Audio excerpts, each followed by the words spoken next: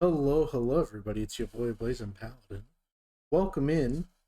Today we're doing some more Pathfinder.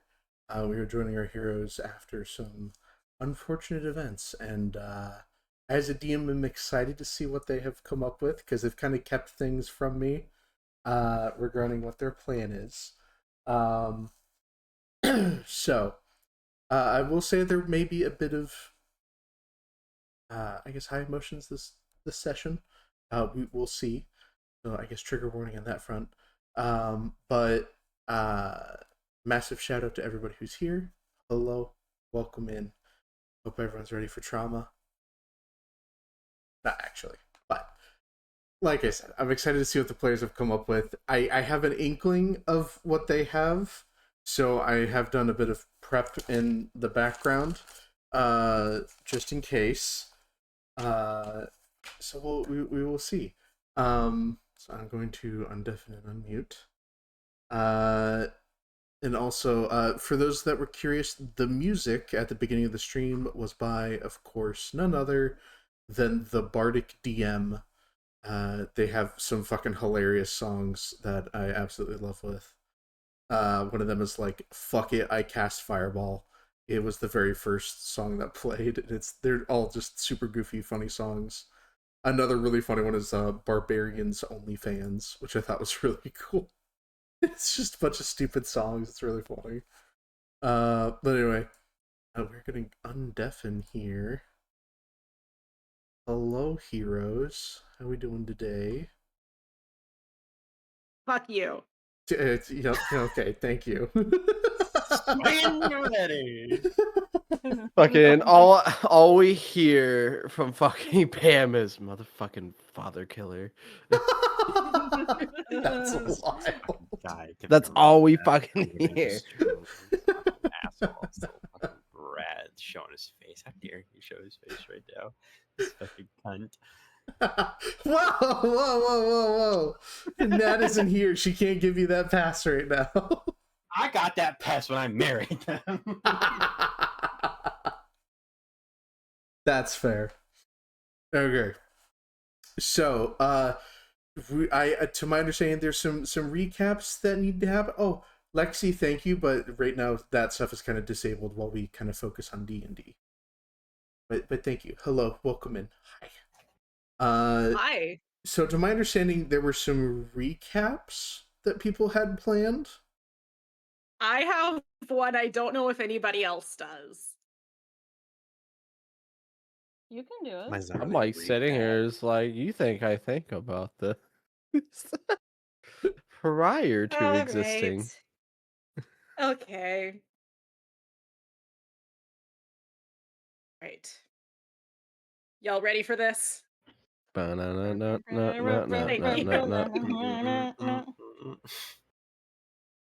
Thank y'all. Okay. So, to preface, this is from the Bread Bard's perspective. So, this is from Jess's perspective. Like, putting that out there right now. This is sick. It's wrong and fucking deplorable. How could anyone perform such atrocious acts? Damned cowards. Right when we were beginning to build on the cornerstone toward becoming a found family, too, Stoveg found things out about himself, and I'm honored he trusts me with his true self now. He's somehow met his mother, question mark, during his little trek to the big tree that's now disintegrated, and eventually got frisked by Dale, who'd been acting strange for the last few days, courtesy of inky purple and black puppet strings, who then threw the crystal to some armored stranger lady. Celeste started opening up to us as friends. She even gave me business advice for my family's bakery and asked that she speak with the group once we're back home. Instead, Fate's reward for her courage was getting wailed on within an inch of her life by the armored stranger lady. Atum dying by Dale's hand never crossed my mind as something that could happen. But now that it has, no. I can't afford to think that way right now. We need to get Atum back to Ravencrest. We need to get Swifty back there too. I'm pretty sure being jostled around isn't good for the coma that cursed dagger put them in. And Isaac, oh, darling, I can't even begin to imagine what emotions are roiling in you, or if you're feeling anything at all. He was allowing himself to be comfortable with our colorful bunch of friends, yet now his eyes, that have been so full of wonder and expression, have lost color completely. He needs to know he's not alone in this, that we're here with him, but there's no consoling each other at the moment. Only grief, confusion, sorrow, and a swelling rage. Even with all the questions racing through minds, I am certain of one thing. Whoever's responsible for what happened here in Crespit is not worthy or deserving of a place within the heavens. I done.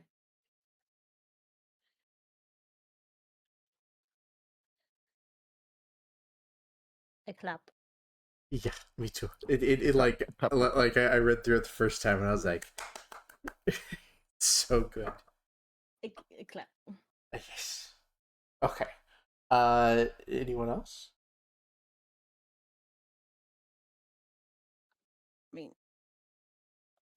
I think it was just Brad, bro. Oh, it was I just didn't take any okay. notes. Oh, okay. I thought you said you had something on when we were talking in DMs, but I may have misunderstood. Yeah. Okay. Yeah. So we are going to go into session today. We're going to begin very shortly after the aftermath of what had happened last session.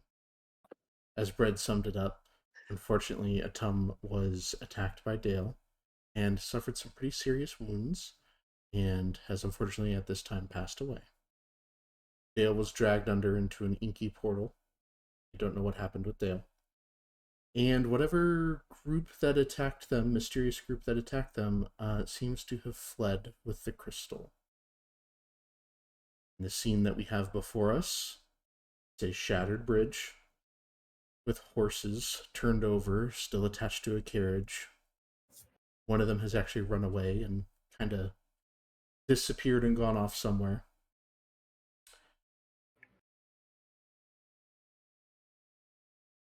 So, upon everyone kind of collecting themselves and trying to make sense a bit of what's going on, Tink runs up to you all. The goblin that helped you during that last fight. Well, we wish to help. You help us, we help you.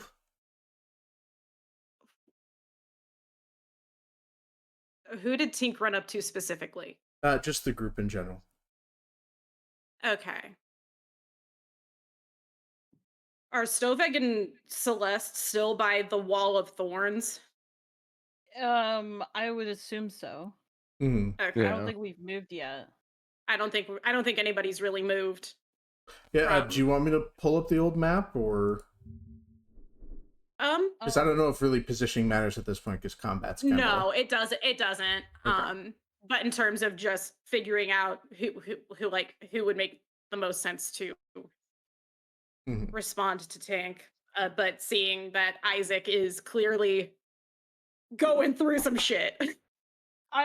You guys would be the closest to him because of where yeah. Tink's hut would be. Correct. Yeah. Okay, so I'll just not really getting up or moving, but just turning my head to acknowledge Tink. That's very kind of you. Thank you. What do you have? We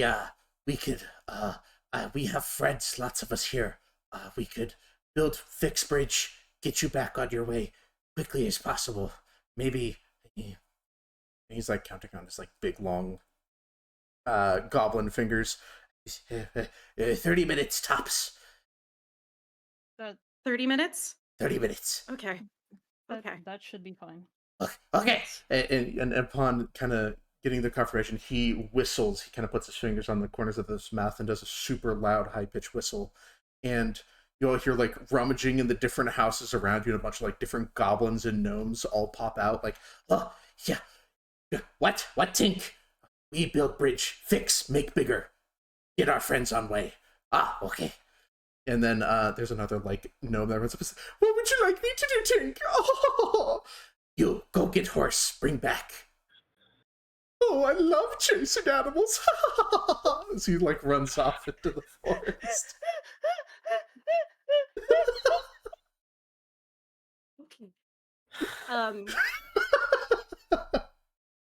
So yeah, I'm assuming that Isaac, because I'm Isaac's so sorry. oh god, because Isaac's still kneeling on the ground, like he hasn't moved at all. Yeah. Okay. I'm going to slowly reach out a hand to grab his shoulder, like rest on his shoulder. Darling, darling, look at me. And I'm gonna use my other arm to try to not forcefully, but try to guide his face to as hard as it's going to be look away from a Tom. There's no resistance. And his eyes are just almost pure white. And he is just looking through you.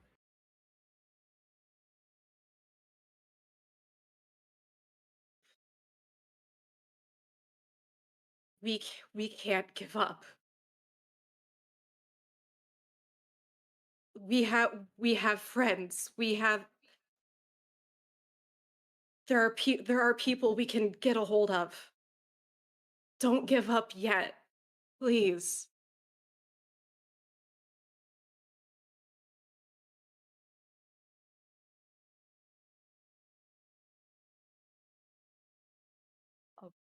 One second, my nose is bleeding.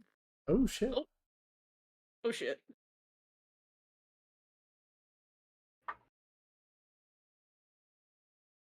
Are you rolling dice? Maybe. God damn. It's not good. Oh no. It's fine. It's fine. It's fine. I knew what I There's was getting into with this. nothing. Nothing.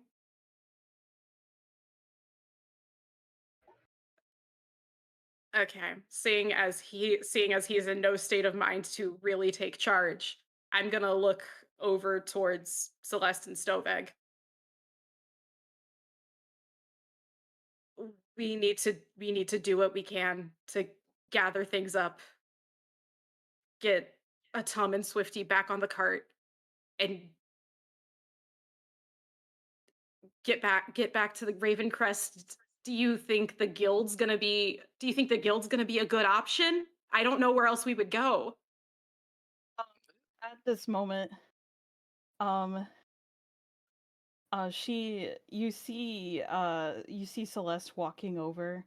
She's got a little blood on, around her lips. Clearly she's been fucking beaten up in the face. She scoops up her helmet.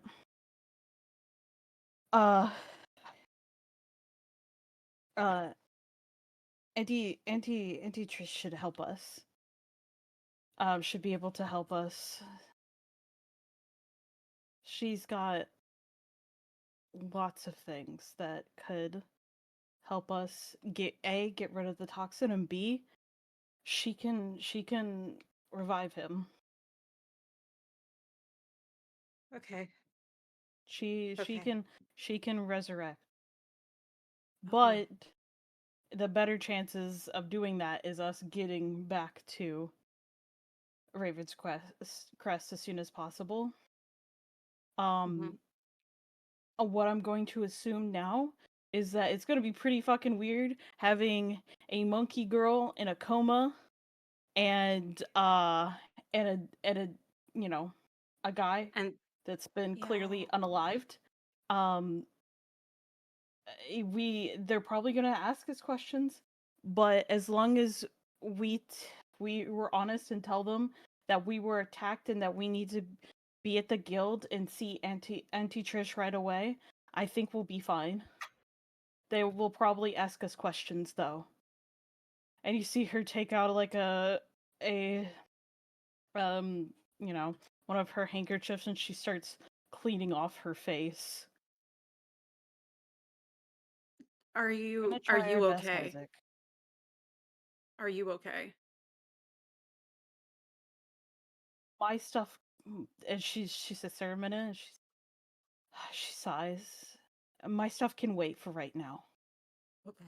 Okay. And what matters is what's happening right now. Mhm. They got what they wanted, so we can just go for right now. As soon Is as the bridge's done. is Isaac responding in any way to this information that is being told? Nope. Okay. He has the severed arm of Dale in his lap and the hand that was clutching his wrist still on it, not moving it. Um, Uh, wasn't the other arm next to Celeste's helmet? I'm not sure. I thought I had both. No, I had grabbed one. yeah, the one you had was like gripped onto your like the clothing on your shoulder, and it's still clenched tight. Like Yeah. it The other hasn't. one, Then that one's the not other one moving. was I by didn't know if I didn't have the other. Okay. the other one was by Celeste because Celeste had tried to prevent Dale from like jumping Stovag. Mm-hmm. Yeah. Do Did you ask out loud where the other arm was? Yes. Oh, okay. The other arm is over there, and she points to it, and it's just laying in the ground, like on the Can- ground, like by the bushes and stuff. It. Okay. Okay. Um. I. I don't. Can. Would it be any trouble for you to grab that? I don't feel comfortable leaving him alone like this. Oh yeah, no, I wouldn't ask you to do that. And Thank you. she goes over and she grabs the other arm. You know what? Do you want to hold it, Stovig? Okay. Yeah. And upon this time, the little gnome that had run off to grab one of the horses comes back and is like, the horse actually seems okay. The gnome was bringing it back and goes, oh, such a lovely animal. I'm so glad you could run now. I want to bomb this gnome so desperately. Gnomes in Pathfinder are notoriously obnoxious. I think that's the funniest thing. That explains so much. Yes, yeah. They are notoriously supposed to be obnoxious, like overjoyous to an obnoxious extent. Which is the last thing Pretty Boy Howler needs. Right. She But yeah, at this point, the gnome brings back the horse and kind of begins strapping it back onto the carriage as a bunch of the different goblins and even like a dragonborn who's there like lifts it up and over onto its side, kind of re-strapping the horse to the carriage. But the other one is still clearly pretty injured. And Tink will go, we will take care of this one. You go. I will bring the horse to you guys at Ravencrest. okay. So yeah, so like one of your two horses is gonna probably have to stay there because its leg is pretty rough. It probably took the hardest tumble of the two of them when the bridge collapsed. And what they basically do is let me roll some crafting checks here. Tink. Hell yeah. Okay. Yeah. At first when things start, it doesn't seem super great. Like there's a bunch of like almost like miscommunication between them and not fully communicating on what needs to be done to build the bridge, which seems to be a normal thing around here. People kind of disputing on things, and then finally Tink like gets frustrated enough to where he's like, "Okay, you stop. We're doing this. You go fix this. You attach this here." And like Tink just goes full blown like project manager mode on everybody, and they managed to build it. The road is very shoddy, but it is going to function properly to get you guys back onto the main road, or back onto the built road. They basically taken half of this road and turned it into a ramp so that you can get back up onto it. Okay. So the bridge is now accessible. And you guys, they start like hoping loading up Swifty, and you know, they haven't touched a ton, but they're just trying to grab what they can or what they think you guys have and throw it up on there. And Tink even says, if you lose anything, I will bring it with the horse. You go. Thank you. Yes. It is returning the favor. And I have a project to show him when he is ready. Another time. And yeah, they all Okay. load everything up. And Isaac, are you just going with emotions through this? Are you? Yeah, he's there. That's for sure. Okay. He's existing. He's Jess is present. pretty much. I Jess haven't is pretty rolled much above half sticking. of my die yet, so Oh, buddy. It's he's one of those existing. sessions, huh? Jess isn't going too far away from him. It would not feel right, nor would it give her any peace of mind. Because if he is hurting, we're all hurting. And in almost kind of like almost the opposite of how Isaac is currently processing things, like by feeling nothing, Jess is somehow simultaneously feeling everything because he be, because he doesn't have the capacity, so it's kind of been shoved onto her in a sense. Huh? Is Basically, this, because Isaac isn't feeling a fucking thing, Jess is feeling everything. are you talking about the spell, or? No, I'm not talking about the spell. I'm just talking Oh. about in general because Okay. people, empaths. Yeah. So Okay.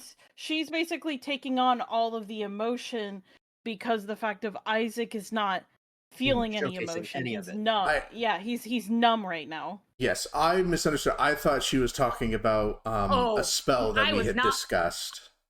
I would no. Okay, I wasn't sure if you had That like has not cast been that or that has something. not been cast, and Okay. there's no way it would be cast right now because Yes. he's not in a proper state of mind. Okay. So yeah, you guys start getting up onto the road and start traveling. The horse is like running pretty fast, like it's got some enhancements on it. And you just see the gnome just kind of wave and go, "Goodbye, friends!" And the horse is just legging it. You if you guys want to roll an Arcana check, if you would like. Okay. What dice will not fuck me over? What dice will not fuck you over? What dice? Oh, I did not roll that great. That's okay. Nope. What'd you I get? think It would help Tricky if I prob- pulled up my character sheet. I'm so dumb. You know, I thought I yeah, had rolled it it. probably helped I pulled up mine as well. Oh yeah. Like I thought I did, but no, I still had Fugi Tech up. That's what I pulled up earlier. Technically, I rolled an 18. Okay.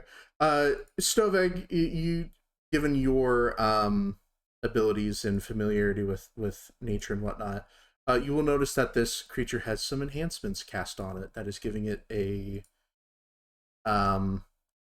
boost to a couple different things, whether it be stamina or strength, even dexterity. It has been given some enchantments to help it move right now. Oh, so I got an 18. Yeah, Celeste, you know the same. You sense the same thing, that this horse has been magically enchanted to get you guys to your destination faster. some additional strength to kind of help out with the fact that it's not only one horse rather than two, and it's just barreling down the makeshift wooden road. Jess would not really have realistically wouldn't have been paying attention to it.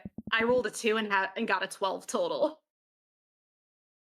Yeah, I would say you would not notice it then. That's not where her attention is. Mm-hmm. Yeah.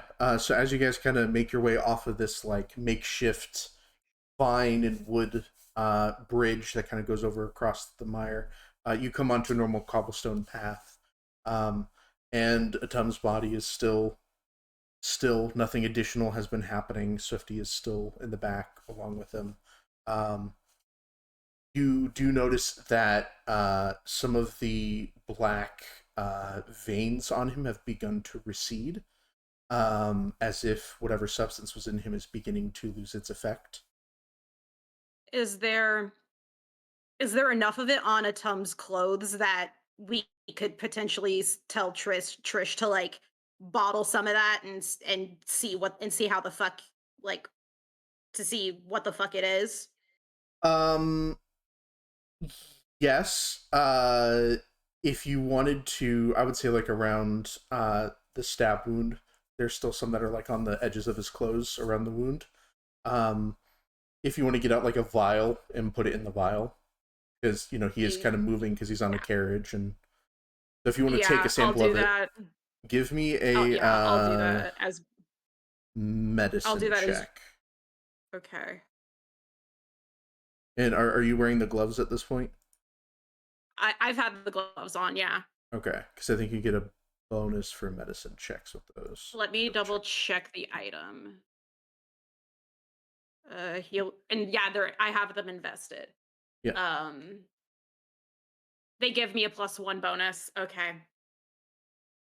Yep, +1 item bonus to medicine check. So it would be 11 plus, so it would be 12. +12 for you. I'm trying to figure out why. That might already have that factored in. Oh, it does. Yeah, if you open it up, it says healer gloves item bonus. Yeah, +1. it's already factored in, so it's +11. Hell yeah.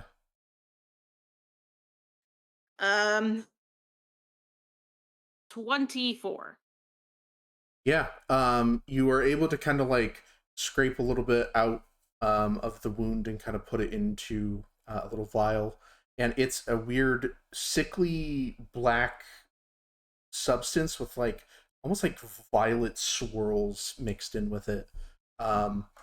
It's not ichor, but it's a very odd substance, whatever may be going on with it. It almost like shimmers as your hand gets closer to it, almost like reacting to the magic that's in your gloves. Okay. Yeah. You guys actually start getting close to Ravencrest. Is there anything else anybody wanted to do on the way over? Or you guys are full focusing on getting him there? I think that's pretty much where we are. Okay. Anything else could wait until we're not. Yeah, absolutely. Upon you guys kind of getting close to the gate, you'll notice that there's like 2 guards, kind of like how you guys had approached time and time again. There's 2 guards always stationed out front. One of them has like little like pad crystal that he's kind of flipping through. He kind of sees you guys approaching it very quickly, and he kind of like for a second reaches out to stop you guys, kind of like standing in the middle, and puts his hand up and out. But then there is him and the other guard like turn their head and like look back and then start chasing after something. Oh. Hang on. If you guys would like to give me perception checks. Yeah. A nat 20, baby. Oh shit. Oh god. Okay. Oh my god, you So I got a wait, 29. Are you rolling the die that I gave you? Yes. Oh my yeah. god. Let's fucking True go. love's die. True love's die, got- motherfucker. I got a 29. Hold Yeah. on. Perception Yep. 25. Yeah. So I will say everyone sees this, but Stoveg is going to see a little bit more because you got a crit. You just see for a moment a cloaked figure kind of like tauntingly shake a bag at the guards as they begin chasing them. And Stovek, you will see as this individual like turns away and starts running, a black tail, like a black devil tail from underneath the cloak, flick back and forth as it like tucks back into the cloak as they begin running. Stovik will remember that. Yeah, and the guards are no longer paying attention. I'll say they know who you guys are and they know that you're coming through. So they're Yeah. clearly They're kinda- preoccupied with something new right now. Okay. So So yeah, so I you guess get, since they're busy, then we will just go ahead and go straight to the Adventurers Guild at that Yeah. point. yeah, you guys go through the gate. There's one of them, like they look over your shoulder for a second. Oh my god, they miss it. Okay. Wow. I rolled a nat 1 on that perception check for that guard. Oh, They goddamn. are fully invested on this individual right now. God fucking damn it. Okay. The Yeah. power of the dress. The power of the dress has sapped my luck, apparently. So you guys break through. It's the part of the day because it's getting a little late in the day. Or no, actually, correction. You guys depart in the morning, so it's maybe about like noon. Like this is when everyone's kind of like at work. The streets aren't very open, or the streets aren't very filled. So you guys have a pretty easy time getting to where you need to be. And you pull up this carriage right up next to the tower that you know Trish resides in, and you are outside the door. Yeah, we're going in. I'm gonna go in. Yeah. I'm not leaving his do I side. see I'm not do I doing see that. Yeah, you're fine. Do I see Auntie Trish? Give me a moment. Let me roll a d4. Anti-Trish? Yeah, Aunt- auntie. Yeah, Auntie. Auntie Like Trish. aunt. Auntie Trish. Yeah. Auntie You see Trish, when you first go in, like, she's not at the front counter because she's not normal. Like, you know your aunt. She's not normally at the front counter. Normally it's her, like, little clockwork automatons that kind of help move scrolls and stuff out in front. But you know where you'll find her. You veer to the right, go down the hall, not break open the door, but, like, open the door in a very panicked manner, and you see Trish is there. She's kind of like got a glass of wine. She's kind of laid back in her recliner. She goes, "Oh, Celeste, dear, so good to visit during my lunch break. I wasn't expecting you today." And as soon as she sees, because I don't have my helmet on, so she sees my beat up fucking face. Oh my God, are you okay? What happened? We were attacked, and a tom of the college has technically been killed. He's been poisoned by something. I'm not 100% sure what it is, but I need you. Yeah. Upon her, she's like shocked. She's got a look on her face of, oh shit. And you know normally Trish is very joyous and carefree. And you see her go, "Very well.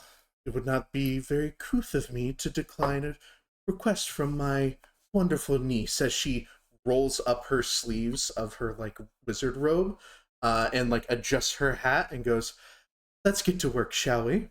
And begins like strutting down the hallway at a relatively quick pace, and comes out to meet you all at the carriage. "So, where was he stabbed? What's the wound like? Manner of death? More details, the better." And she kind of like snaps her fingers a little bit. Okay. I was able to collect this from the initial stab. And it's the vial of his blood mixed with whatever the swirling purple black inky gunk is. I see. And she takes it from your hand and kind of looks at it for a moment, and she uncorks it and kind of wafts it a little bit. She goes, oh my, and kind of puts the cork back on. Celestia's going to hand you the vial and go, give that to one of my clockwork golems. They'll take care of it. I will investigate that later. I'm afraid it may not be the best to do that, though. It seems to be a bit more of a plant-based thing. Yes, okay. Bring Atum in. Celeste, you and I are going to need to go to the treasury. Yes, of course. Yeah. And Trish will kind of like help move Dale into the room. And she kind of has some of her Dale. Sorry, Atum. I'm thinking clockwork golems. I'm sorry. Atum. She helps pick up Atum and bring him into the room and everything. There's a couple like bigger, stockier clockwork golems that kind of help with moving the heavy objects. There's like 3 of them kind of underneath Atum, kind of carrying him like a makeshift table as they kind of bring him in. And he's just kind of like on this metallic board for a moment. And you see towards the back of the tower, it's very hard to see because it's kind of out of sight. It's kind of tucked behind a couple of the scroll shelves. But there is an arc door at the back of the guild. And it will look very familiar to the door that you all saw at Perry's shop. And you see as she walks up to you and goes, Celeste, you're going to need to do this because you've locked me out of the treasury because you know my spending habits. Would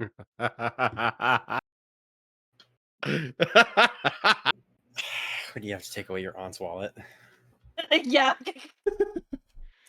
Belle has to take away my wallet. I took away your wallet. I took away father's wallet. Yes, but the treasury, I'm going to need to make a withdrawal, a rather significant one for this. Okay, how much do we need to do? Approximately, fuck it, just to be safe, 3,000 gold pieces? Okay. Yeah, and Celeste, as you step up to this door and kind of your innate magic kind of flowing into the door, your hand reaches up to almost like the runes that carve this or that are embedded in this doorway. At first, you all see it's just like a door frame in wood. But as Celeste kind of waves her hand across these different runes, you see different rooms shift between like there's a botany room, a massive warehouse, there's an artifact room, and then it goes to what can only be described as the treasury, as it is a bunch of like stacked coins and books, and a bunch of different shelves with some different gems inside of it. And Celeste kind of stops her hand on that room specifically. Thank you, dear. Also, while I'm in here grabbing the gem, can you please go to the warehouse and grab, or I'm sorry, not the warehouse, the artifact room, and grab the massive metal plate? The clockwork golem should be able to help you find it. Okay. And she kind of like leans down and whispers into your ear. She's asking you to grab a very powerful artifact, which I will reveal in just a little bit. But yes, it is very important that you get this. So yeah, she's going to walk into the treasury, and as you kind of scroll your hand again, and it shifts between a couple different rooms and stops on the artifact room. It is this massive corridor hallway of like different like display cases, all of different artifacts of varying power inside, and it is like all the guild's powerful artifacts in one room, for lack of better terms. And you see there's a couple different clockwork golems that walk up next to you and just kind of wait for you to walk through the portal. Alrighty. Walk through You the portal. Yeah, you step through, and there's like a weird shimmer for a moment as she steps through, as if space is distorting a little bit. And these golems follow close behind her, and then the door disappears for a few minutes, and then reappears as Trish comes back with a massive sapphire in her hand. very, very large sapphire. And then another couple seconds later, Celeste will come back through with a oval shaped metal slab with a bunch of rune engravings all around the outside of the oval. Okay, Celeste, I'm going to need you to place a tum on that tablet. Oh, okay. Okay, Okay. now, before I begin this ritual, I'm going to need 2 assistants.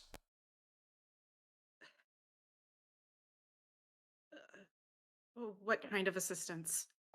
Magic casters. And Stoveg, I'm pretty sure you should be able to help me. And Jess, you should as well. Anything for his father. Okay.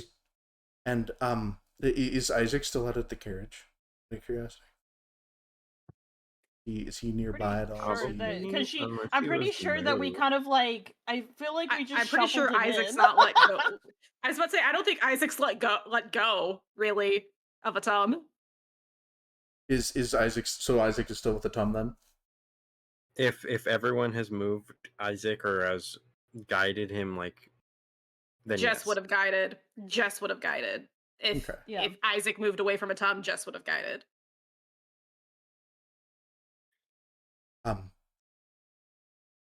Take it, this one was close to him. Extremely. Isaac, this is going to be very important for you to do for this next part. When we are done, you need to call to him.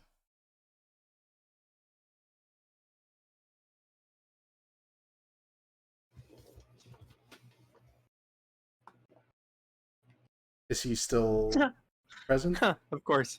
Oh, that's great. Thanks for the nat 20. Now, fuckhead. Okay.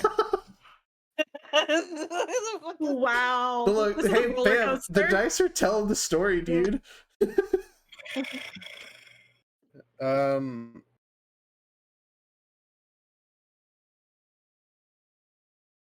Isaac takes a moment of like a very deep breath, and he like clutches his eyes shut as hard as he can. And when he opens them,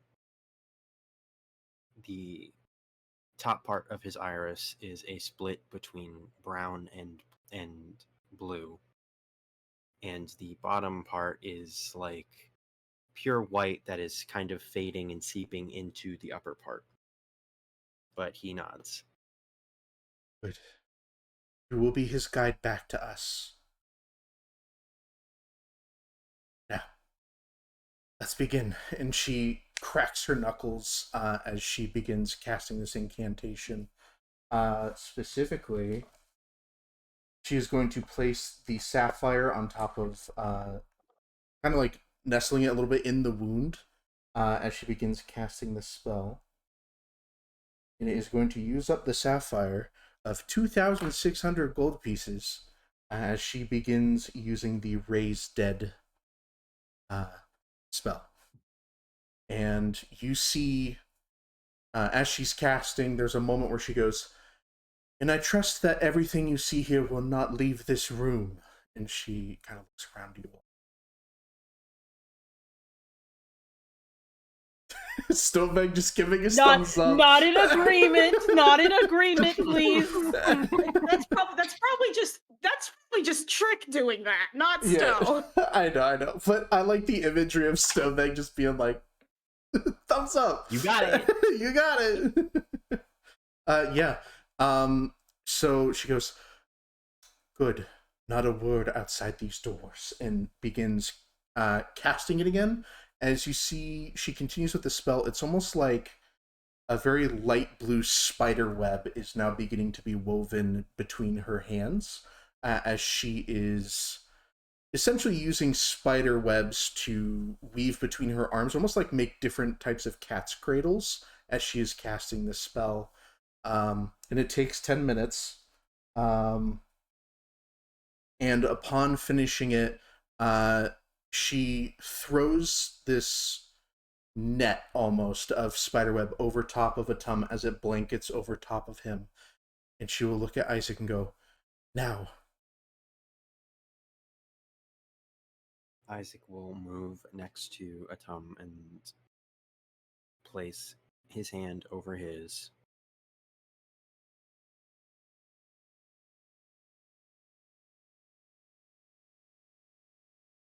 Atum, please. Please come back. Oh, I need you still. I'm not ready to lose another one. Atum, please return. Dad, please.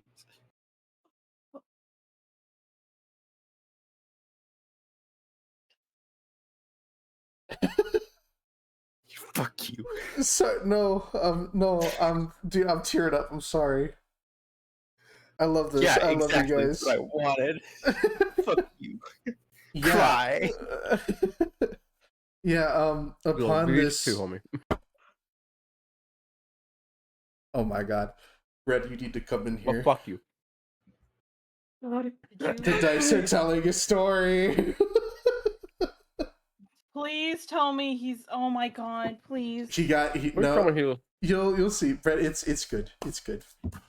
It's Oh, good. fuck. Oh my god. Thank God. Oh. I didn't well up real tears for a nat one.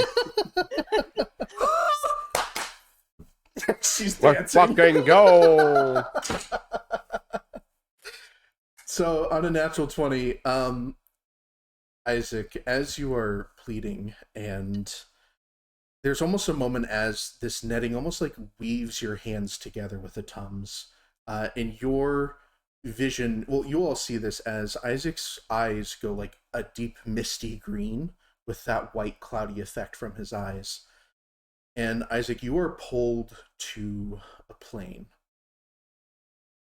It is nothing but a flat expanse of black crag and a misty, sickly green all around you. It is liminal. It is endless from what you can see. And you see just in front of your vision the standing with his back to you, Atum. And as your voice lingers out calling to him, his head perks up a moment and he kind of nods in acknowledgement. Give me a perception check. You bet it.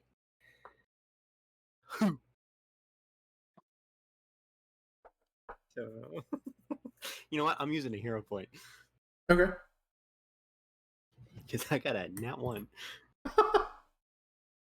You are able to use hero points, so you can do them for rerolls and Woo! A nat Oh, one for man. a hero point into a nat 20. holy fuck! Oh.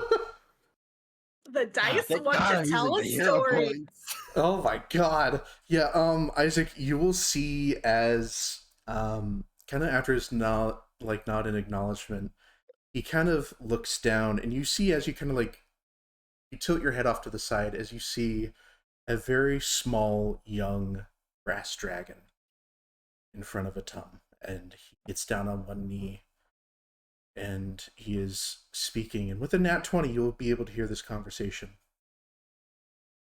I'm sorry. Unfortunately, it is not my time. You know, there's another that I must take care of before I can return. Oh no, it feels so bad. You know, I think that you two would get along beautifully. He's not as chaotic as you, but I feel like he could keep you in line. He kind of pats the head of this young dragon, and you don't hear common coming from this young brass dragon's lips, but it is a various gurgles and growls, and it is speaking Draconic. And Atum nods and goes, "It's true. To be fair, I think he may visit you sooner than I would, because I don't think my time's done.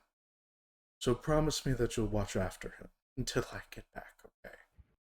And the young brass dragon will kind of like run up and hug Atum and nuzzle into his neck a little bit. And you all will see in your plane, upon this happening, you will see like a white blotch begin to form in like the chest neck area of Atum. As almost like his scales and his plating lose its coloring. And it just becomes stark white. It almost becomes almost like a birthmark from the looks of it. And Atum will go, behave yourself. And the little dragon will growl and just kind of like pout a little bit and nod in agreement. All right, it's time for me to. Beautiful to see you again. And Isaac, you fade back into yourself as you were holding the hands of Atum. And in that moment, the second you're brought back, there's a second or two of silence when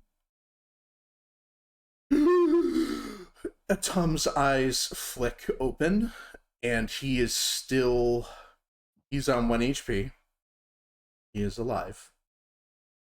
And immediately upon that happening, Trish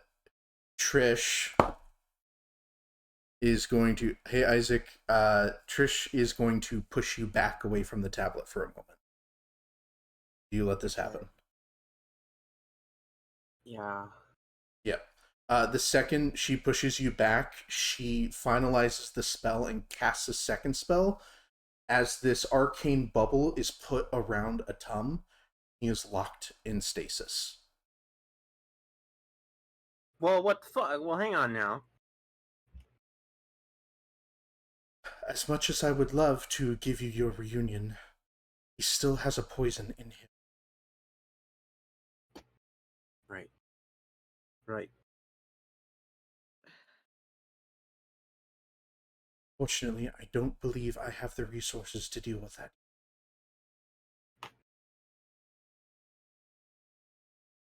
Didn't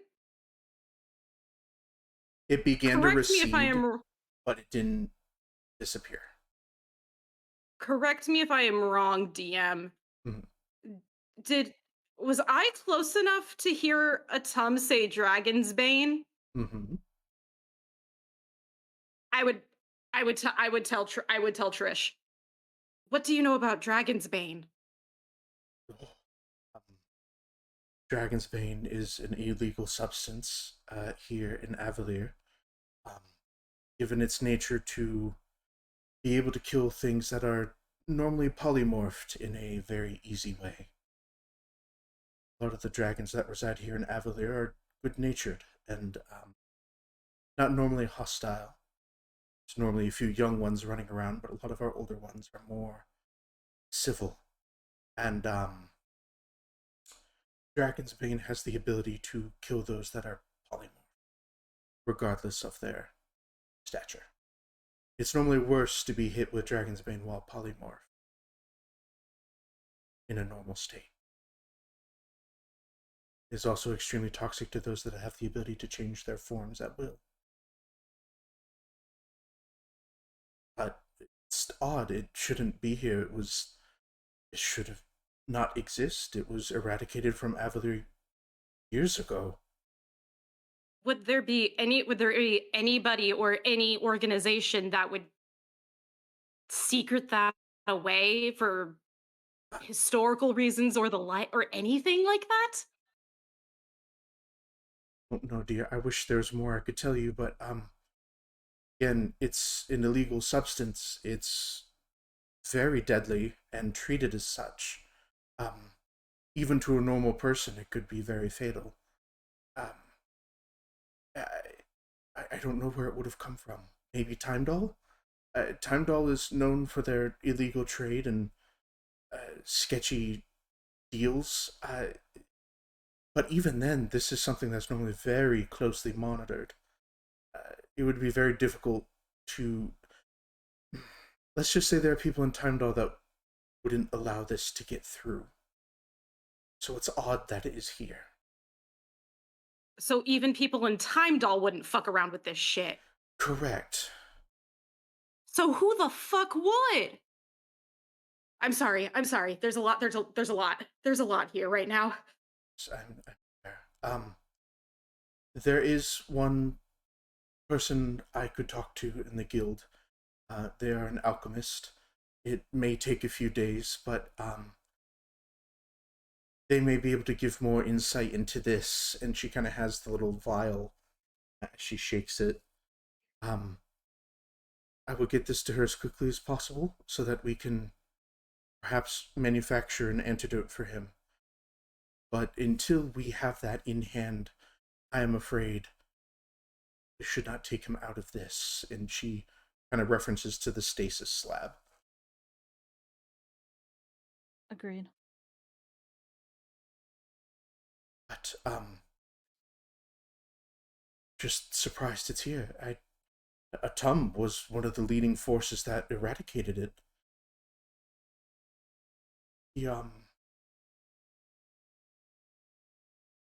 He lost his child to it and went on a bit of a crusade. I could see why. So, it was thought to be removed from Avalir. Maybe there's still a patch that's growing somewhere that we don't know about, but it was a very thorough cleansing, for lack of better terms. But nature prevails. But this is very different.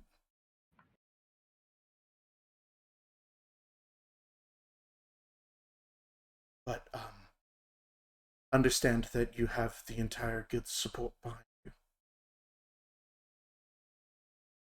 If there's anything you need from us, let us know.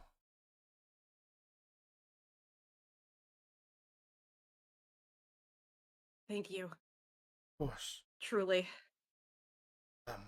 But he is alive. Lack of better terms, he's alive. He's okay. He will live. We just need another piece puzzle. Mhm. Did good bringing him as quickly as you did. If there's anything more we can do to help you, let us know. Yes, of course. If I find out any additional information or a lead, perhaps I could let you all know. I'm sure. I will tell you first thing. I can cast a message to Celeste and let her know.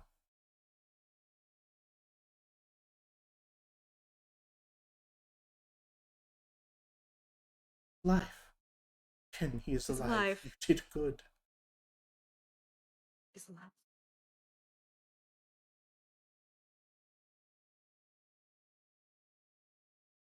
Wish I could just do more for you all right now. The most I can do is maintain the spell on the slab and ensure that it does not progress in any way. But if you don't mind me asking, what happened? But Celeste, you look awful. No offense, dear. You know how beautiful I think you are, but I mean, you have you have you have a I look a welt. rough, girl. She's like, girl, you look rough. Girl, you look rough. You have a welt the size of a walnut on your forehead. What I need happened? to. So- I need to talk to Grist. I need to speak with him about what happened How soon? very soon. Okay. Unfortunately, our doors do not work like portals.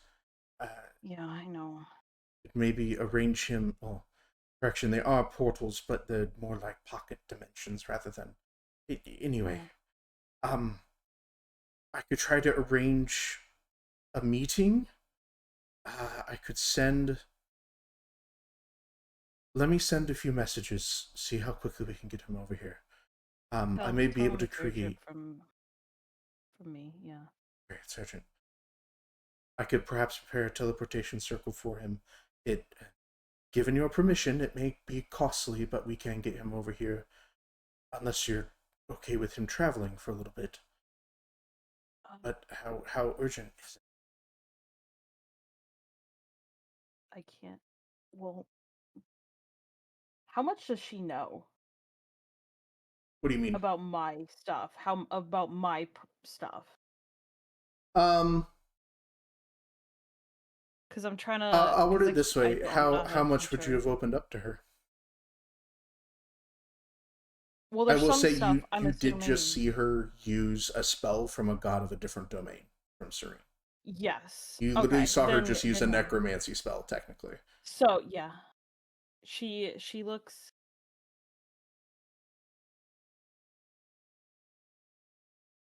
Oh fuck! My brain is having a moment. My brain is having a moment of putting a name down, and I was the one who came up with the fucking name. More strings? Is that what's going Yeah, on? more fucking strings. My brain is having a moment. Just give me a 2 seconds. Oh my god. Where did I? Was it Also, in I just want to shout out to Pathfinder real quick. The Raise Dead spell, super fucking cool. Because not only does it work as a resurrection, you can also use it to create a skeleton army, and I fucking love that. Tell me I can have a skeleton army? I mean, if you Reduce- learn the Raise Dead necromancy spell, it's technically a Reduce- healing and necromancy spell, which I fucking love. So Reduce, Stovek's reuse, now gonna reanimate. become a necromancer. Well, I mean, decay is decay is part of a natural plant cycle. Yep. Yeah, it is. Depends on how hard you lean into certain things, Stoveg, now, isn't it? Mm-hmm. Um, You know, and I will say Celeste would know that Jess also has the capability to send a message to someone she knows because Jess has seen Grist before. Yeah, just give me.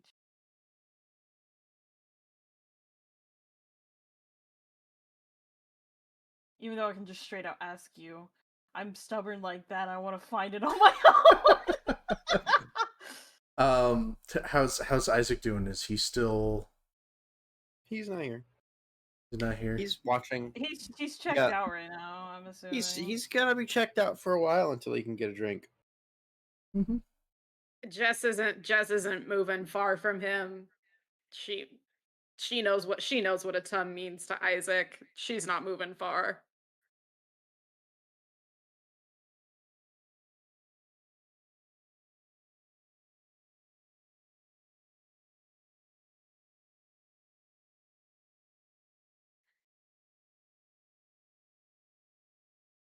Celeste, what are you looking for?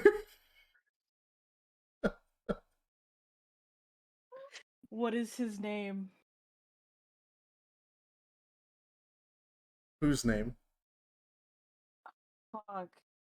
You know whose name. Oh. Only DM it to you. Yeah. Because I'm gonna pin it once I do that. Because I don't know why I don't have it written down. Wait. Is this No. Oh? No. Are you talking about the guy from Celeste's orphanage? Run by the church? You said who you're trying to think of, Celeste. I'm sorry.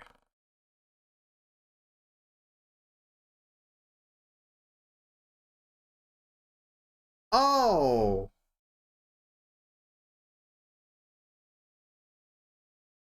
Why didn't you just say so? Hang on. Because I'm stubborn and I was trying to find it in our messages, but we talk too damn much. We yap too much. We fucking yap too It's much. here. I got you. Let me. It's in your Celeste notes. It's just a little bit of a scroll up. Is it? Yeah. Am I stupid? And I just June never... 12th, 2025.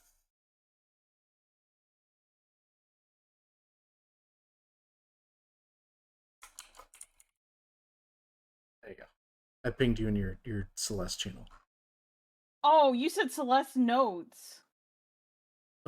Technically, you have two notes channels, your own and Celeste's notes. You have notes fucking everywhere. Your Okay. string board is too goddamn big. Notebook.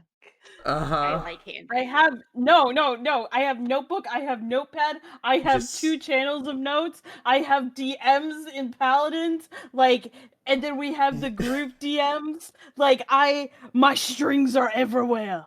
Anyways, Just Vex Shade. yes, That's who I thought it was. yeah. She looks at her, straight faced, very serious. You've never seen her this serious before. I think it has to do with Vex Shade. Ooh, that new priest at the Church of Serene? Makes you think that.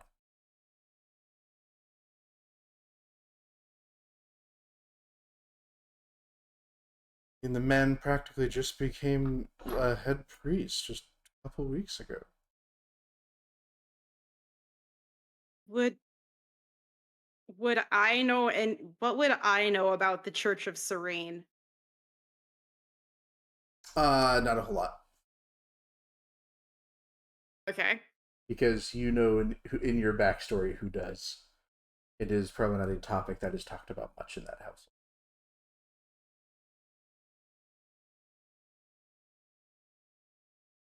I will say you know Okay. general information, such as Okay. Church of Serene is the only one, the only Yep. accepted God within Avalir. There is, I guess, different levels to the priest. So there's like the head priest. There's high priests. The high priests and the head priests are definitely a council of sorts. Head priest normally has the final say in things, as the high priest have a lot of sway in the church, I guess the best way to put it. So they're running a church like it's a fucking Congress. Correct. Would my mother have talked about how high up in the church she was? Not to you, no.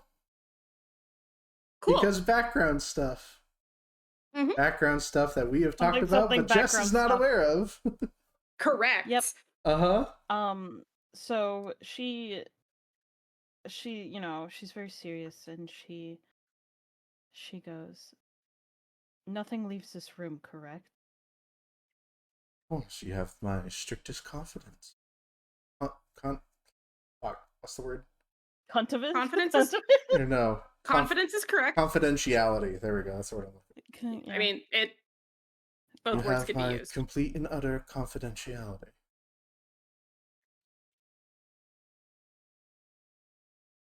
The people that attacked us were from the church.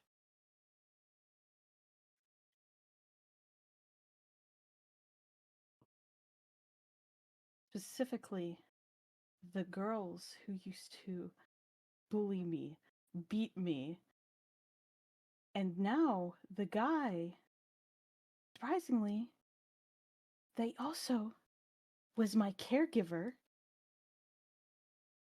now is a head priest. Conveniently. You see, as Trish kind of hears this, her hair almost like flares up for a moment, as you see almost like raw arcane energy just flare for a moment in anger, and goes, see. They've done something to them, to these girls. That I know the church does not have full access to unless they have connections. Which they probably do, I'm gonna be honest. Do you think it's where would the connections be? So, what triggered the whole attack, what we were sent out to the mire to research, Stoveg kept on him. Dale was insistent of trying to get research from it, or like trying to get information from it. Oh, Dale was not acting of his own accord. Something took control. I, so wait, hang on. You said that Dale is that cute little clockwork teapot golem, correct? Yes.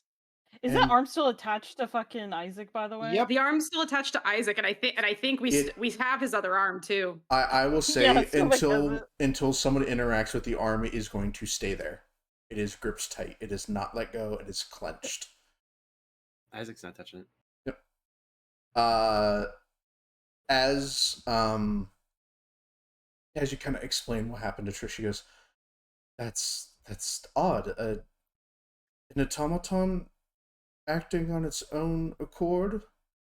Is that what you're telling me?" His eyes are normally blue. They were a deep purple.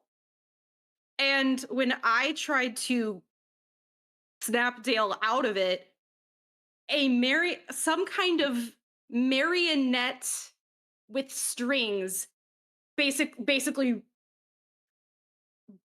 like turned my own spell on me. See, I'm sorry. I guess I'm a bit confused. Clockworks aren't normally. I guess I'm a bit confused on the manipulation part. Clockworks follow their commands to a fault. There's no deviation. I tell that clockwork to run, it runs. I tell it to jump into a lake, it jumps into a lake, regardless of its. You're telling me that the golem, or Dale, made his own choices? Or Not It wasn't completely. I don't think it was even by choice. It. You said He there was said like something strings about it attached. hurt. He said something about it Yeah. hurts. You said there was strings attached to him, right? Yeah, there was strings attached to him. So he was essentially being controlled like a puppet, like a marionette doll yes, by I somebody think else. there's something more to your friend than just him being a clockwork golem. It sounds much more. Let me give an example. If I were to cast Charm Person on a golem, it would not work.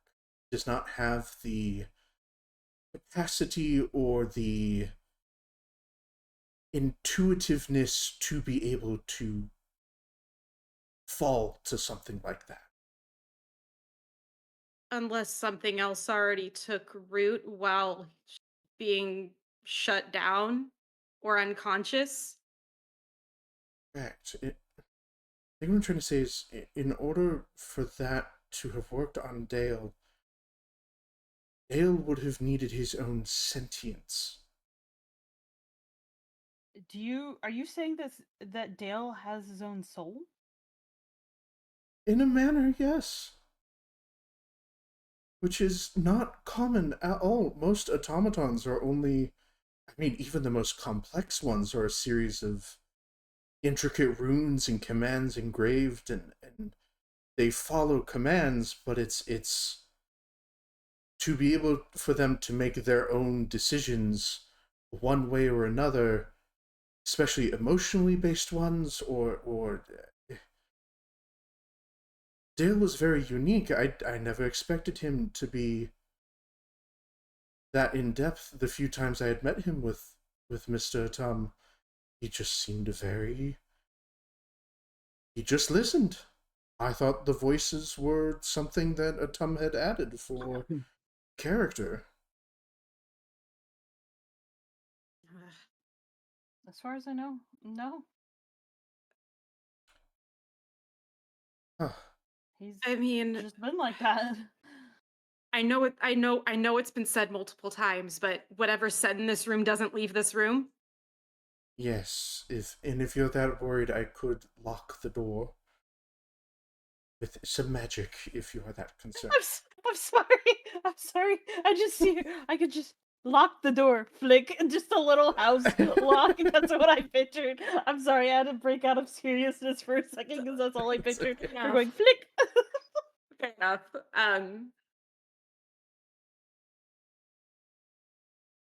I do not think Teague Howell is to be trusted. Not completely. Understandable. That man always did give me the creeps. Right there with you, sister. Tell me about it. I normally like people's magic. I mean, stove eggs is certainly unique and fascinating. Celeste's even too. But his is different. It's like he's got something Yeah. extra mixed in there that makes it just that extra little bit bitter. Like an alcoholic beverage that has some unnecessary additives to it. Or somebody Creep- jealous of his lot in life and wishes for more. More is never enough. All I'm saying, be careful. Like creepy marionettes. Is this the first? You keep saying creepy marionette. Is this? Stoveg was the first one to ever see one, and it was the first time that the rest of us actually met Professor Howell. This creature was following him, around him, near him. Like protecting Protecting him. him. Protecting him. It's odd. Like as if there was a pact. Well, see, that's odd though. Because in order for it to be a pact, he would need to make a deal with a higher deity. Its own entity. Perhaps. Yeah, surely not. It's so rare. What's so What? rare? There are individuals that have the ability to. How should I put this? Conjure beings from other planes.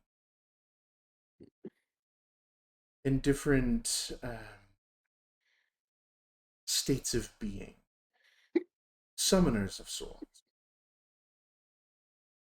The entity they conjure may not be deity-like, but it does lend them a portion of their power in exchange for a anchor of sorts, allowing them to travel back and forth between them. But normally in doing so requires a very deep connection with this other entity. Desire.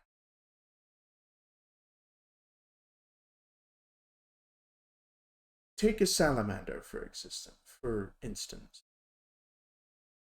Salamander are massive flaming lizards that have the magical ability in them, some form of magical ability. That's how they can conjure their flames. If an individual were to become friends with one, like a pet, sort of, that other individual could not only gain a portion of that creature's power, but be able to summon it at will from the plane of fire, or send it back home whenever they please.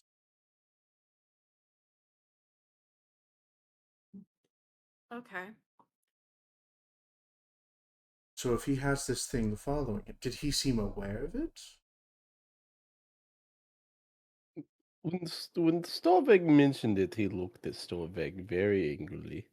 Nobody else could see this thing, but only Storveg. See. So perhaps there is more to you than meets the eye. It's strange. The real may Normally, never know. summoners have for lack of better terms, a pet that gets thrown back and forth between planes. But for it to be following him and not be visible is certainly odd. As Would well, you like some tea? especially. Like what? What? What'd you say? I didn't hear what you said. So very jokingly. Would you like some tea? Oh, I'm fine, thank you. I prefer my wines. Stoveg, but if you are being for real on that offer, I would like that tea, especially if I have to sit in a room with Professor Howell. I don't know when he's gonna want to talk to me. So you want to see fairies? Please. Okay, later. We also, as she just, because are we standing? Are we sitting? Where are we? Right now you're all We're still in standing, the but room. if you guys want to have a longer conversation, she'll kind of wave her hand, and a bunch of chairs are brought out by the different golems and stuff. A No, little we're table. crisscross she's applesauce like, on the ceiling.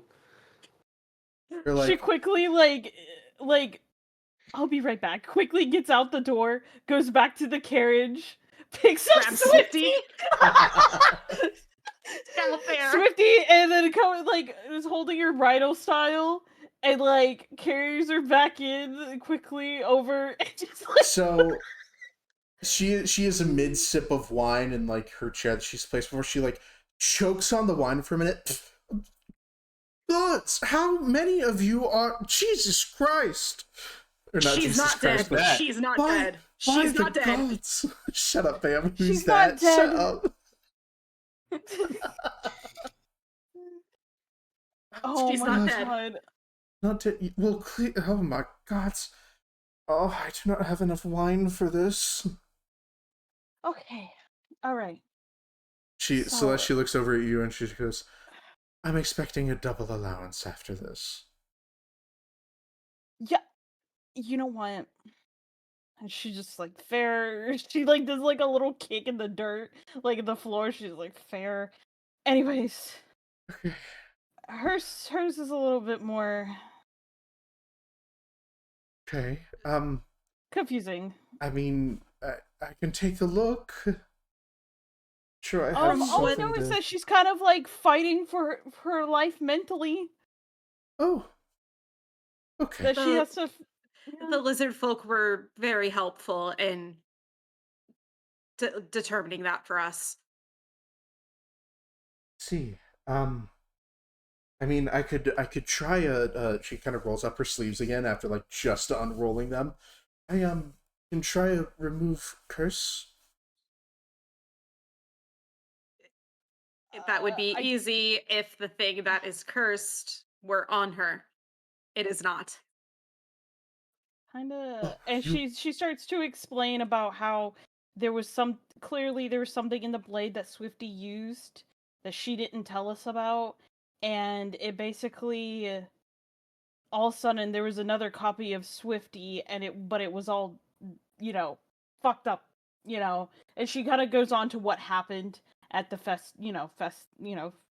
the festival, and As you were explaining the dagger. Or the item. You guys, I'm assuming you guys know it's a dagger. Yeah. I think so, yeah. We explain. Jess will help fill in the gaps that Celeste. Partway through kind of explaining this dagger, the second she hears that, she goes, "Stop! Is it? Oh, please don't tell me it's ruby red with silver handles and lining." It was. Fucking Percival. Is all you? Perry. Percival is Perry's. Or Paris? I thought it was Paris. Oh, Paris. Right, you're right. Sorry, Paris. You're so fucking right. Sorry, I'm mixing campaigns. I'm so sorry. Alchemist that starts with P, Paladin. Oh, it's just a platypus. Perry the platypus. Fucking Paris is all you hear from her. It was no fault of his own. But It's just that's It's what that do you item. know? That item is supposed to be locked away in the fucking artifact room. How did you get a hold of it? It was in the If bag you of holding he threw to us when we were leaving Feldar. Oh my god, that oaf. Then she's like pinching the bridge of her nose, and she's now like deep in thought. Fuck. And it got out. Yeah, it looks like an evil version of Swifty. If Swifty could be more evil, it's kind of like its face kind of was like weird looking, but it would look So like Swifty, and it so just ran away with essentially Swifty stuff and the dagger. so essentially if anybody spots somebody that like has Swifty's description, but not quite, anybody who makes contact with the guild, Absolutely. spread it around to keep an eye out because whoever they see is not Swifty. I will certainly let the guards know. God, fuck. Sierra is back. Is Is this all you when hear. Storbeck brings up the fact that he incidentally made the Devil's Pact? Oh, what? What? What do you mean? What What do you mean? She's like looking at you like, what do you mean? Remember, I shook hands with strange told us that man in a already. cloak. Someone told us that already. Stuff I did. Oh, she's like leaning back in the chair, like just slumped in the chair. She's like, oh my. You upon Tish hearing this, she looks at the wine glass in her hand, throws it off to the side, and it shatters on the ground, grabs the bottle, and starts drinking. Me last session. Oh, years. Oh, Oh, God. Okay. oh, give me the strength. Fuck. Oh. Okay, Oh, okay. I We leave know you- we know we've thrown a lot at you. We know we've thrown a lot at you, and I'm sorry. No, it's okay. Auntie's here. Auntie will. Let's try to fix it. Will petting Ilmir make it better? And she just Should- pulls out from her Oh. chest. The baby. Wow, where did that come from? Oh my god. Please, if you throw one cans more and that thing egg at appeared. me. Oh my It god. was a gift. It was a gift from Polaris to me. I think I'm the one that needs she's becoming overwhelmed. Okay, one thing at a time. It's okay. Yeah. One thing at a time. Your friend, That's why. unconscious. Swifty. Yes. Yes. The dagger Yeah. copied Yes. her, Yes. and there's now a magically enhanced version of her running around. Is that what I'm gathering? That looks evil as hell. That looks like it's gonna just kill everything that just breathes in her direction. Also, what was that name that you said? Visira, my sister? That's the advisor That's to the your king. sister? Sorry, not Visira. Sorry, not. God, I'm fucking. God, you guys threw so much at me. I'm as frustrated Viscal. as Viscal. Thank you. Jesus Christ. Viscal. Viscal. Sorry. I'm as flustered as Tish is right now. I'm sorry. I'm trying to. Auntie Trish, there's a lot of things that happen. So, my sister Viscal is back, from what you're telling me. Your sister? Yes, God, Almost she drops was. her glass. She was a power-obsessed egomaniac, and we sealed her in the dagger so that she couldn't come back because she was trying to collect. Long story short, she was not a good person, very crazy and power-hungry, and we sealed her in the dagger because we couldn't get rid of her. Okay. So, there's now a murder monkey version of my sister running around. Yes. Friend is unconscious because of it. Okay. Yes. Okay. I will do some investigating. see if I can find my sister and to get some friends back together to deal with her. Yeah, I think we need to talk to, like I said, as I said, Oh, he's I feel coming like... tomorrow and is coming out of the guild pocket. Oh, okay, good. Great. Okay, Oh, Great.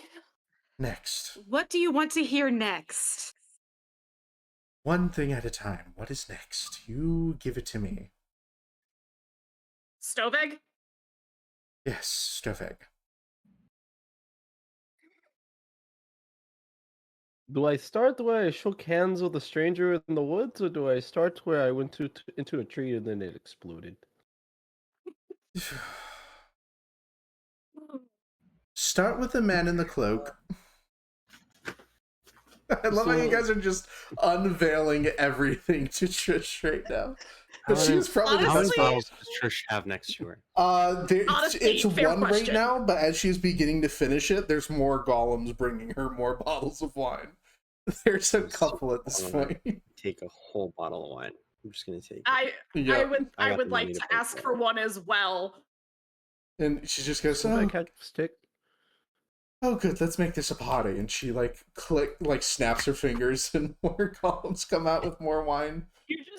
They You offer just see glasses. Celeste cleaning. All of a sudden, taking a you full guys bottle. are drinking. Celeste is cleaning. Okay. And Tom's Imagine just that bitch. here. Tom's just Poor suspended Tom. in time. So, So back when we first started adventuring, yes. we before Celeste joined us, Mhm. rode in a cart with a strange hooded figure man.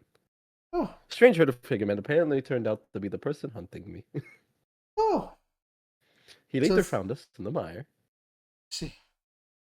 and then he decided that he wanted to try to kill Stovek. Oh, goody. Did you So get a name from him? Stovek, No, you would not have. You guys have not technically gotten the name yet. I The think The only I one accidentally who- the spoiled only one it. who does. The only one who Who knows does is unconscious. currently unconscious. yep. Creepy hooded figure Mm-hmm. told me I had to meet him in time, though. We shook hands. We're going to apparently have fight to the death. But when we shook hands, a fire bursted on Stovek's arm, and it was Oh. green. Let me see your arm. She kind of waves.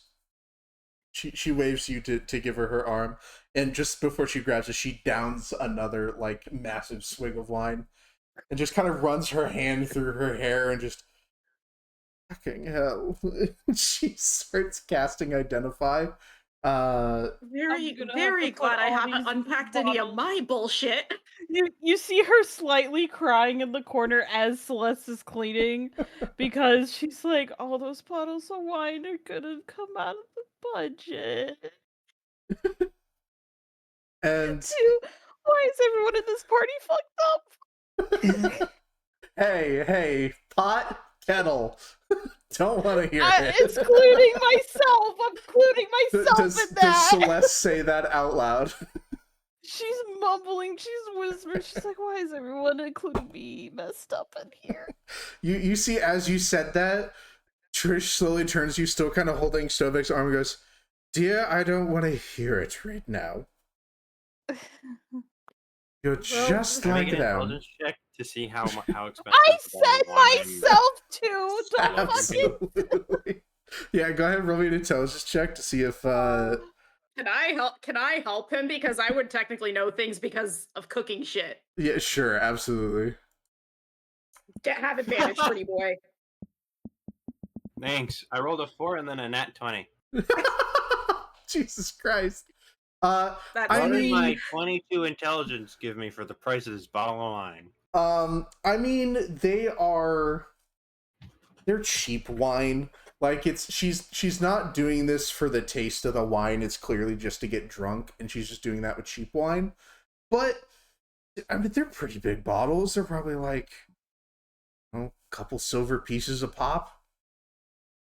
Okay. Okay. But she hasn't broken out the expensive wine yet. This is for lack of better terms, this is the commoner wine so that she can get drunk. And then she might be switching to the expensive stuff when she gets her buzz. Well, because he has a whole bottle. Mm-hmm. He's going to set aside cash to pay for his whole bottle. Which is why I asked. Dia, you can keep that one. Also do. It's on the house as she looks over at Celeste. Oh Yeah. But yes, as Stovig is kind of holding out his arm and she finished casting the spell, she goes, "Oh, I mean, this is just a simple curse. If you would like me to, I can remove it, but has some stipulations if I am to remove it. What will happen to Stovig's arm? It's gonna fucking hurt like hell. Literally. But I can As in remove literal hell? It's just a tracking curse. Yeah, Stovig's almost died before. Let's go. You want her, you're having her, Stovig, she hands you a bottle of wine and just goes, drink up. Yeah, It's you going want to to drink. suck." Stovig ain't no bitch. Do we need to hold him, Trish? Auntie Trish? Okay. Your grievance, I guess. And she begins to cast. Stovig, give me a constitution check. Or no, I'm sorry, Constitution check or fortitude. fortitude save. Fortitude save, I'm sorry. At disadvantage. So 16 plus 11, that's 27. Why is there water on my bag? Get my bag. Fucking What'd you get? dice are interfering with other dice. 18. Oh, 18. okay. Okay. Yeah, Stovig, you succeed your fortitude save. Unfortunately, the sensation you're about to experience, you are conscious for.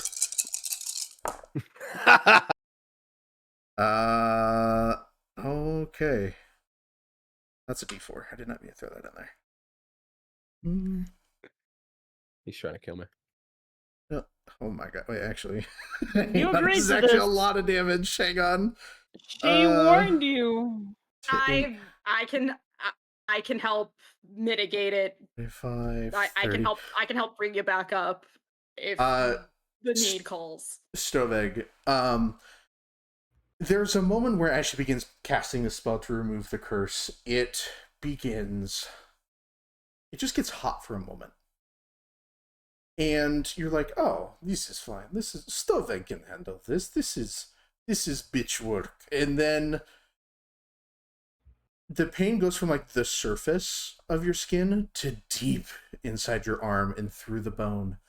As she's dispelling this, your arm erupts in green, sickly fire, and your entire arm is engulfed in flame, and you take 35 points of fire damage. God damn. Just Stovig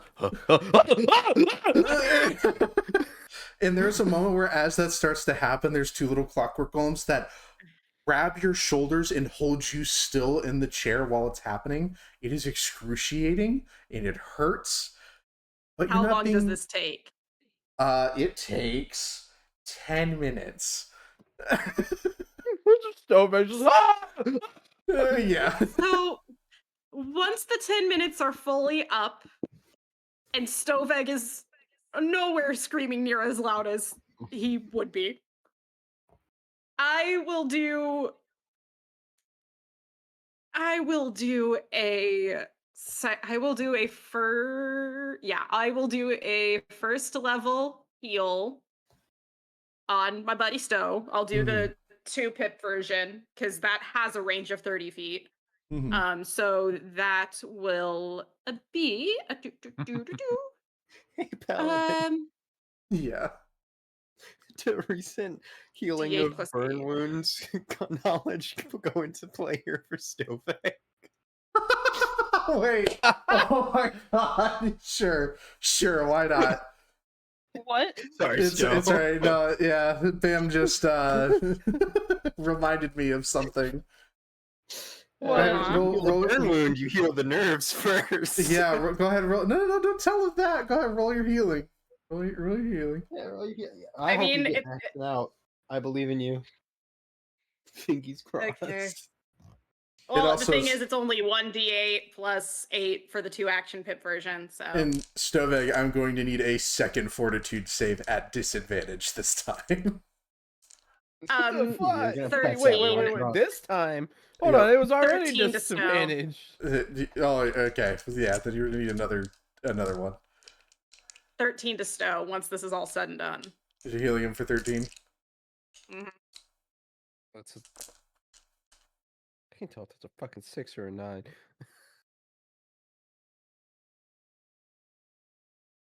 Where's the little dot? 17 there. Where's the Where's little the dot? little honey? dot? 17's the lowest. 17's the lowest.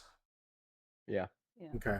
Yeah. So unfortunately, you managed to get through the flames, as you tough through it, and after it's done and the curse is removed and your arm is like singed beyond belief, it's burnt really bad, and Jess comes over and begins to heal it.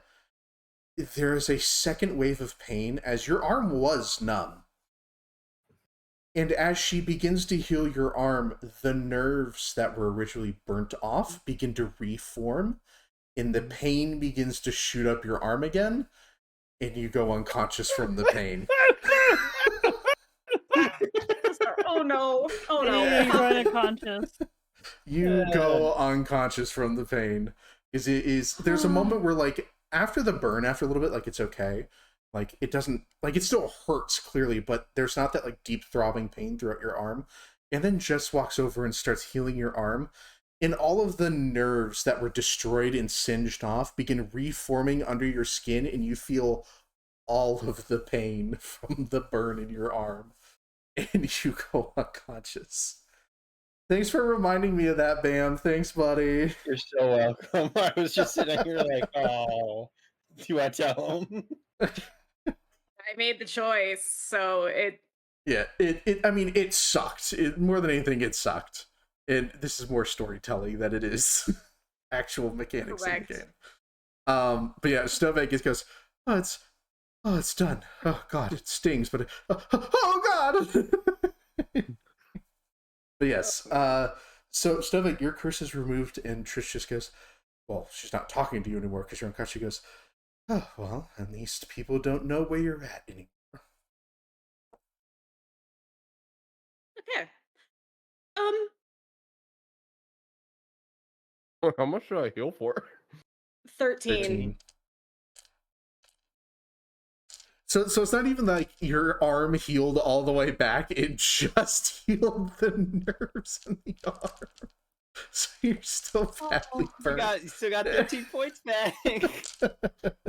God. Hey, yeah. I am making no Yeah. fun of no choices, but I am laughing at this idea. Mainly Listen, because it did not need to happen if I wasn't an asshole. correct. But yes, But there's a lot happening. correct. Do I know what is to come? Excuse me? Do I Wait, so know now who's gonna what tell is to Trish the come? story Fuck about is the that tree biblical ass exploding? question? What Do was I was asking a The question. tree thing? I was like, there's the tree. Okay, but no, I was asking. You know, my punishment, is it coming soon? That's what I was asking. Do I know what is to come soon? no, not right now. Oh, thank The later God. date. Yeah, I we're was not Not doing like, today. that's not Not happening today. today. I was like, oh, thank God. Yeah, I was different like, time. please tell me it's not today. So yeah, as Trish finishes removing the curse, she goes, well, don't do that again. I'm gonna roll something to. Actually, no. Jess would be would be relatively aware of adding more to the shit that we're unpacking is probably not gonna be good for Trish. Mm. No. She's already an Yeah. alcoholic as it is. Anyway. Anything else I need to drink for? Not right now. Anything concerning my issues can be handled at a time that is not now when we just brought someone back to life. Very well. Now, I will take care of Atam. Sure that he has the best care. I will get in touch with my contact. I will see if they can figure out whatever this stuff is. And Gris is coming tomorrow. And Gris is coming tomorrow. And I need to see if my parents made it to town. My siblings are already here somewhere, but I need to see if they made it safe. Oh yeah, you Oh. did say that. Your siblings? You mean that Moz fellow? You know Maz? Absolutely. They have some absolutely wonderful bread going on. Yes, that's what our family's known for. Yes, I mean, how... Look, I have been trying to get them to sell me early because their bread smells phenomenal. But unfortunately, their sales have not started yet because they're still finalizing the bakery. Let's just say my IOU to you for the bottle of wine is a loaf of the elven bread. Deal? Deal! And maybe it can come out of the guild paycheck. What do you think, Celeste? Some extra Sure. loaves? Oh. You've already got Nana Gris. You just see this little notebook that you haven't seen yet. It's just this little tiny black book, and it is just, if you actually look inside of it, there's a fuck ton of numbers. Wait, Celeste has the death note? No. It's not a death note. It's literally a budget book. She has a It's- tiny budget book. It's a bank ledger, essentially. Yeah, Like that she's Auntie like Trish seems to use it as like the death note. God damn. My There's worst a headache reason has why I been had to- confirmed. Trish knows Maz. There's a reason I why. mean, I there's haven't a talked to reason them a why I whole took lot, away her but... wallet. So, but you have seen them and my sister around town. I've seen Moz. I have not seen anyone else. They actually Valerie dropped... tends to not venture out very much. Of course. I mean, Moz dropped by a basket of complimentary goodies, considering I'm just down the street from them. They asked if I let them know that if they ever needed my magical services to maintain their new little friend that helps them run that shop, that I'd be happy to assist them. Although they were asking a lot of very odd questions. They're quite inquisitive. They've been like that pretty much as long as I've been alive.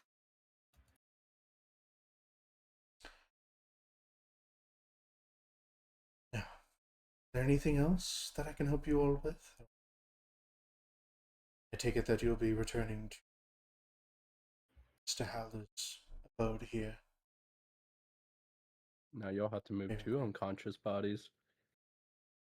Because we have Swift. Well, Swifty and stuff. we have. Well, but would Swifty need to stay here while you, or Yeah. If you would like me to, I do have, I guess, a side room I could have my golems clear out and turn into a makeshift bedroom. at least Again, they shouldn't need any drastic medical care, but I will be sure to. at least overnight, because trying to explain why we're carrying 2 unconscious bodies out of here is not gonna look good. Well, that was something I was going to say. Was this... You know what the motive behind this was? Perhaps it's best that Atum is currently So assumed dead. Tom, because I asked him for some advice before we left the Lizard Folk Village. It came up in conversation that he has been asked and invited many times to join the council, and from the sound of it, he turned it down every time. He said it wasn't for him. Maybe someone I has don't a know if thorn in that their would- side. Who He do was specifically it's he bitter? was specifically he was specifically asked by Teague, he said, to join multiple times by Teague to join the council, and he turned Teague down every single time. I mean, I don't know if that's enough motive. There might be more. There might be more to it because I have a feeling that there is more to it. And tread carefully. Get concrete evidence with before you make it when it jumps. Because if there's one thing I know, that Teague is a slippery bastard, and it's the politic game.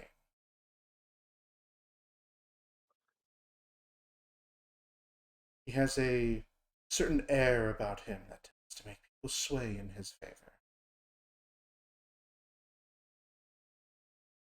it's probably the only way he's like Gene. He's a politician. Anyways. I don't know why mentally my brain just heard Isaac go, keep my dad's name out Out your your fucking mouth. At my mind, he just took the fattest swing. Probably finished off the whole bottle of wine that he's just had. Right, well, I shall monitor Swifty and Teague, or not Teague, Tum very closely. I shall ensure that there are clockwork golems guarding the doors at all times. I will enchant the rooms so that certain things can't be at play. Thank you. Also ensure that he is constantly being scried upon by one of my eyes. So, check on him whenever needed.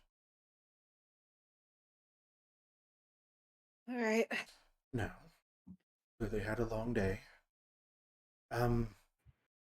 You there with the ticking gear, and one of the golems kind of like turns very like robotically and looks at Tish. Escort them back to Mr. Howler's home, and ensure that you help them with moving things. And you just see the robot like kind of sit there. It doesn't like have any. It's very different from Dale. Like it sits there a moment before like moving very robotically and going to start the task, as it kind of like begins kind of like putting the gate back on the back of the carriage and adjusting boxes so that nothing falls over. It's very robotic. Okay. Yeah. See?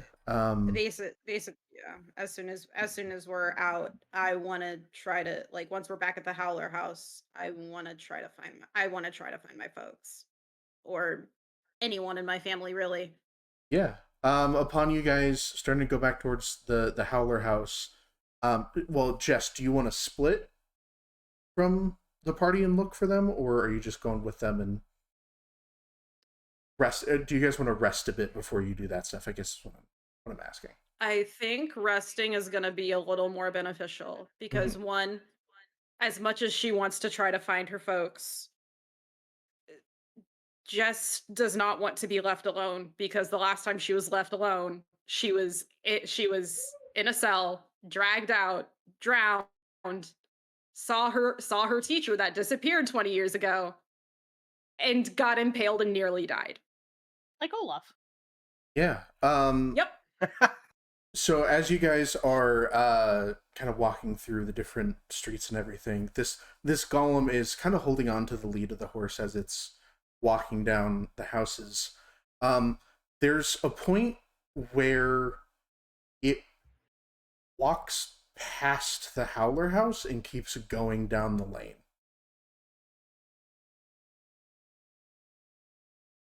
I'm putting my helmet back on, by the way.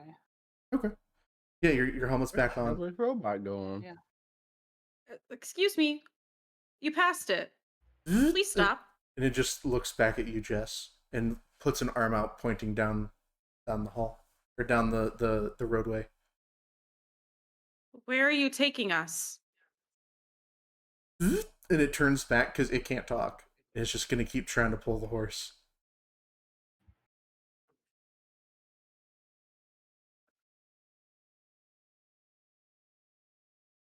Is it like not that? Can we It see? did it passed the Howler house. Yeah, it passed the Howler it house. fully? Okay. Did it Siri the shit and say how well? So as it is walking down the lane, it stops at a tiny little decrepit wooden shack. That's not fun. Please excuse me while I roll something. Mhm.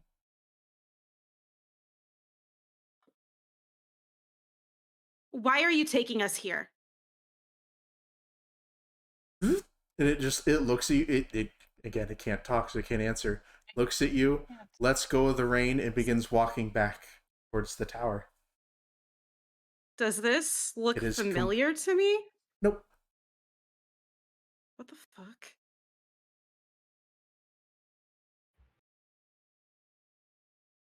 Why are we at a shed? That's a good question.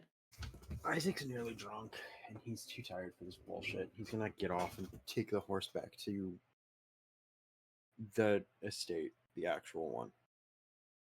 Okay. Shit ass shack. Okay. So you're going back to the actual estate. Yeah. He's too Okay. tired for this shit. Okay. Yeah. Unless anyone disagrees. Nobody's disagreeing. But also, none of us should really be left alone right now. If you guys want to go, you don't have to do anything. You just brought you to the It's- shack.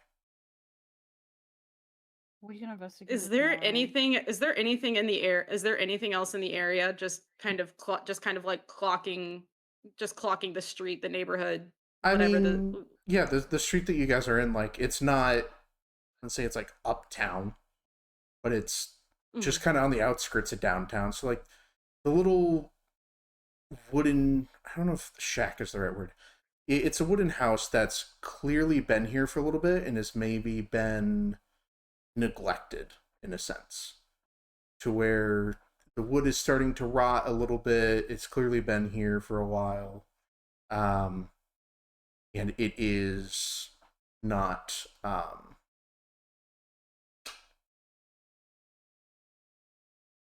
It's not been maintained. And this doesn't look familiar to me at all. Nope. This would be a little bit nicer house for you, Jess. That's right. Mm-hmm. That's right. Much more floor space. I guess the best way to put it. This like it's a older, humble wooden abode. I don't know. It's not like a full blown house, but it's not shack either. It's Kind like of more weird like a in-between. cottage. Kind of like a cottage-ish. Yeah. It's not Okay. super big. It's not a full blown house, but it's also not. Mhm. But it's Okay. old. This is honestly something to worry. This is honestly something to worry about another time, if at all. Yep. I think realistically, going back to the house is just going to be our safest bet right now. Yeah. Upon you guys turning around and going back to the Howler house, go up onto the estate, and it is quiet. You guys do any investigating or anything on your way there? Paladin, I I may have rolled a mean, does nat everything- 20 in a does- fortify check, which gives me a 32 to not get drunk. But my objective is to get drunk. If It's you just can taking your- willingly fail. You can willingly I'm not fail making the roll. any kind of check. I want to go home. Yeah, absolutely. You're drunk. You're going home. So you're just walking straight in? It's Can my house. I- as far as I'm I'm. aware. Does every? I'm gonna. Yeah. I was look, gonna does say- anything- Well, it's Isaac's house. He's going straight in. It's what he's used to. He opens the door, no Fucking kill problem. me. No, he opens the door, no problem. Walks right in. Starts putting down his stuff, bottle on the table.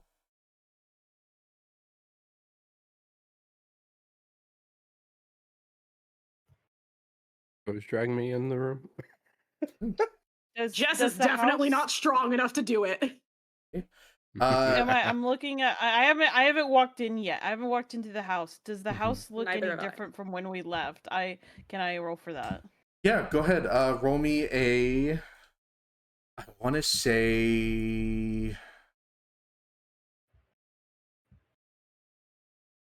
want to say like history check, but I don't know if that's. That's Technically, that would be correct. I think it's lore technically, but But yeah, there's no history. It would just be lore. yeah. What's your lore again? That you have Mine's in accounting. counting. You know what? Yeah, go ahead. Go ahead. Give me a lore check for me using her accounting modifier. using your accounting. That is a 28. Yeah. So you are kind of looking around at everything, and everything seems to be in place. Nothing seems too out of the ordinary. Your accounting mind, you know, you document everything. You keep the price in mind of everything, and things seem to be adding up. But I mean, an item or two that's not in the spot that you remember, but nothing that's alarming. The vase moved here, table rearranged there. Who would have been here? You think somebody? But there is also dust on everything, so. There's dust on everything. Oh, Okay. thank God. Well, correction. There's dust on the things that were moved, so. Remember this. There's been time in between in which they were moved. Okay. Like, they haven't been moved since they were moved, I guess is the best way to put it. Okay. So yes, there is things moved around, but this place has not been touched since probably before you guys left, or around that Okay. time. All right. Okay. I think because realistically, I still have I'm still holding the bottle of wine from Trish. Yeah. I think I will say this for ease of the night, you guys settle in to do a short rest or a long rest, depending on. Jess is downing that whole bottle. Like, Yep. she gives no fucks. So we will do. So I'm going to say this. I'm going to give us a break for a little bit, so we can all go use the restroom, grab snacks, drinks, that sort of thing. We are going to go into. I guess a bit of a preface. We're going to do the first few days of you guys being back in Ravencrest, and then you guys are going to have downtime up until the ball that Isaac was invited. So yeah. You guys are going to have downtime to craft or learn spells or redo things, respec, whatever you would like, within reason. Or any RP that you guys want to have happen between that time is also more than welcome. But I will say for now, we're going to go on break, use the bathroom, get water, snackies, and we shall be back. Okay? Okay. Uh-huh. Okay. Hmm? All right, we shall return, everybody. We'll be back.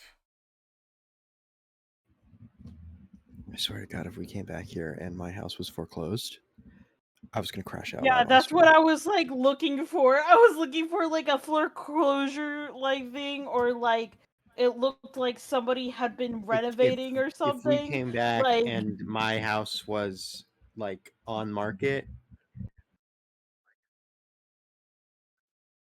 Yeah, I would have yeah. crashed out live if my house was on the market when we came back. I would have lost my shit. That's why I would've started rolled to murdering look right then at and the there. house. Loki kind of expecting your mother. If Mina was here, God, what an emotional torment it would have been. Jesus. Watch Paladin Anyway. come back and go, yeah, so about that. So I'm gonna go get a drink. A Honestly, strong one. honestly, I feel like it wouldn't be completely out of character for Maz to have found out shit, and Maz is somehow here. I would not be surprised by that. I doubt it, but it's my crackpot for the session. Crack in a pot. Like crackpot theory. Yeah, I know. honey, come here for a second. Okay. Okay, I'm coming.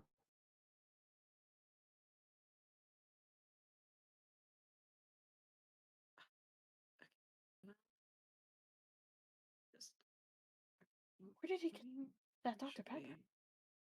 No, I just wanna.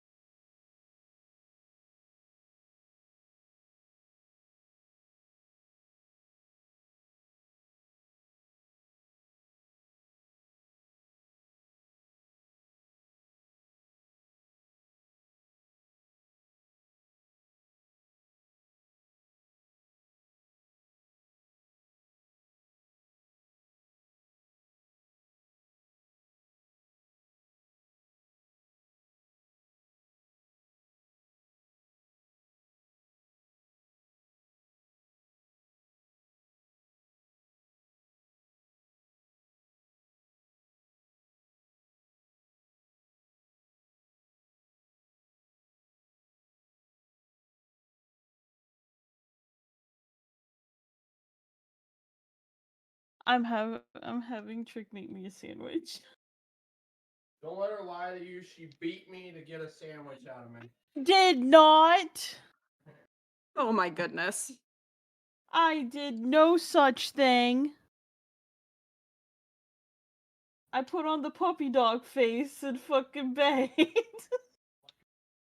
Hey! I put on the little sad face. It was like, please, because I've only had 3 meals in 24 hours.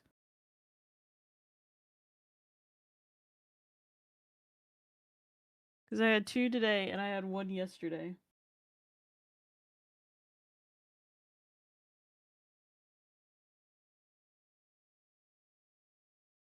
I love how, for some reason.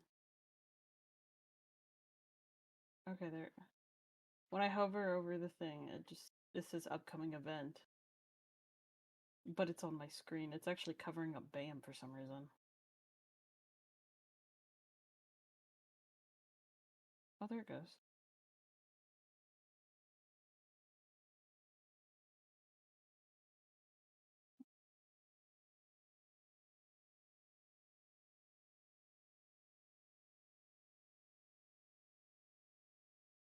I'm gonna need non-drunk Isaac to fix my shield. No, you don't want drunk Isaac to fix some shit. He's gonna do some crazy shit. Okay, you know what? You know what? As long as nobody dies, or hurt, it'll be I fine. can't promise anything. I can't promise anything. I don't like that.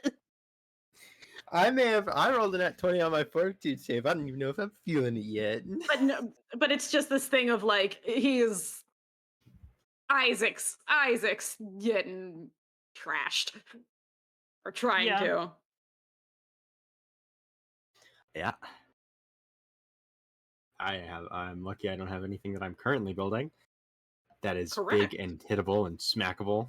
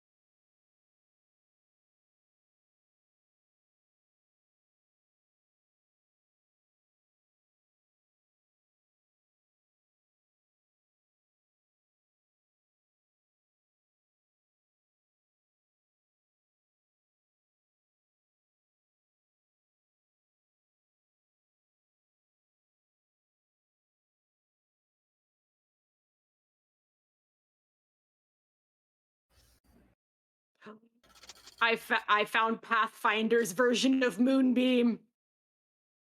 Let's go.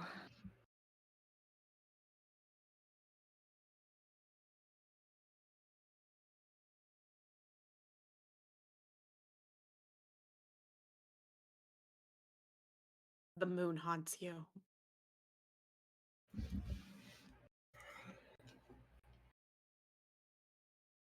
Did you guys see the new Pikachu variant?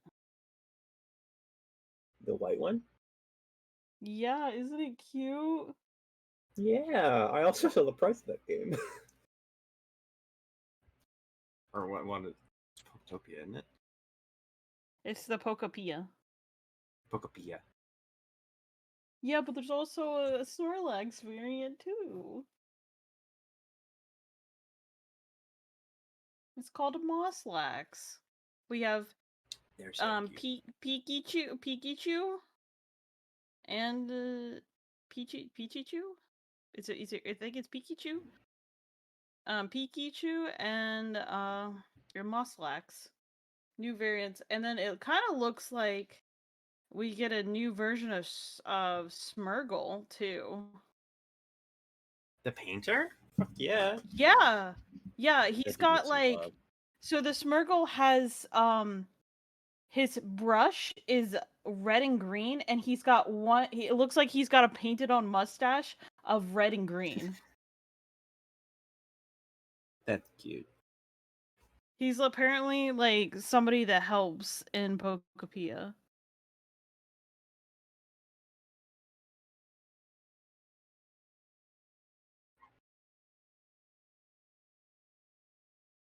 His name is Schmear Guru. Smear Guru? Yeah. Hold on, I pulled up his Bulbapedia. There you go.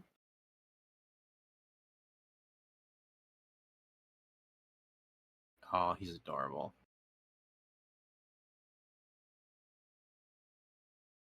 Fucking Hugh Jackman was just at my alma mater. What the fuck? Hey, who the what? Hugh Jackman, you know, Wolverine. I knew who that was. That was not the who the what that I was asking. I was the Where I second went part to of that sentence. college. Thank you.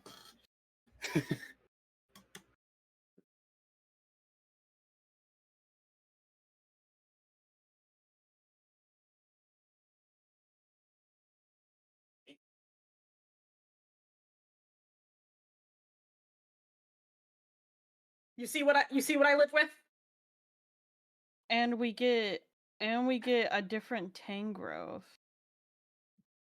he's a little bit lighter, and he's got like one of those little discs, like TM things in his on top of his head. He's also got some like human broken glasses that are like hanging on his chest, and he has like a little stick, like it's supposed to be like a teacher's pointer thing. And his name is Professor Tangrowth.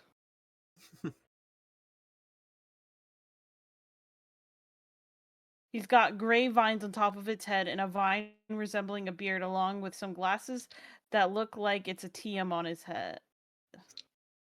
Also. Yeah, Pikachu's a pale version of the ever-popular electric mouse with bigger eyes and droopy ears. Looks like a ghost type and it glows. So what you're telling me is Pikachu becomes a glow stick? It's so cute. He's so pale and she's so cute and pale. I say she because it actually has the female tail. So Time for right now. I love you too.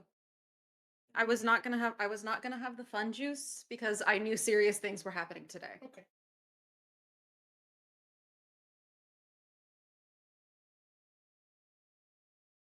it's making me a sandwich.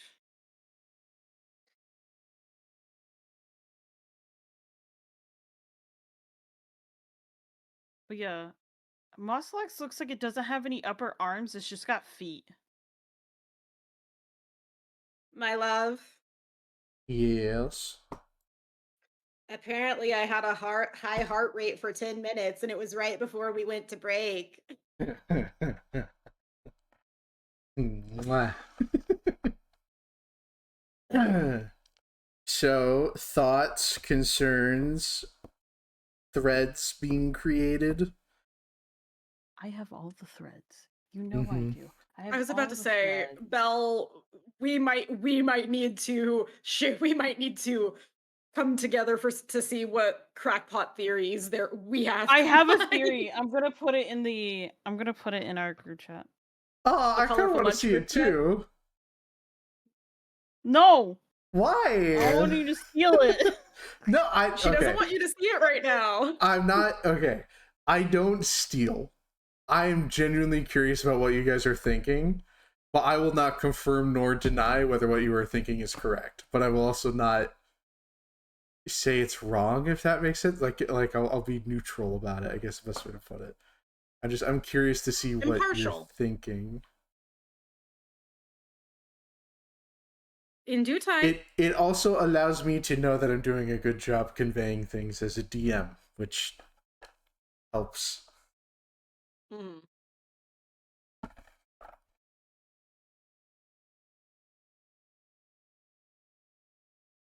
Is Bam here or is he gone? Yeah, I'm here. Hey, but how you doing? Just checking in. As your friend, are you doing okay? Oh, as my friend. Yeah, I'm doing it. Yes. Good.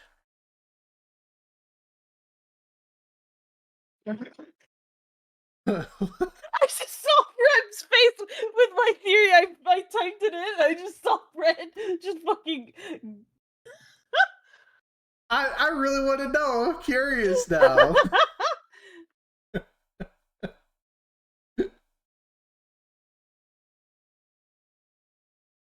Yes, Bam, I love you, buddy. I just want to check in, make sure you're doing okay.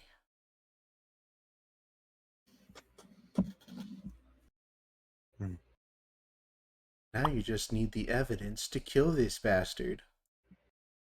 Oh, evidence, schmevidence. Sorry, I mean, you do. pale. I mean, you do know somebody who's about to have a conversation with him. I already told Paladin that if anything's gonna happen, it's gonna happen at a very specific time. Yep.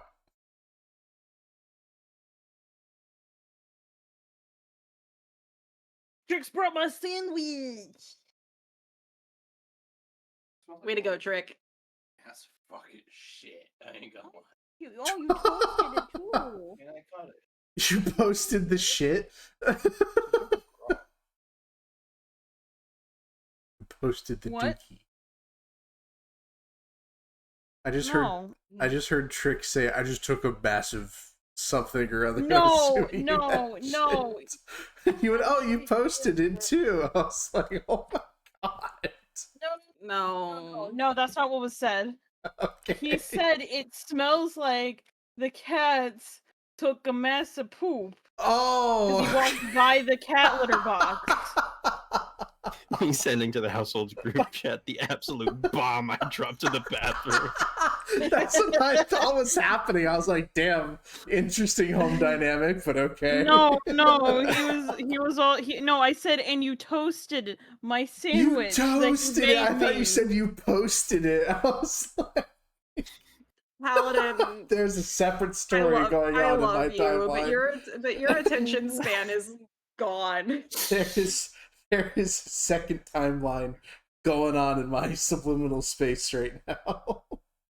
And it's drastically Apparently. different from reality. Clearly. Oh, fucking hell. At least we're not on the timeline where Paladin accidentally went live while shaving. Excuse me?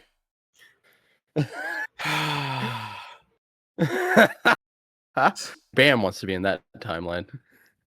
No, I'm Yeah, no, it's got to be the timeline where Bam helps me shave while it accidentally goes online. Shaving your left nut. Okay. Shaving my left nut for charity. Guest star Bam TNT. Is this when we tell him he can wax down there too? No, thank you. You don't want to wax? No. You don't want to Dude, bat wing it for us? absolutely not. You should not wax down there. The skin is too thin. You absolutely do not want to wax down there. That's how you tear the skin. No, Bam, I'm telling you, No, as you can't. as someone in the No. medical field. No, yes. Paladin, remember, I was an esthetician.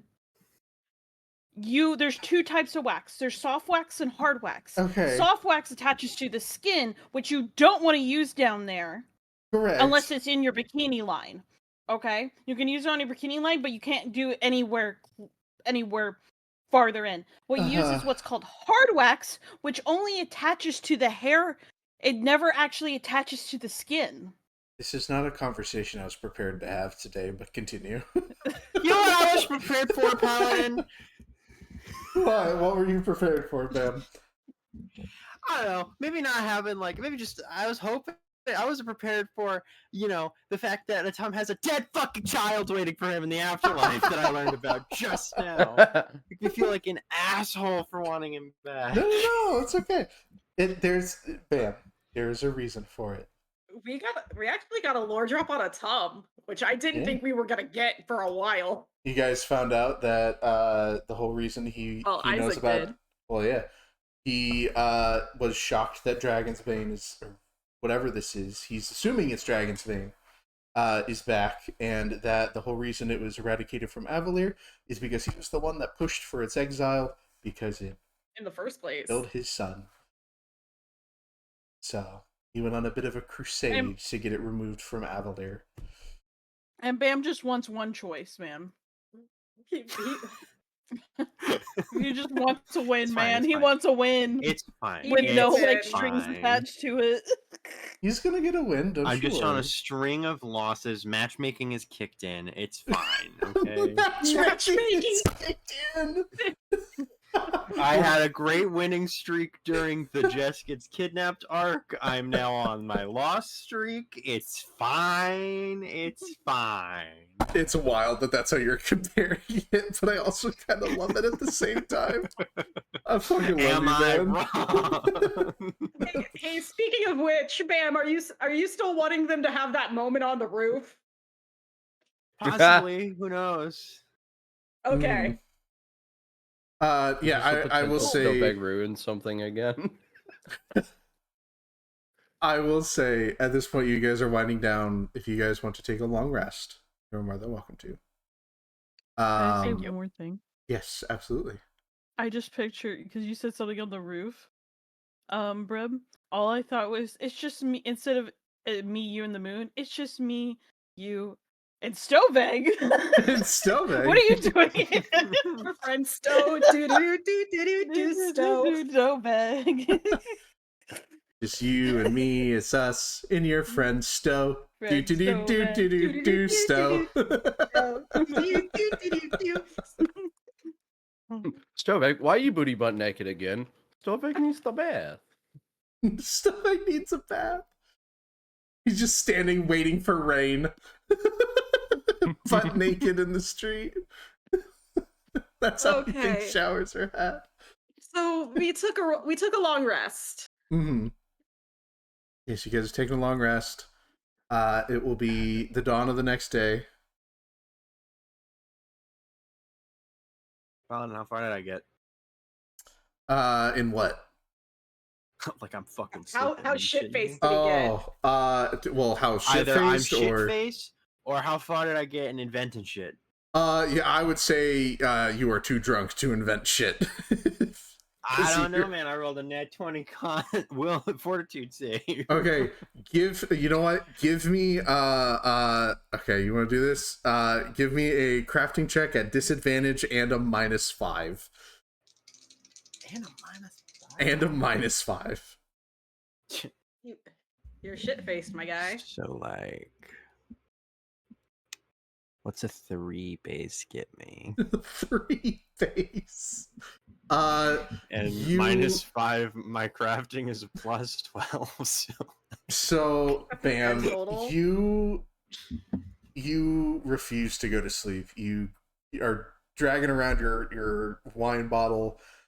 You all hear, like, as you're like going into your beds for the night, you hear a door slam down below, which is like Isaac's workshop, and you hear We all went to our beds. uh, Stowe's just laying in the middle of the floor because nobody took him to bed. you guys No, no, will no, hear It's kind of implied that Stowe was Yeah. placed on the couch or something. yeah. You guys all have your sleeping spots. Fuck as fuck about to And you pass out. hear slam, clang, clang, clang, clang, clang, like a bunch of like metal pieces like hitting the desk, and then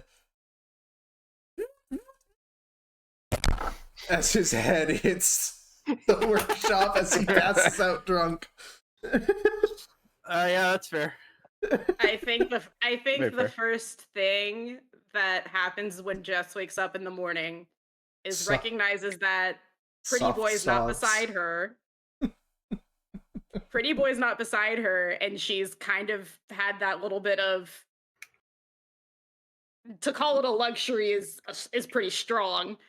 But like basically she's like, considering hearing the loud banging from the night before, she knows where he is. And we'll have a little plate of carbs.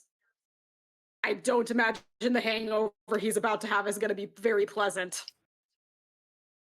Yeah, as you go into his room, you see he's still in like the stool or the chair that he has there that's like he's got like this elevated work desk a little bit because there's like a bunch of storage underneath of different parts and tools and whatnot. And you see there's like this big piece of parchment across the table. And there's like the pencils and some gears and stuff, and as you kind of walk up behind him, you see that he has like basically slapped a few gears together in what looks to be a very like basic mechanism that he would use in just about any invention. And a schematic, an empty schematic paper on the table, with like a few measurements and lines drawn, but like nothing enough to gather what it is. And a bottle of wine has spilled across most of that paper, so the paper is just saturated in a red wine, and he is passed the fuck out at the table with like a piece of mechanical tinkering in his hand.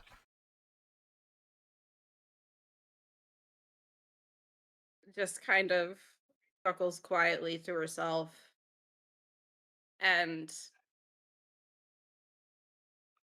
it's not going to be easy to tidy that up without waking him up. So she'll set she'll set the plate of breads and whatever she was able to scrounge up.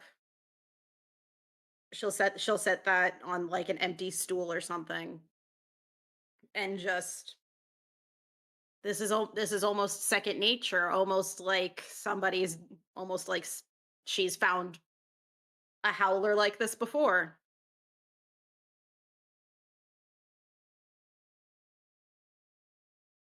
So she's cleaning up the wine. She's cleaning up the wine mess, basically.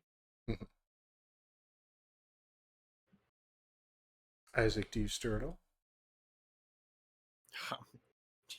Or do you want to roll a perception check to see if... Yeah, sure. I'll roll a perception check. Mm-hmm. And I'll say, or I don't know, would it be disadvantaged because you're kind of like hungover at this point? No, I'm not. No, Yeah, I'm not what gonna do you that to what do you want? I'm not what going do to do you that to you. Just straight perception. Hey man, I drank a full bottle of wine. So like you I mean, how heavy of a drinker is Isaac? he's pretty well versed. Okay, I would say you're at a -5. We'll say that. You'll just get a small penalty. -5? Yeah, -5. That's all. Okay. Hmm. So Not a very high DC. it's 23. Yeah. I rolled an 18. You get the sense that someone is like, you know, you're face down on the paper and you feel like the paper shifts slightly and it kind of like tugs on your face a little bit. And then there's the distinct sound of paper that has dried to a surface after getting wet. That like sound that it kind of gets when you're peeling it off of wood. And you get a sense that someone's around. Whoever is there, just leave it be. What? Whoever is there, just leave it be. I'll fix it in a moment. Okay. I'll just, yeah. Uh, but like anything, like basically still tidying around it, not touching the paper at that basically. He's still face down on the desk. If you want him to be, that's up to you. What time is it? It's sunrise. Hmm.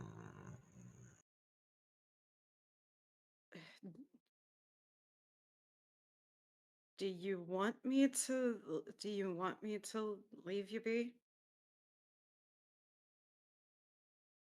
No.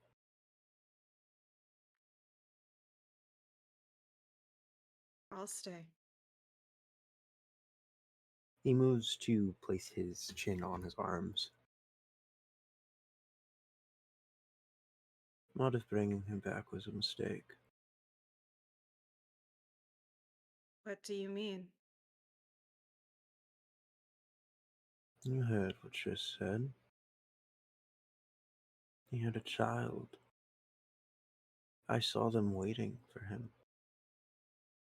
And I just selfishly took that back. Well,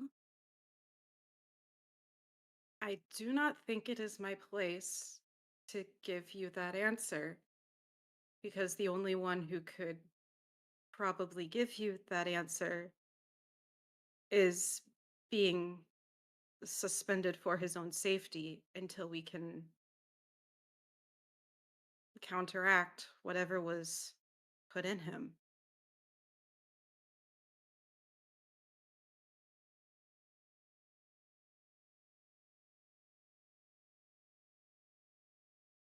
But I do get where you're coming from.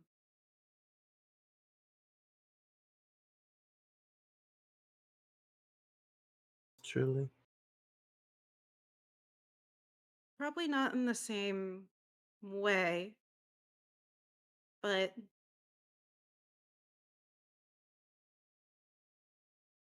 part of me kind of almost accepted that I wouldn't see any of you again. You guys just happened to come crashing in right as I was delivering a bluff.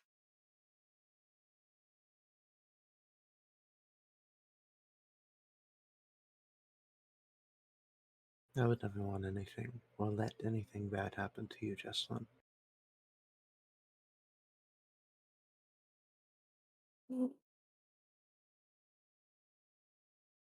How much of this is the wine still talking, darling? 40%. Okay, the fact that you are able to give me a percentage, you're on the right track. Okay.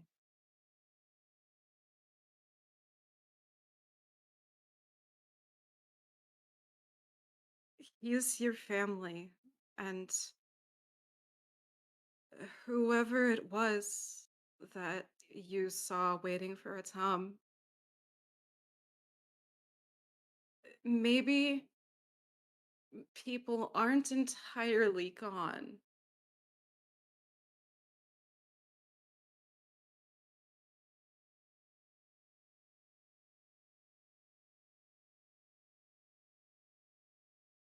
Hmm.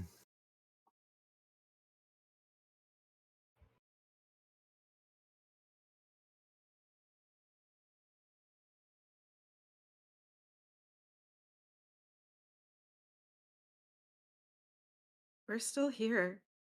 We're not going anywhere. We will find answers.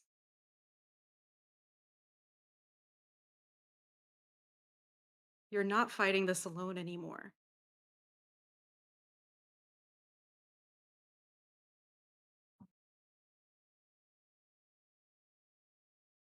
I will consider that variable.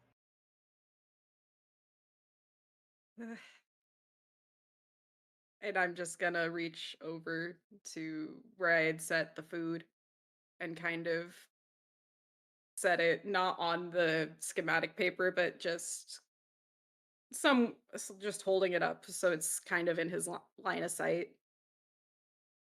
I know the last thing you probably want is to be aggressively affectioned into eating.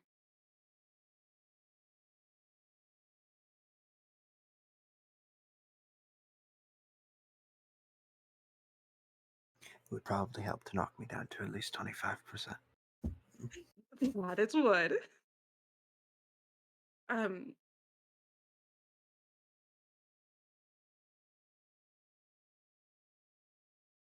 yeah. So, I'm assuming. I don't mean to stop the RP short if you guys want to, but I don't know. okay. Bam, is there anything else at this moment in time? Not at the moment, I suppose. He's numbing.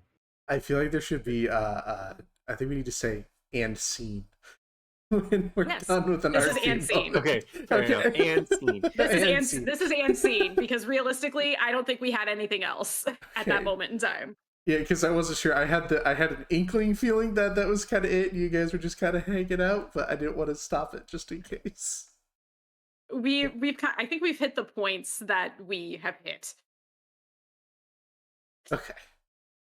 Yeah, Thank this you, side Val. chat was fucking killing me, Val. Alright. I fucking love the supernatural. Alright, I need real answers. He's holding a Answers, fucking gun. block in hand, drunk Isaac. Fucking The entire time this scene was playing out, I'm just over here dancing the fucking cash out.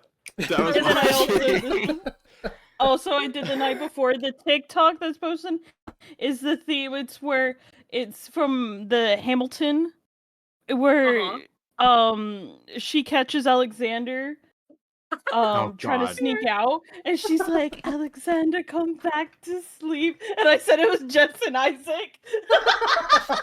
Mainly because in this one, the person that's playing Alexander, he fucking they fucking fall down the stairs, and I feel like that's drunk Isaac fucking sliding down the stairs depressed. Alright. I think to sum up, Jess stays down there with him until he's ready to actually get ready for the day. Yeah, absolutely. We will come back to you two in a moment. I want to say it is around, let's say like 1 or 2 o'clock. in which Celeste, you get a little clockwork bird kind of land on the foot of the Howler estate, and just kind of like peck at one of the windows that you're near, and it has like a little letter in hand. Oh, thank you. And she gets the letter, and I'm gonna open it. Yeah. The second you get the letter, it is turning around and flying back to towards Trish's tower. And oh my So god, I do know where my actual fucking house is. What? I just like I look over and I see Trick's camera, and he's just whipping out his fucking sword. machete. I just saw that too. Is that why you went? Oh my god! Oh my god! He's whipping his cock out. I will say the specific instructions that were given to the golem is take them to Mr. Howler's home. Were there specific instructions? But anyway, It probably would be public knowledge of if it's a public record of it, like a deed of a home. No comment. Anyway, so we're gonna go over to Celeste. Celeste, you get a little letter, and as you open it, it says, "He's here." All right. And she's looking at her armor. Her armor looks like shit right now. Mm-hmm. She's gonna have to get a lot of it repaired. Mostly her shield by Isaac. I guess we're not going to armor today, and she thinks about it. We're gonna put on a mask today. That'll work. That'll be fine. Fucking puts on a mask. Like just the ones that like cover around the, the face a little bit, the nose, the mouth. And she goes over to Stovig, who's trying to open a bottle of ibuprofen. It's not ibuprofen. It's actually called gobuprofen. So Gobuprofen. Ibuprofen's not trademarked, my love. That's the generic name. I know. I'm Gobuprofen though. Gobuprofen. Oh, Gobby. Stovig. Duh. Please get ready. We need to leave soon. Grist is at the guild. Is that the one with the nice mother?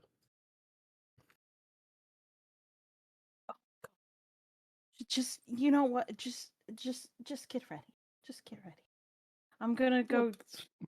We've met a lot of people. Check on. I'm just gonna go get Jess and Isaac. Okay. All right. Okay. Since I'm assuming that I'm just gonna go my way towards. Yeah, if you want to bring them with you, you can. Or if you want to like divide and conquer a little bit, that can work too. If you want to take Stovig and mix it, because I don't know what Isaac and Jess had planned. So I don't know when at some point Jess would like to try to find somebody in her family to round them up. Okay, for the so family meeting. what I can do is I'm gonna go over to them. Mm-hmm. I'm assuming I know Isaac's in there, so I'm gonna assume Jess is in there too, because I know where Isaac's at. Because of last night. Anyways, she'll do a soft knock on the door. Isaac? Jess?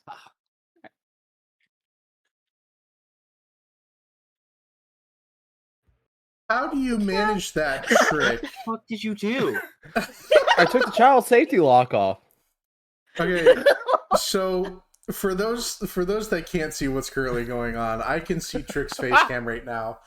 This motherfucker has cracked open the lid of a Tylenol bottle or an ibuprofen bottle, whatever it is.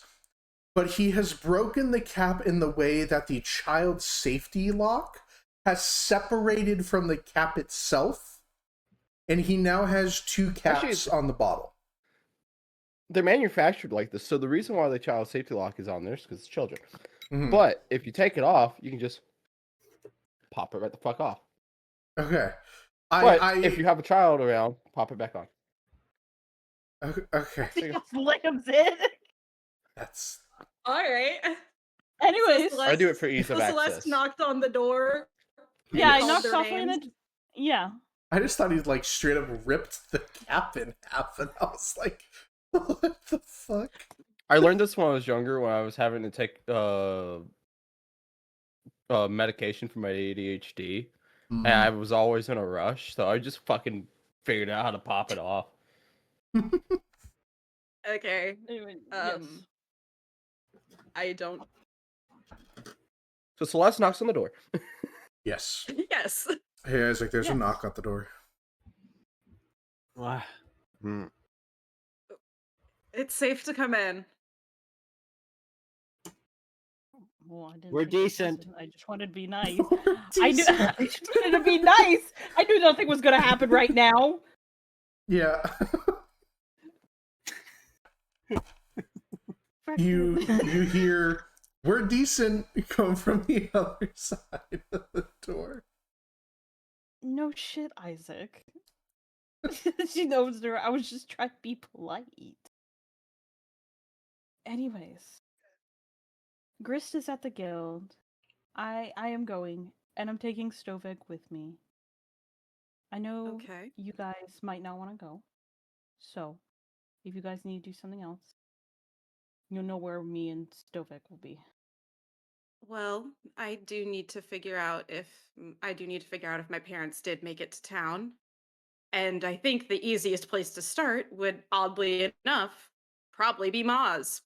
I don't know where Maz would be, so Oh, and by the way, I'm gonna take. By the way, what?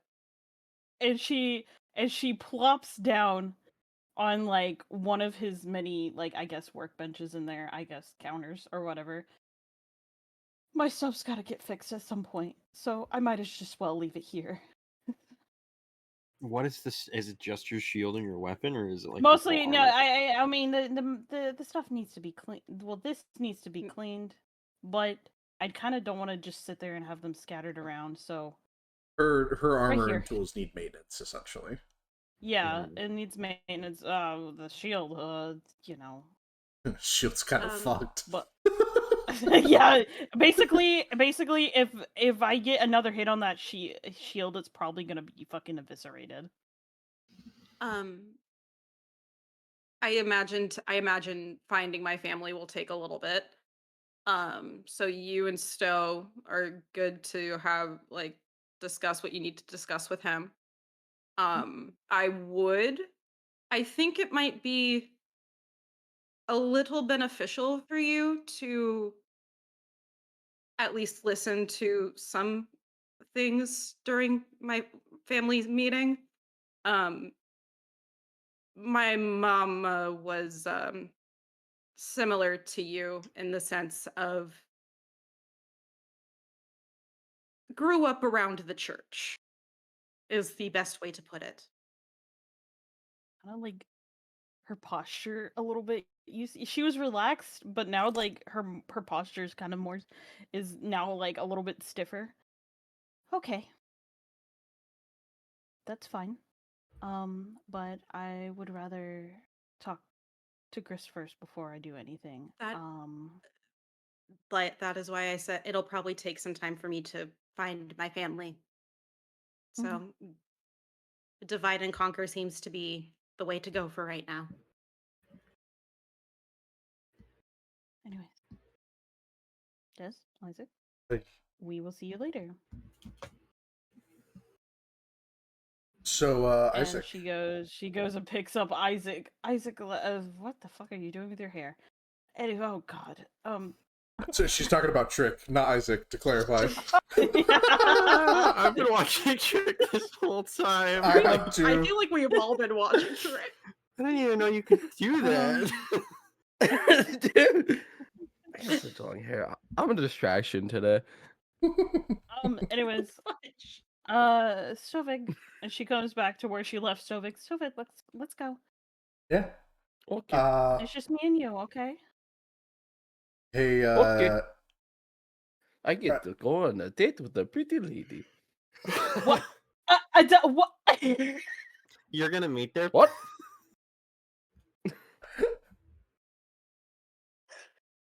okay. So yeah, Stoveg and Celeste head out. Hey, Isaac. Uh-huh. As an inventor, I'm just saying you do have Celeste's shield and weapon now. As you know, Yeah. as an inventor. So just throw that out there. Yep. So yeah, so you guys start walking. You get to the little tower that Trish is normally at. And upon opening the door, you hear roll me a perception check.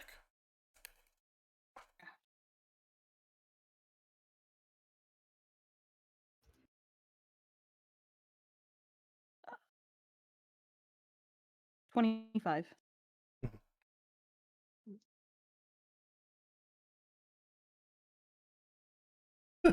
Still like looking at a sheet like an old man, squinting his eyes, Yeah, because he doesn't pulling have his hair out of fucking his glasses face. on. Yeah, he's not wearing his fucking 27. glasses. So I said, yeah. So you and Celeste 27. both hear what almost sounds like a heated argument going on towards one of the corners, kind of down the hall of the tower. They're already making moves. We're already in a bad enough spot as it is. I don't know what to do. They showed up. Atum was in the state that he was currently in. I was able to do what I did, and he's alive, but I should keep it secret. That is what they want. If it is out of the picture, it creates more of a problem for us. And kind of as you guys walk down the hall and the door opens, you see, and just to make sure, Celeste, who specifically did you request? You requested who I thought you think you were requesting, correct? Grist. Yeah, I requested Grist, remember? That could have been Yes. interpreted as Geralt or Nana. Geralt. Yes, okay, I'm assuming Geralt. Okay. Yes, I Yeah. wanted to make sure, but Why would I summon the granny for this? I don't I'm know. gonna be Novak honest. summons Granny. Okay, it'll make sense in a minute. Anyway, so as you kind of open the door, and Trish and Geralt's standing there, big, stocky, arms crossed. He's got the mechanical eye and everything, and shotgun kind of strapped to his hip. Look, I'm just saying, if they should not be in the middle of this. This is our Hi, sweetheart, Celeste. Hello. I didn't see you there. How are you, my love? You can see that because remember she only has like a little face mask on. Mm-hmm. So like he could see all of her she bandaged herself up, so she's got little bandages on her face. She's got bandages like where where her skin is showing. She's got bandages from being beaten the fuck out. Mm-hmm. I am here.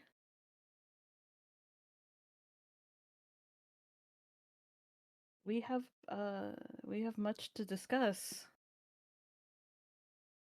Yeah. As he kind of looks up and down and goes, "What? I mean, Trish told me what happened, but this is a lot. This is really did a number on you, huh, kiddo?" Let's talk about them in private. Well, Yes. not in the hallway. Yeah, of course. Come on in. And he kind of waves you, and this is like Trish's office that you're kind of walking into right now. So it's like the desk, the paperwork, the cabinets, the piles of magical artifacts that seem to just be thrown in the corner of the room. That may not require the most attention to her right now. But yes, you are now in the confines of this room. Both Trish and Geralt are in there. what is it that you wanted to talk to me about? It Well, sounds rather urgent. there's a lot. There's a lot. And first of all, let's start from where I last left off. And she begins to talk about um she begins to talk about I'm sorry, I was laughing a little bit. Because I'm just picturing Stovek just playing with a little bracelet. He's having like a little stim moment while Celeste is talking. um uh she begins to talk about like where she left off. Um she was actually writing a long letter, but since there was no way for her to send the letter, she starts talking about how what happened um with with Talon and the marionette doll, Stovig seeing the marionette doll, and then just seeing it too, and also the egg. Um, um, Upon the the mentioning of the egg, Ilmer pops out. It's peep out for the top of your shirt. yeah. Sorry, continue. She pulls the Ilmer out, and she's like petting Ilmer while she speaks, more like to comfort herself too. I'm gonna roll me a die. See what form they're in today. Been a couple days, baby. Mm-hmm. Roll a d8. Where's my d8? Hold on.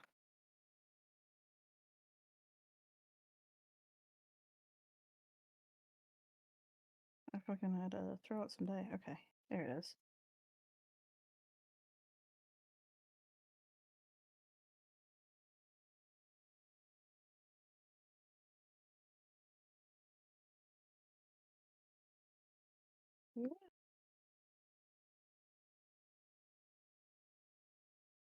It is a 3.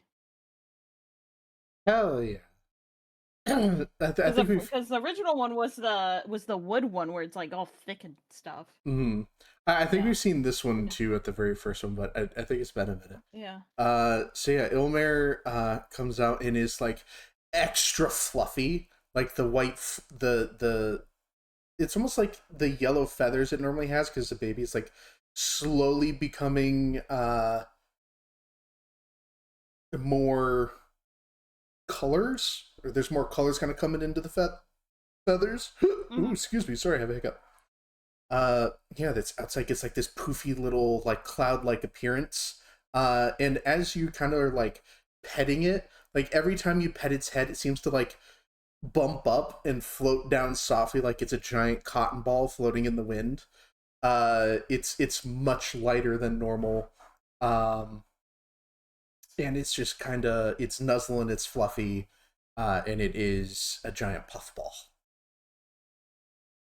Yeah. So she's petting a puffball in her lap, and she continues on discussing what happened with the lizard folk just being kidnapped. Just everything. The fucking the stone, the just what we found out, and everything, everything that she can think of, and all the way up to a Tum getting killed and who Celeste saw. And she says they were there, but they were different. And and you'd see her like she's like squinting hard, like she's fully remembering. Because she's like, they were more mechanical like they've been experimented on heavily.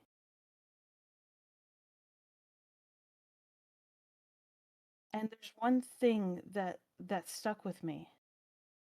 Edelgard, yeah, Edelgard, in my head, she said, I thought you were dead. They told me you were dead.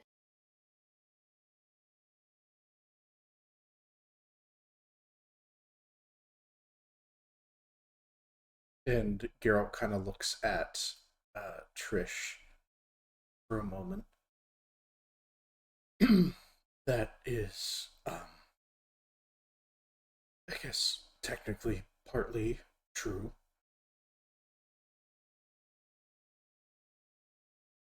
Celeste, you know when I found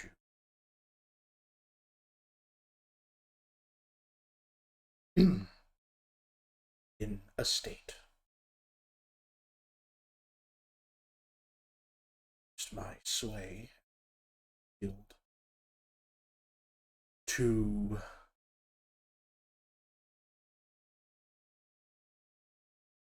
have them forge some documents that gave me the ability to put you under my custody.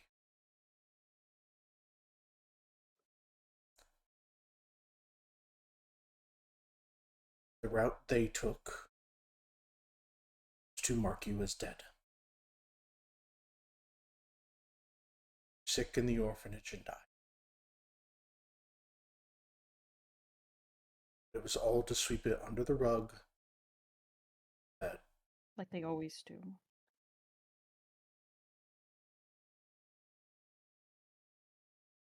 I wasn't just going to leave you there, Celeste. You know that.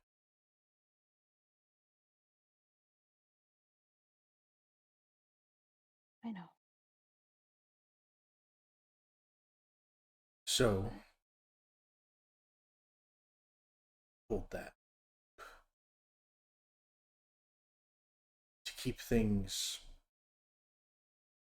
to the books to the best of their and any loose ends.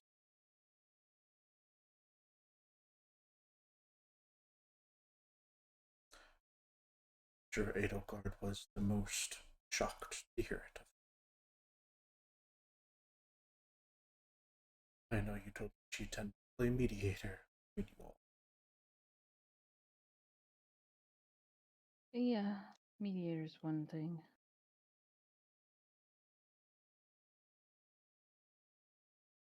I'm a bit worried Why's that? because there is a little girl here in Raven's Quest. Quest? Raven's Quest? Raven's Ravencrest. Crest. Yeah, I know. But my brain was Raven's Quest. It's Raven's Quest. She's been sick, and she's been going to the college a lot and spending a lot of time with Teague, as in she's as you know about his. I have a theory that he probably is the one that's helping them enhance the girls. Do you have proof of this? I don't have proof. I don't, but like the man is has pretty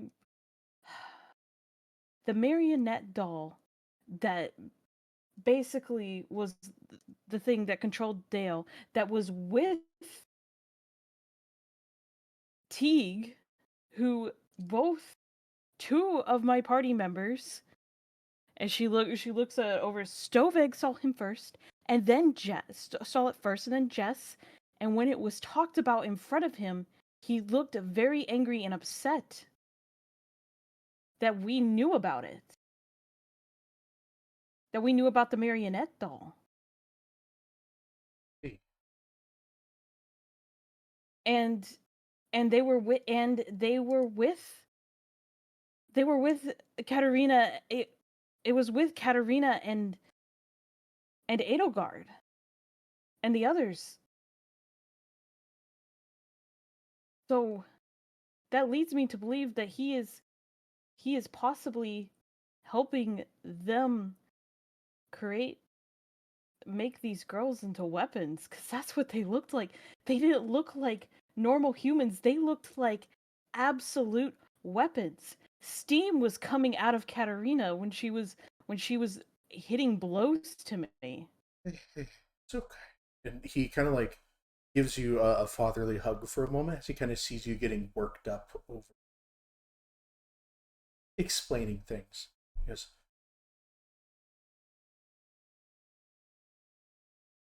so, I think Teague is involved some. Teague's Fortunately, involved. we here at the Guild King, especially given the shaky nation in the king, they are not happy like the Guild. They free this third. What's They going don't on? like that I'm here? The Guild.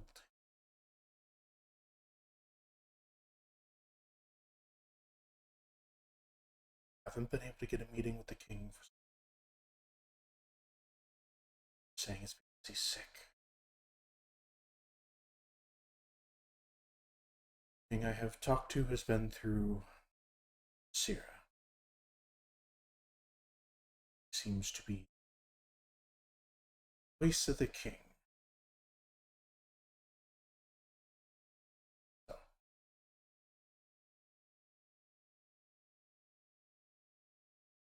how she is with us.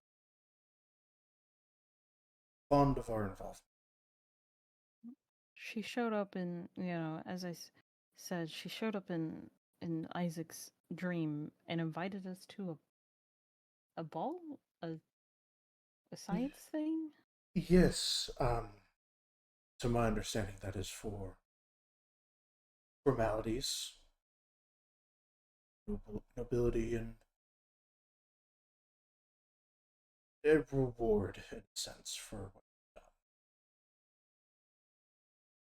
At least that's what they're saying. I don't really trust that factor. Who do I? Just know that we have eyes and ears in all the places we can. But difficult.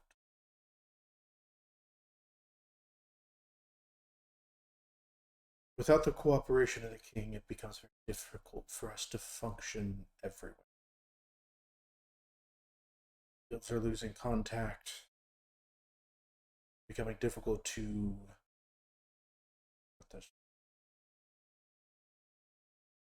Trish and I are able to keep in close contact because she has her clockwork. They tend to be able to function on their own. God forbid I write her a letter to return to her. Just happens to get lost in the mail. There have been times where I have to travel all the way across the continent just to have a simple conversation with her. They're slowing us down for a reason. I don't know why.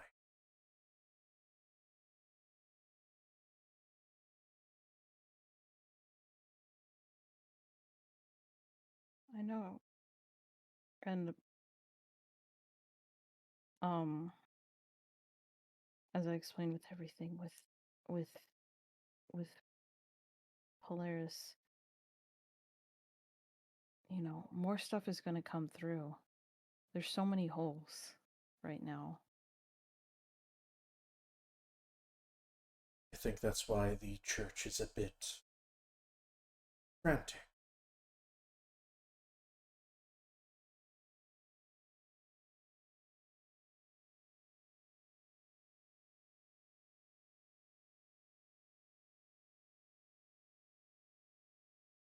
What should we do?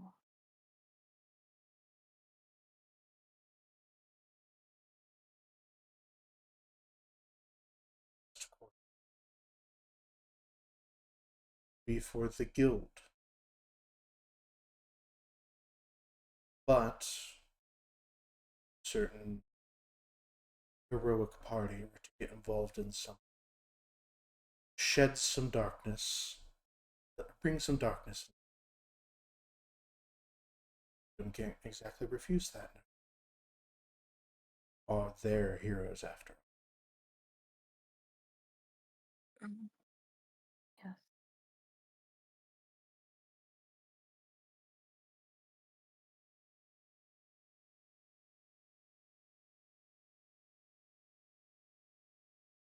I will try my best. It's not, you know, not fully easy, you know. I know the hits you can take, and whoever's involved is quite a number. Be careful. I know you're just as strong up here as he like pats your head as you are down here, and he like squeezes your arms. Most say it's brains over bronze, but luckily you have the blessing of them.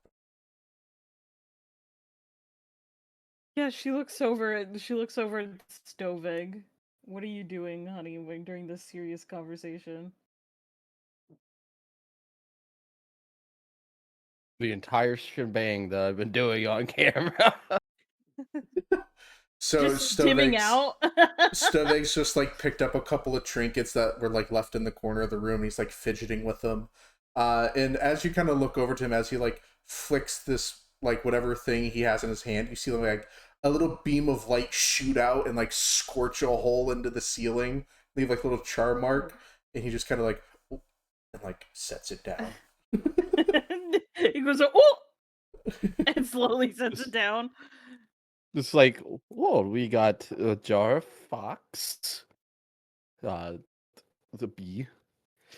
Whoa, look at this thing right here. Starts breathing fire. Oh, shit. Yeah. Yeah, at least I'm not the only one that has brains. Because I think we would be dead by now.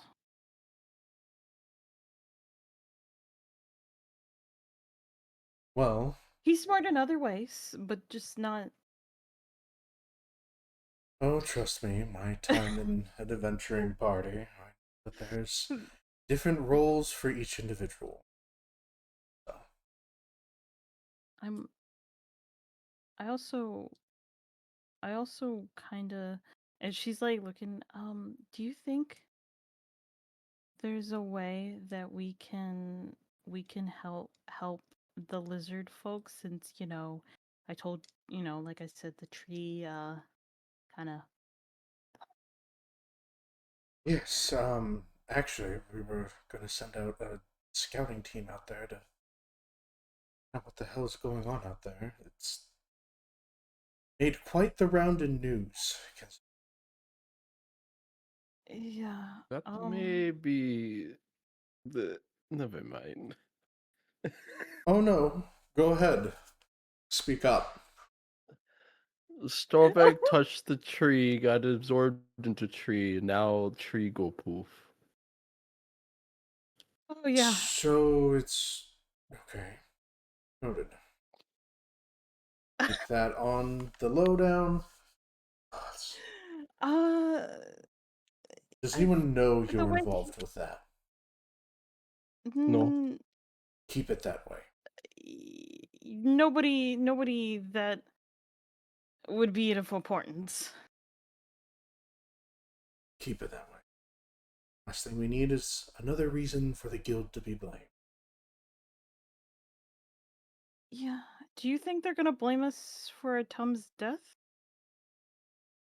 Even though he's technically alive right now? So, sending some speak to his disappearance. All they know right now is that a guard happened to see you all tearing through town. That's all they know. Okay. uh, what should I say? And she looks at him, she goes, "You know I can't lie, right?" Remember, I can't lie. I I'm know. really bad at lying. I know. And he like pats your head and just says, "Your friends, someone lie for you.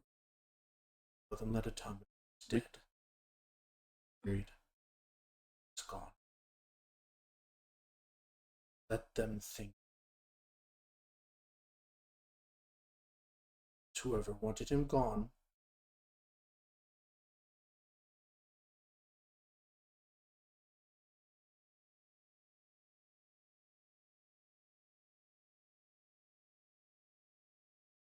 Okay.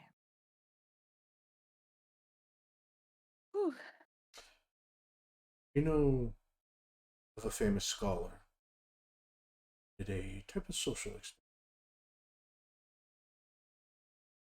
A game where there are 8 people, 6 villagers, and 2 werewolves.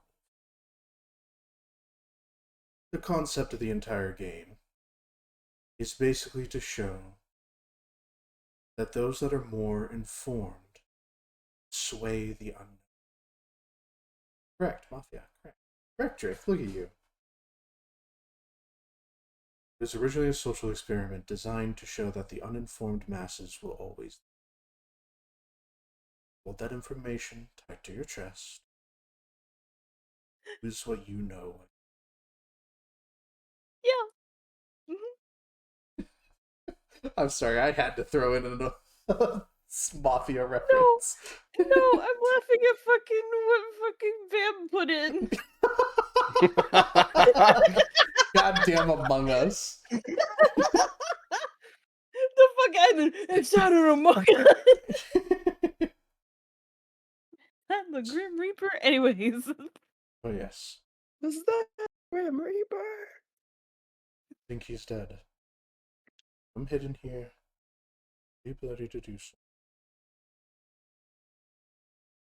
Trisha's already set up a secret room. The only way they will know.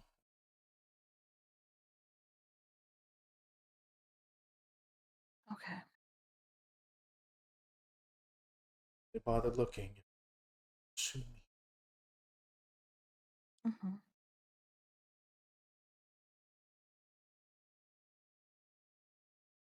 Fortunately, probably try to minimize your time around the kid. You don't have to stop visiting. Just don't give them a reason. Mm-hmm. Yes. Storbeck still come get cookies? I mean, of course. I mean, surely Fuck they're you. going to know that you're visiting family from. Storbeck always goes for cookies. Mm-hmm. I think that spell fried his brain a little bit more than it usually is. Correct. It's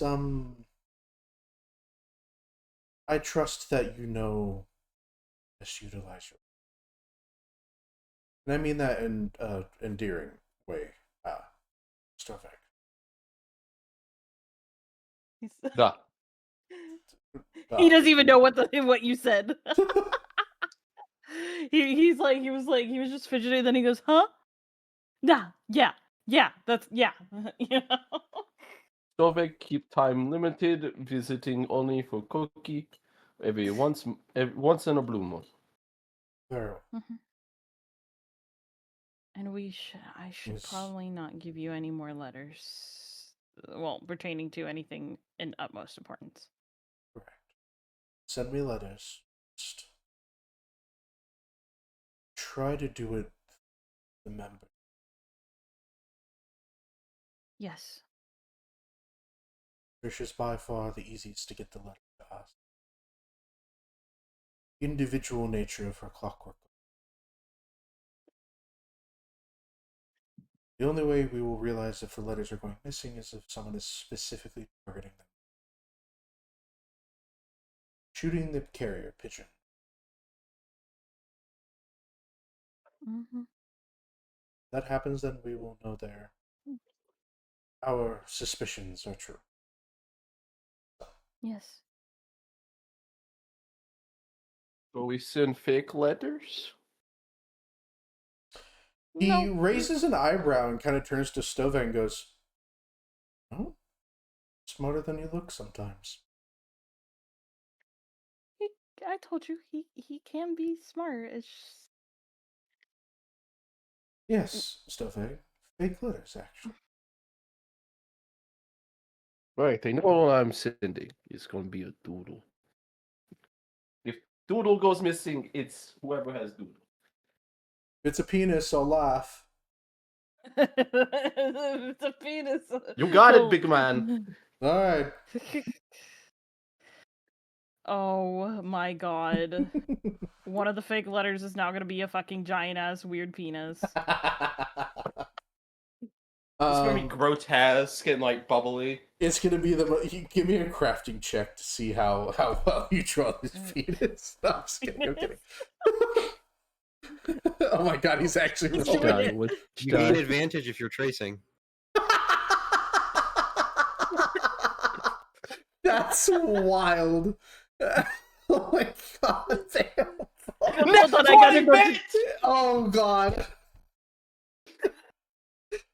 The time you get a nat Motherfucker's 20, got shading the and time shit. you get a nat 20 is to draw a fucking penis for a fake ass letter. So, Is fucking wild. so It's while got immaculate shading.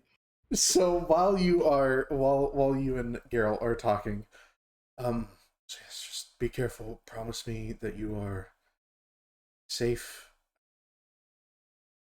Keep me updated, As but safe not as- too updated.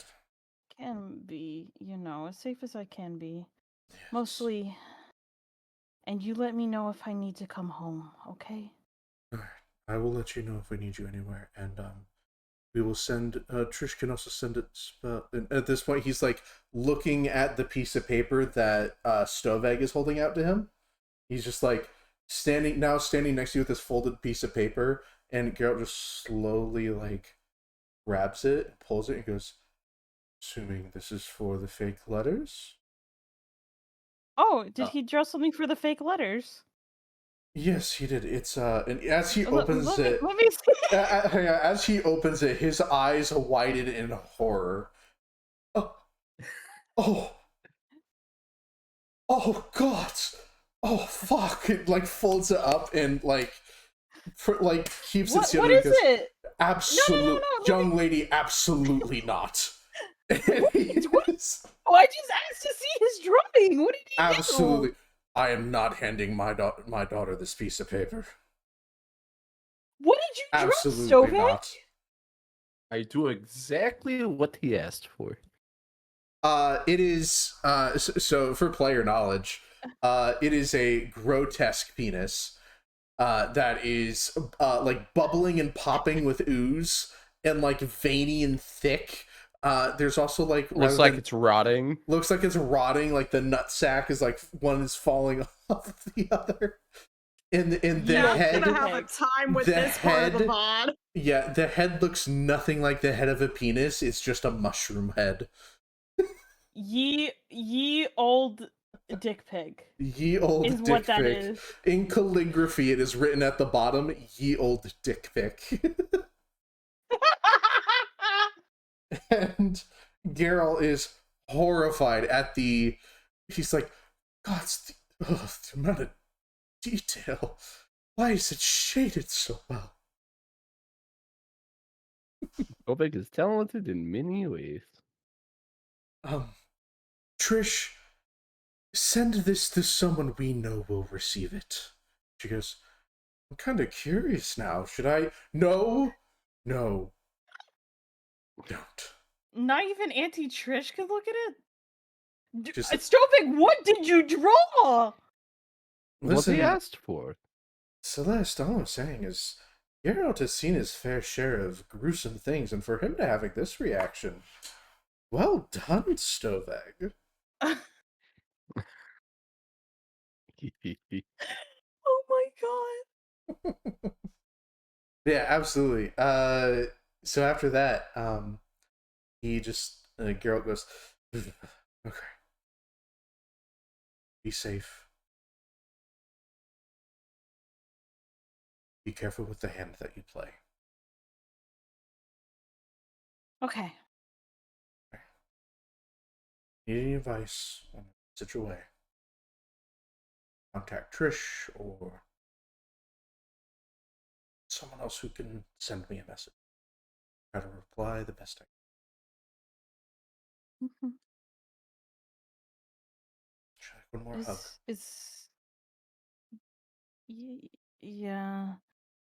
Have a hug. Also, and she's gonna while she's hugging, she's like, also we spent a lot of the budget on wine. Okay, have a good. Sorry, I don't know. She showed me the bill.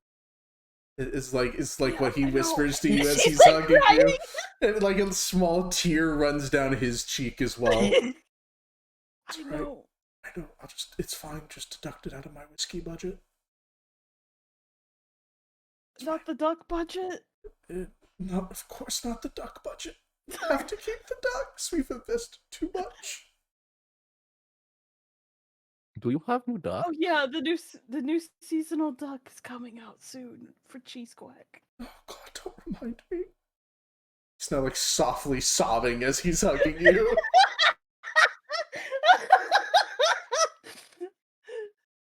And she's like, "Oh, Stovag, dear, you want another duck? I have a few." And she like waves her finger, and you see as Geralt and Celeste kind of like their eyes widen in horror as this like string. Wait, we both go no. No, as her Stovag desk gets drawer, ducks. her desk Stovag drawer gets ducks. opens, and it is a bunch of like wizard hat wearing ducks, kind of like marching in a magical line as they waddle towards you. Yep, kind of like that. Kind of like what Wonder Bread is currently holding. A bunch of little magical ducks. And she's like throwing them around the room and goes, "You did this to yourselves. This was your choice, not ours." They're like, "We're so sorry." Stovag gets ducks. Stovag Yes, it gets was ducks. his choice, but I don't want to be punished for his choice. I thought I'm gonna roll I thought it d20 was for a how good many idea. ducks I'm stealing. Oh God. Look, Celeste, I'm sorry. I thought it was a good investment choice. We needed a mascot for Cheese Quack, and I thought 7. ducks because. Hey, 7. You now have 7 wizard ducks. Congratulations. By the way, I've been correction. I've been giving my ducks to Swifty. I actually own 9 wizard ducks. Thank you very much. Oh, you own 9 wizard ducks. Oh, phenomenal. Yeah, absolutely. I still have 4 sailors. 4 that's right. Oh, that's right, because you guys have only been to these 2 cities. Yeah. But yeah, absolutely. As you kind of leave them all, as Geralt and Celeste softly cry into each other's shoulders as their financial choices crash down upon them.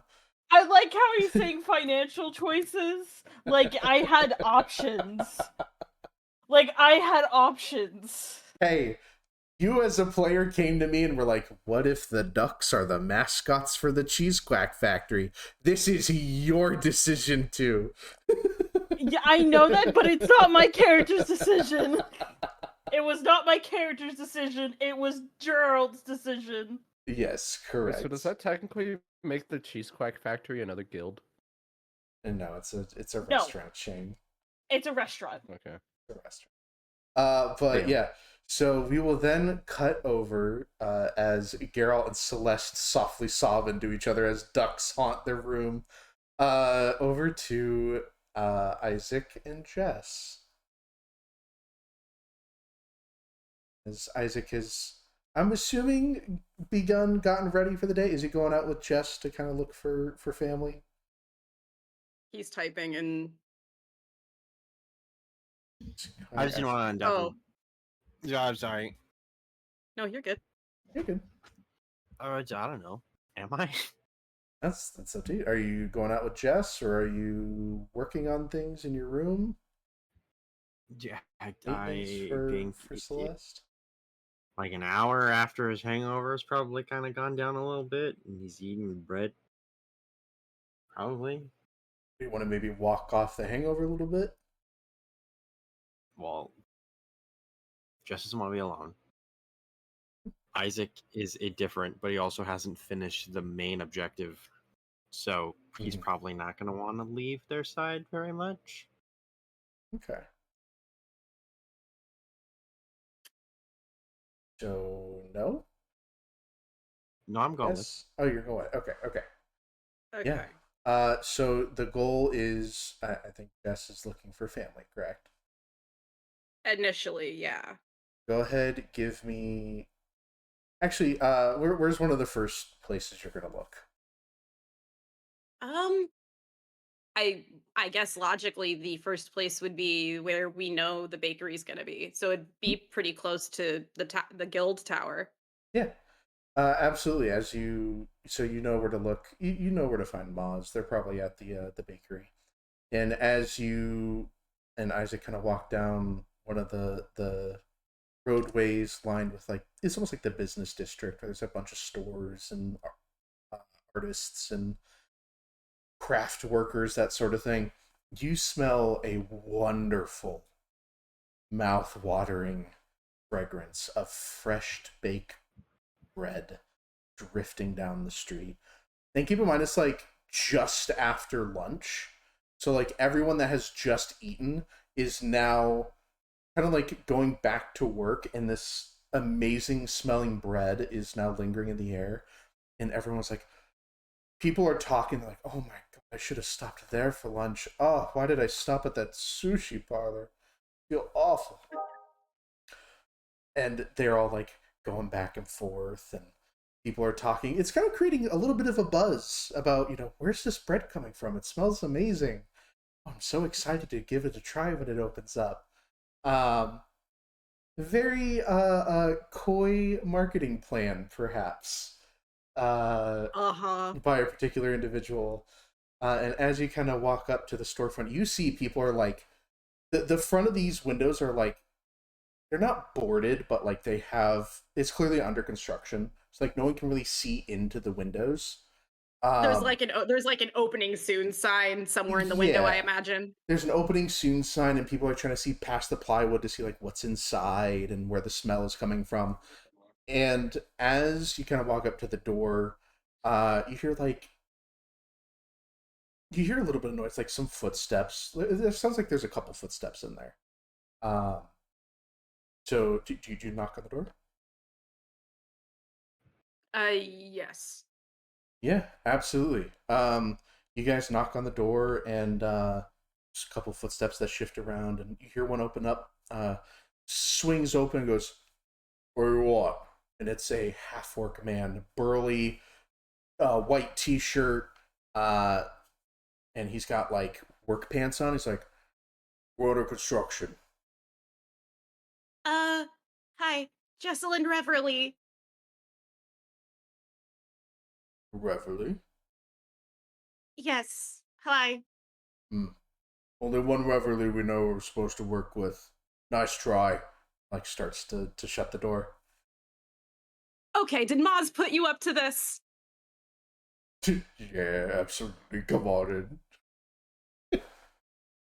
And as he kind of like opens up the door back up, you see like in the corner, kind of like on a chair, but there's like a bunch of paperwork on this makeshift table. You see Maz kind of looks up and over and goes, "Thanks, big guy," and like flicks him a coin, and he catches it and goes, "Yeah, you're the best, Maz." He goes, "Damn straight." Is Maz behind a counter, or is it just kind of like freestanding space at the moment since we're under construction? Yeah, it's freestanding space. There's no like true counter yet, but you can kind of assume where it's going to be going. So as you guys enter into this bakery, there's like a makeshift table that's clearly like furniture from somewhere else that they've brought in so that Maz can kind of oversee things and work on paperwork while things are being built. Um, and you also see on the other end of that table is Chris, as he's got the architectural blueprints and everything also on this table. He's like, "Okay, but now we need to decide whether this goes here or do we lose room in the." I think after Maz flips the coin to the half orc and the half orc walks away, Jess is running for her sibling and hugging them as tight as fucking possible. Yeah, absolutely. Yeah, I think we could like shorten the storage room. And oh, hi. Oh, hey sis, how you doing? Um, it's just really good to see you, and it's really good to see some of your tricks. Of course. I mean, kind of sibling would I be without a little bit of banter? um, Hi, Chris. Sorry. Hey, no, that's fine. I'm just here doing my job. You guys, I can give you the room. I'll just step out over here.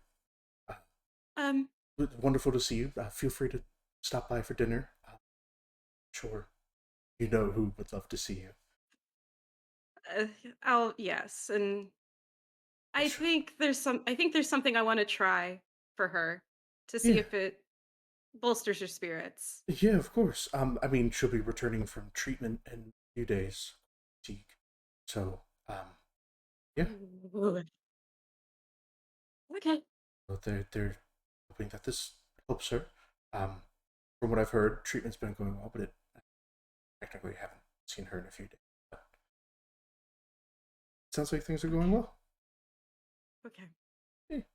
So yeah. Anyway, sorry. I'll let you two have the room. He will step out. Ah, Ooh, hey sis.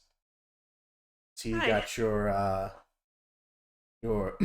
friend here following you? Oh, it's a long story, and I'd rather not have to repeat it to the entire family. So once we have the family together, you will hear the story. Oh, absolutely. I bet it is quite long. Just a mischievous chuckle. Did you really just make a dick joke in front of him? What's he gonna do? Cry about it?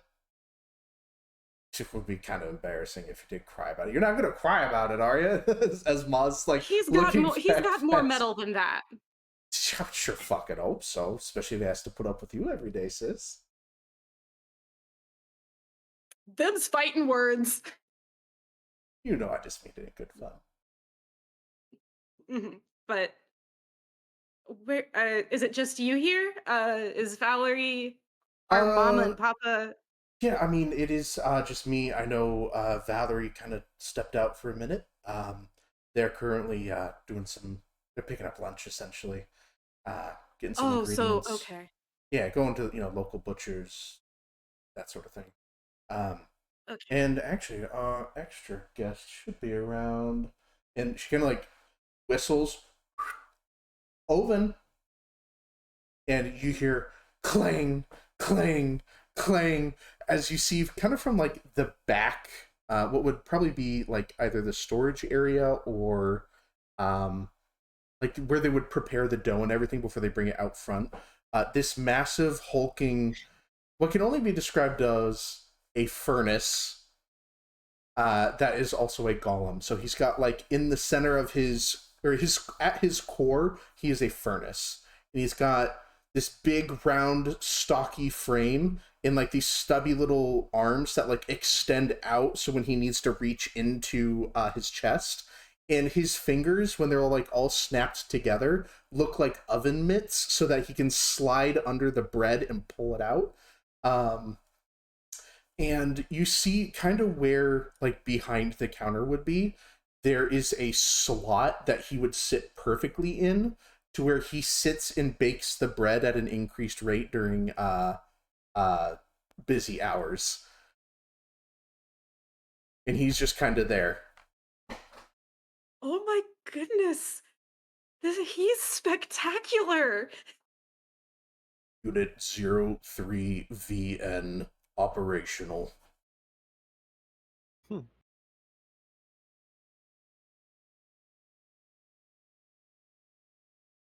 Yeah, pretty cool. It's the sorry, brain. Yeah, the academy's been coming through and doing some maintenance on it. They said it's officially safe to be able to finish the building, so we've just been, finishing up the different areas. This place should be open within the next couple of weeks, sis. That's fantastic. All right.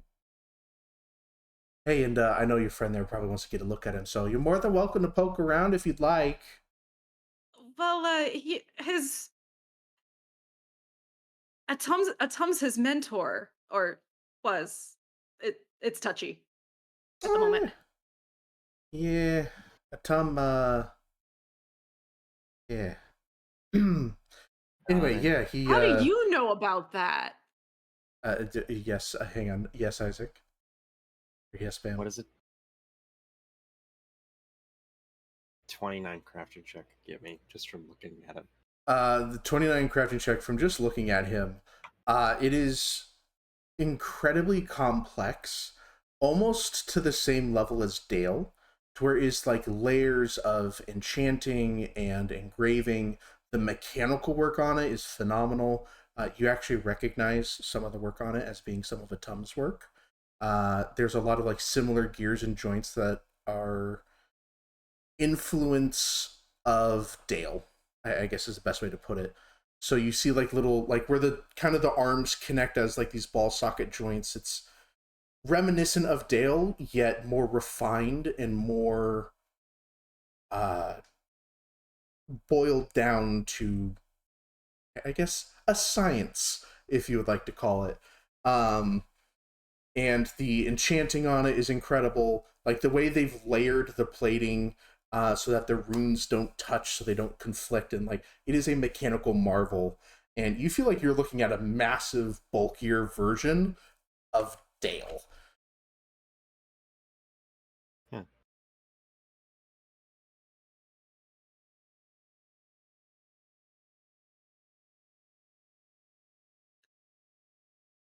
Greetings, I am 03VN. So, Oven. Correct.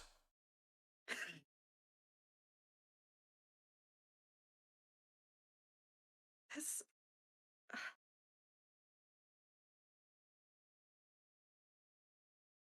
Yeah, you will also gather that kind of like the socket that he's back, that like he's meant to be put in. It's almost like it enhances his baking abilities, where it kind of like allows his fire to get hotter while he sits in this cradle, I guess is the best way to put it. To where like his arms would connect into these tubes and like the fire would pump in hotter, but not in a way that would burn the bread. It would just help it cook quicker. So that way, if they're having like a really busy day and they need to pump out multiple loaves of bread very quickly, he has the ability to do that. I will also note that you notice something that like the hot flat top in his like cooking compartment has some odd enchantments on it. Specifically, you will see one of the enchantments being anima, to animate.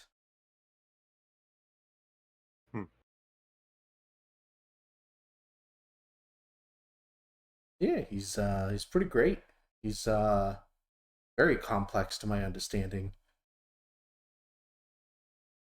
A lot of people had a hand in it, and apparently they're talking about turning him into a, or not turning him specifically, but creating a version of him that will help in the winter. Kind of help heat people's homes and do things around the house while people are gone, you know?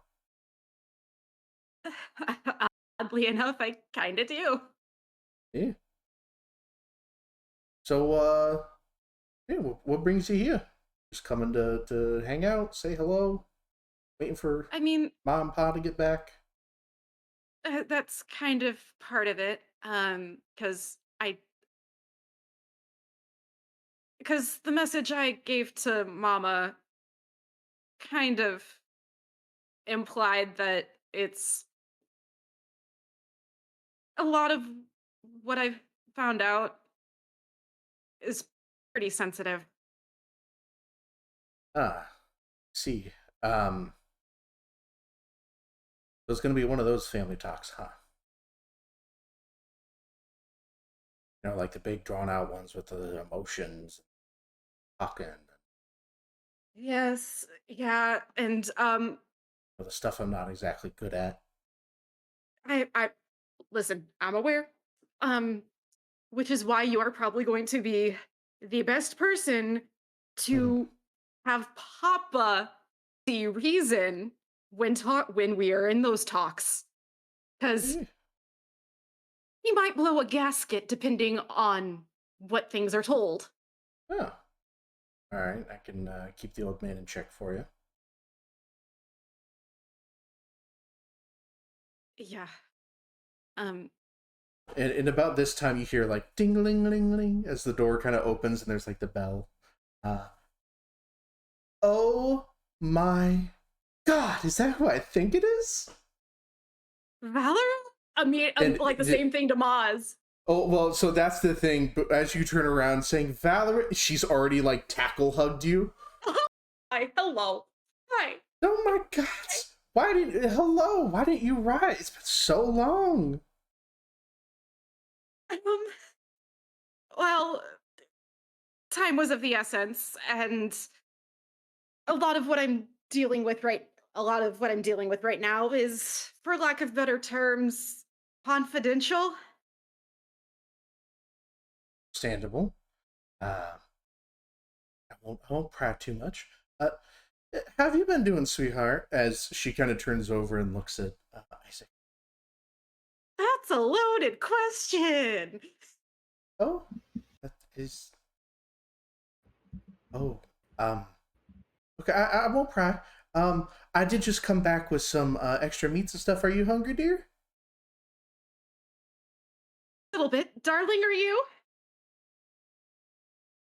No, thank you. Okay. Okay. Yeah, I just throw some stuff together and I'll be right back out. Um, Isaac, would you come help me with some chopping of lettuce and meats and stuff, if you would? Happy to assist. Thank you. Isn't he a doll? As she like walks back towards the back and she's looking at Jess. Okay, let's. Yep. This is. Yep. Great. Yeah. So while Isaac and Val are preparing some sandwiches in the back, and you and Maz kind of catch up, and you work your way towards the back as they kind of Mhm. prepare food. But during the time where you and Maz are kind of out front, Val is preparing food, and she kind of starts up a conversation with Isaac. So, been having fun adventuring with my sister? Hmm. She makes fantastic company. I know, so sweet. It's really funny when they had me and Maz, they weren't expecting to have her. She was like an extra little blessing for our family.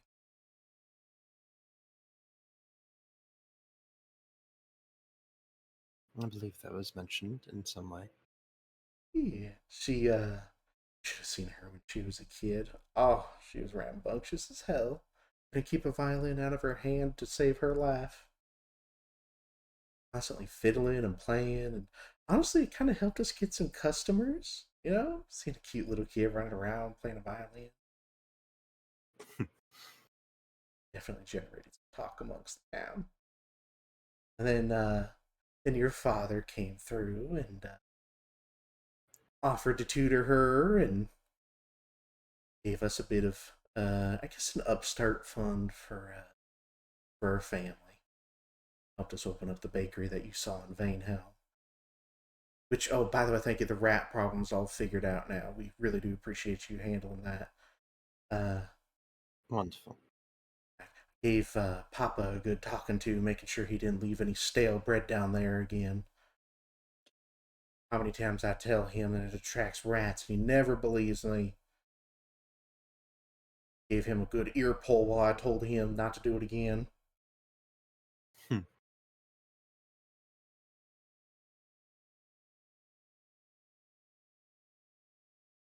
He kind of like keeps cutting stuff, and so how's things been? Travel? You find out? I heard you guys went to the Mire. Things have been moving as we move to finish our objective. Oh, understandable. Um, kind of like awkwardly cuts things for a moment. You promised me one thing. That depends on the thing. I love my sister very much. Please make sure she can be a bit bullheaded sometimes, but she means well.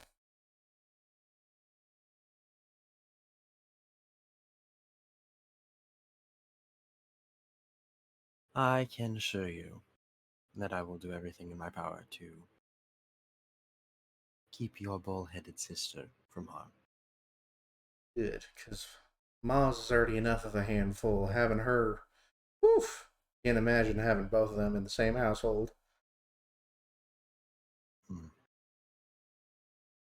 Now then, would you like mustard or mayo on your sandwich?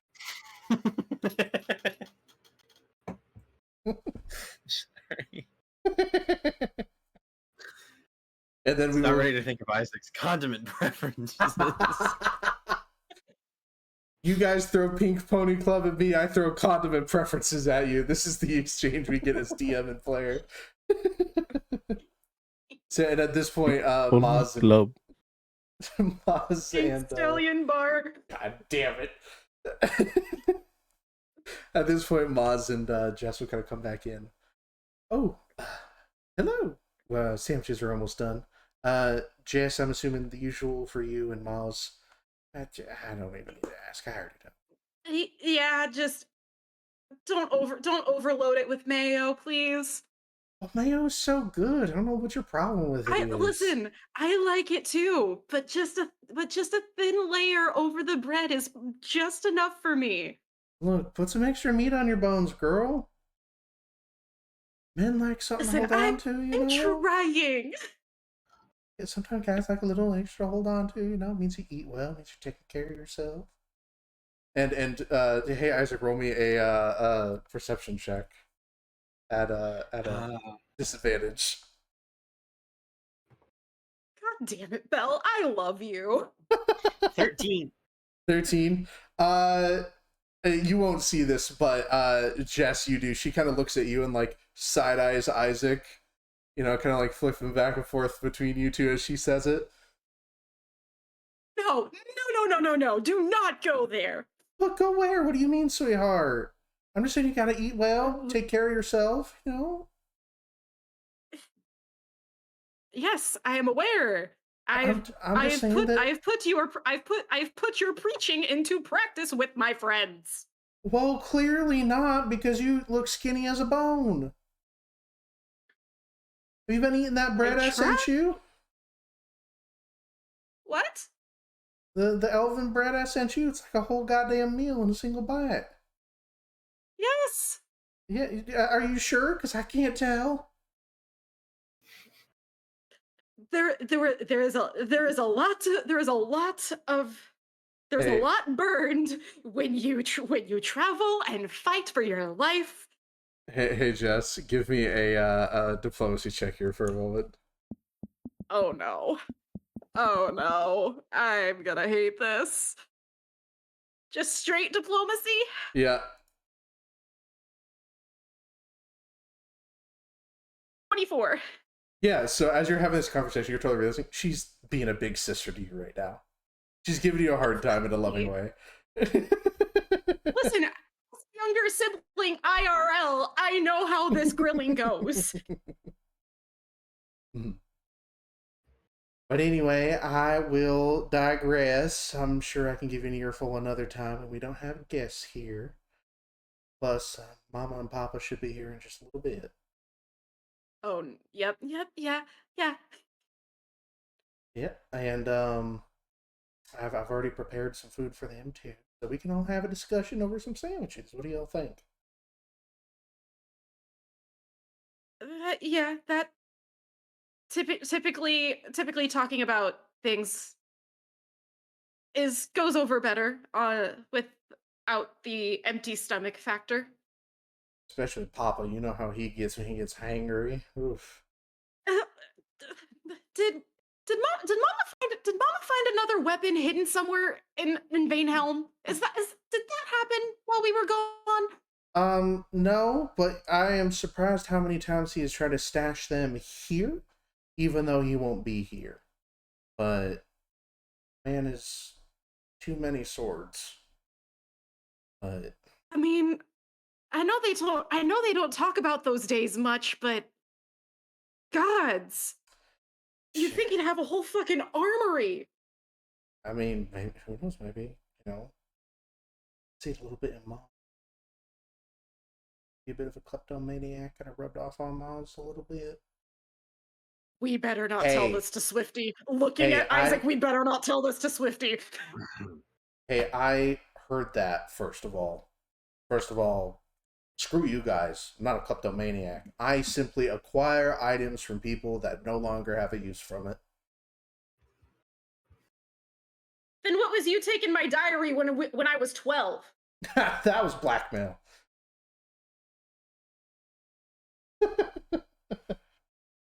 That was blackmail. Plain and simple. Oh shit. Yeah, Isaac, would you like to know one of my favorite passages from her? Oh gods, no. No. It was the 17th night of the full moon of, and then like her mouth is covered by Val and goes, absolutely not. Go, shoot, out. Come on, I'm just trying to have fun. She goes, nope, out, we're going. Some sibling revelry. Ugh. Giving you two a moment in the kitchen alone. They have taken their plates out towards the front. What exactly do you plan on telling them when they're all arrive? Well, like I said, I don't necessarily know what happened to me prior to being found. But I think I'm going to have to talk about the dream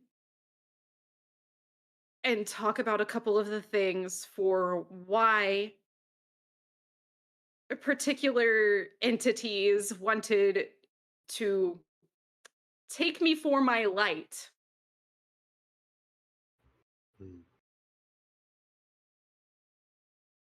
I was kind of losing a lot of blood, so I don't know exactly what happened there. Beats me.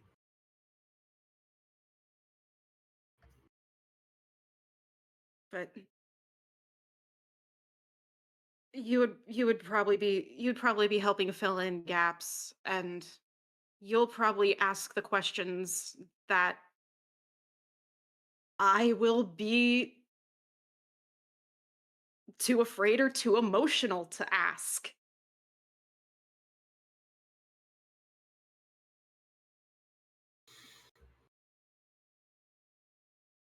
Understood. And about that time, you hear ding-a-ling-a-ling-ling. Catherine, I told you that we were supposed to turn left like 3 streets ago. Oh, don't you worry, Deminda. I found my way. See, we are here. It is no problem, my love. See, it is that carefree attitude that got us lost so many times when we were out adventuring. Oh, hi. Hello, Val. Hi, Miles. I didn't see you two here.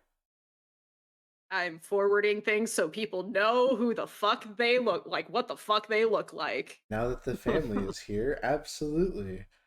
Let me grab image. Wait, I don't know. Actually, you do it because I fucked up. I can put it on. Oh, actually, because where did I put that first one? Yeah, just you do it because my brain is elsewhere. First comment from Celeste, I would smash your father. That's wild.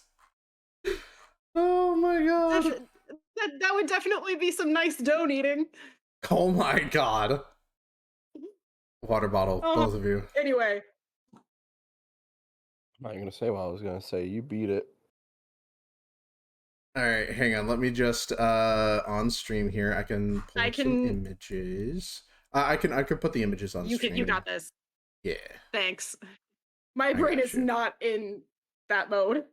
My brain is in breadboard mode. Let's do add source image slideshow. Thank you for the self-care kit, Dill. Attic. Paladin does not want to know how my shoulder sounded when I did that.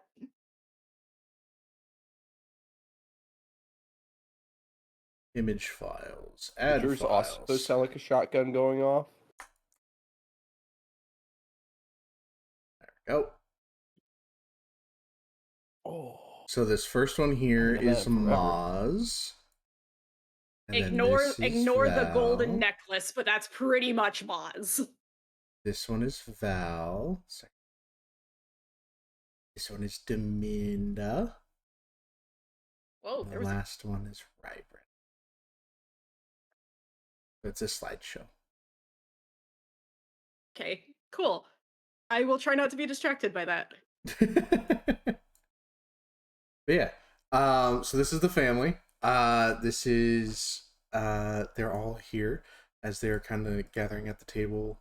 Rybrin is eating his sandwich immediately upon seeing it.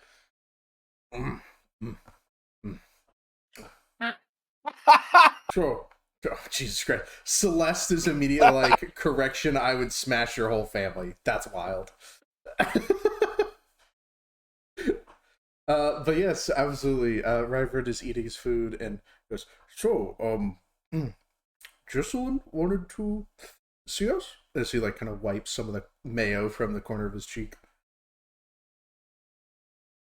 Okay, so Swifty! Swifty's Nat. here! Thanks, Nat. Thank you, Nat. Oh my fucking god.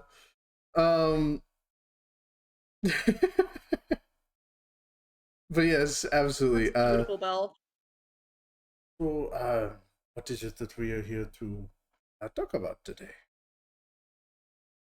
I think upon actually hearing my parents like, playful banter, I think like basically gonna be running out of the kitchen and like, I know it's not physically possible because my father is a brick wall. Hugs. They're like Valerie. Well, Ma's already got theirs. Valerie initiated. It's the parents' turn.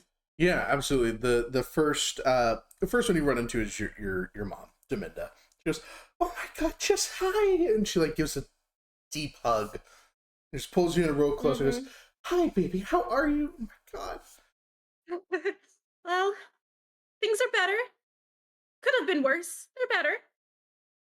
Oh, that's okay. I'm just glad you're okay. Oh my god, look at you. And she's like kind of parting your hair and like holding onto your face. Hey, sweetheart. Hi. I promised myself I wouldn't cry when I saw you again.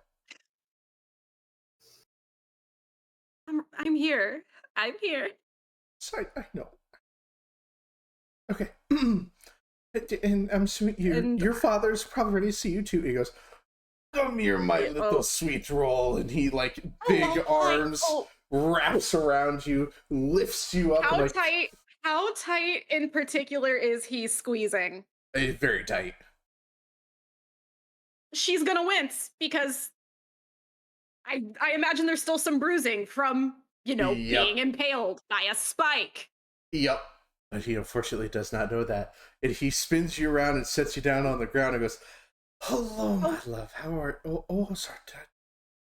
Are you okay? I'm sorry, my sweet roll. Did I hurt you?" It's okay. Just tender. Oh. Sorry.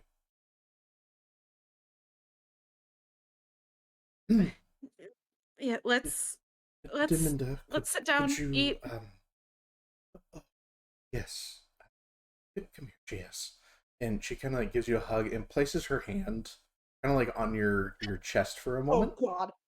And Okay, you feel a warm, soothing light kind of run through you as your kind of aches and pains are healed for a bit. She kind of uses her magic to heal you. Does this a feel bit. similar to the light from the dream? No, Okay. it or correction, if it's a different light. Okay. It is like two different light bulbs. One is 50 watt. One is 100 watt. Okay. They're different lights essentially. Um, Okay. and as you kind of feel this warm, kind of taking the pain from Rybran squeezing you too hard and just kind of soothing it a bit and feeling a bit better. Um, your pain kind of shakes off, and she kind of looks over towards Isaac and goes, "Would you like some too, dear? Are you banged up or hurt or?" I'm fine, I promise. Hey, well, if you are, you let me know. You're practically family to us at this point with how often you come around with her. He goes, and you see Ryburn kind of folds his arm and goes, "Hey, now, we haven't all decided that yet." She goes, "Oh, hush, Ryburn, you know he's growing on you." And he goes, he like goes back to his seat and eats his sandwich. Um, So, what is it that you need to talk about, dear? um, well, w- one of the things that happened when we went to the mire, um, I had a dream. Um, I, s- Yes, as yeah, many people do. But that is I, something that happens when you shut your eyes, sweetheart. I, I saw you and Papa in a shack. You guys were weeping. You you kind of hear like an audible gasp for a second as you kind of say this to Linda, and Ryron goes, "Okay, was very good. Step out for a moment. Papa, I, what's going on?" they, they can, they can stay, can't they? And Ryburn kind of looks at Deminda, and Deminda just gives a very. It's almost like she's contemplating saying no for a second, but just a very hard, like, reluctant yes. Um, sorry. This is just difficult for your mother, and I yes, saw a crib too. and I know. she begins. Do you say you know? Not yet. Okay. But I do say the thing about I saw the crib. Oh, um, mm, dining room. Ryburn kind of cuts into Minda's sentence. Yeah. You like me to tell her, or should I? I can tell her it's okay. I mean, time coming, so questions I'm sure will be answered at some. Um, your father and I, for a long time, had a lot of issues holding on to kids, and there was a period of time where we thought it wasn't possible. We're financially ruined and know what else to do. Your father had one of his few bright ideas that he has on occasion, and started making bread in the little clay oven that he scraped together from mud from outside, getting us the coins that we needed to make something for ourselves. And for a very long time, we were trying for a kid, but nothing. Then, when he honestly gave up, had Val.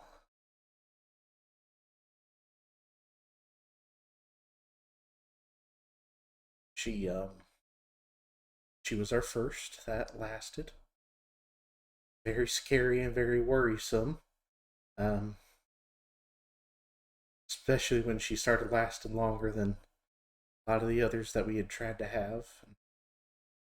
Felt like every day was walking on eggshells, and like some false hope was being given to us before it would be taken away. But Almost like when was the other shoe going to drop?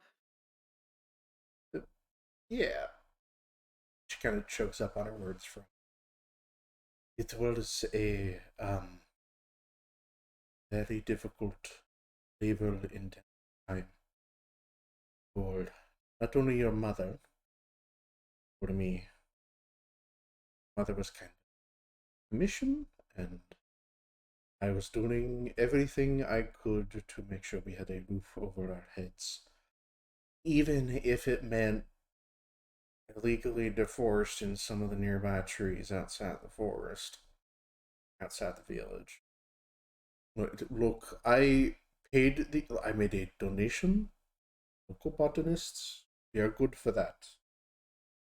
It was just a extended investment. Rabbit deer, you know, just because there's trees outside doesn't mean you have the permission to cut them down. Well, no one else was using them, and we needed wood for our roof. So I carried it in at late at night when nobody saw it. It's okay. I guess my question now is when did Maz come into the picture? Well,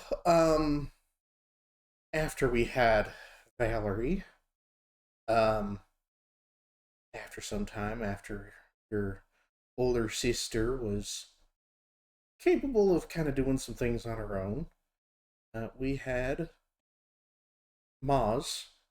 They were a gift upon this family. As Maz kind of cheers up in the corner, she goes, "Yes, let's leave it with that. A unintentional gift upon this family." Frankly, Robert and I weren't expecting to be able to have another, given how many we had messed up before. But this one, Maz, she was healthy through. They were healthy through and through. And then there was a long gap. Surprise! Well, I don't know if surprise is the right word. There's a long gap in between you and Miles. Reverend and I I may have had one too many drinks that night, as well as Reverend. And Oh dear God! Please do not tell me. Do not give me those details. oh no, I wouldn't. But lo and behold, his dough kneading led to a bun in the oven. If you and catch there's the my pun. drift, yeah. Would you expect anything less from this family? No. But yes. Then you were conceived. Very healthy birth. We actually got some more help for you than we did others. Let's just say What do you mean by that? Maz and Val were more au natural, just me and Rabrin. we did not have the financial ability to hire people to help us that process. But we were blessed to have our two healthy baby children. But we had known an individual for a time, Mr. Howler. You taught with him, or he taught you. He offered his facilities with his wife to help deliver you. Um, and she So was, wait, he's he's been helping long before I was a student? yeah, he's been around for a hot minute. I mean, yes, but also no one's seen him in 20 years. Correct. I'd written some correspondence letters to him to see how he's doing. Haven't gotten anything back from the estate really, so my condolences to you, Isaac. He kind of puts out a hand to Isaac, and but know that when you do find him, he is more than welcome to have dinner with us, and you are welcome to have dinner here anytime. Um, you're kind of like your second family. Gene was wonderful to us, and we I don't want to say in debt, but we're not indebted to him. We're very kind and very sweet, and we want to make sure we repay that kindness.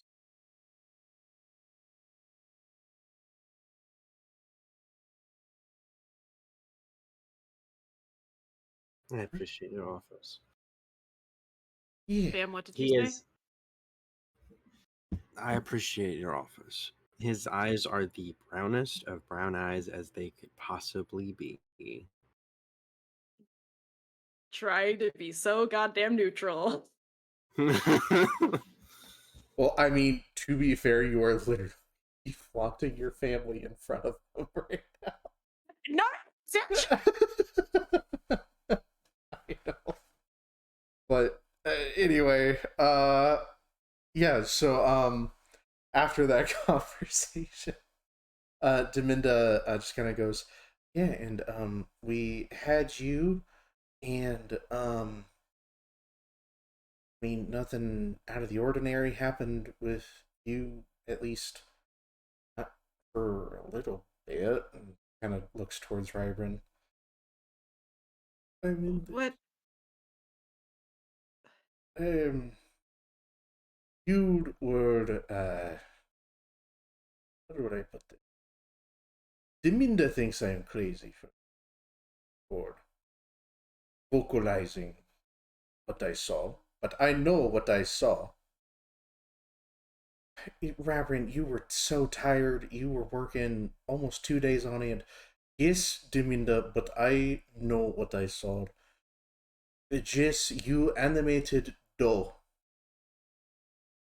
When you were a baby, I know I saw you animate doll men. What? Just- Huh? Listen, he was delirious. He was on like 2 days of sleep. He was running around, a bunch of flour in his hand, and when he saw what he saw, he dropped it all over the floor, and it was a whole big mess. And I think he was just. Look, all I'm saying is that you had magic innate ability at a very young age, alright? But I did not see anything after that, so. Okay. So this is the part where I need you guys to keep your cool. Or try to, please. Okay. Why would anyone say something to me about having a light?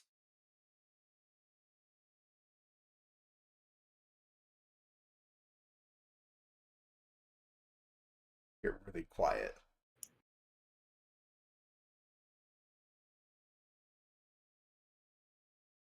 Very hesitant. Please. Please. I don't I didn't want to say it like this, but fine. I nearly died out there.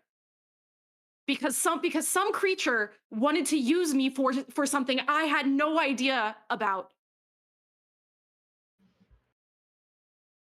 What light?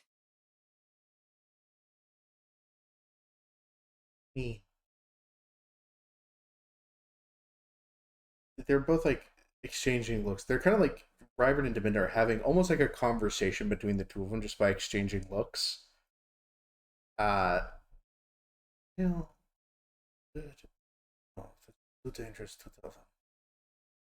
She's already.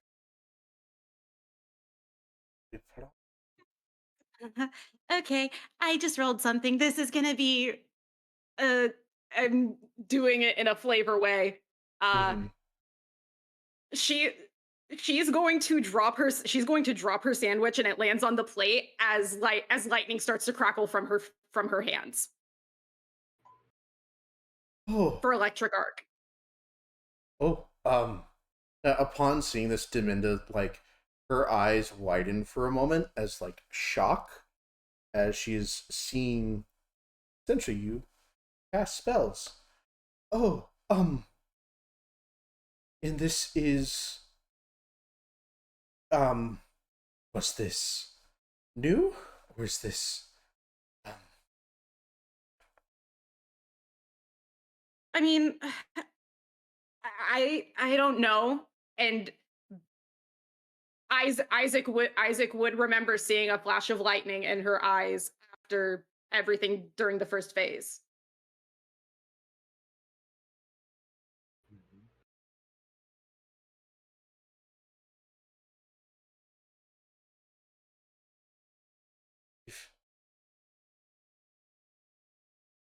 if the other two here.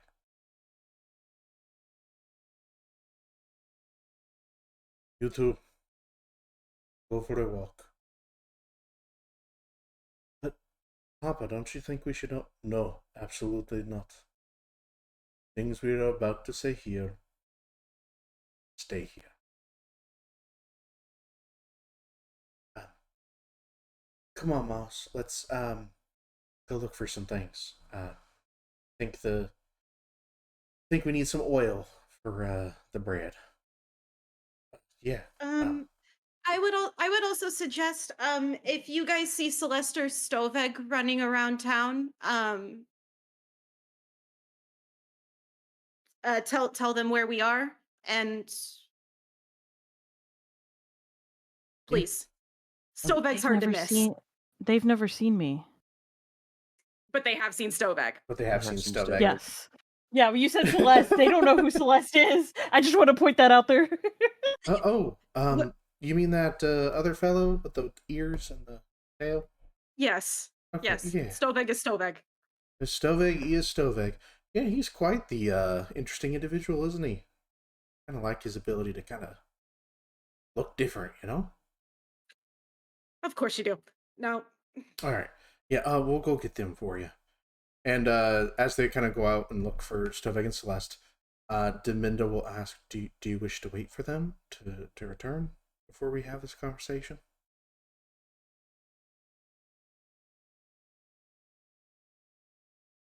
if you don't want them knowing, This is involving your party, and you think they should know.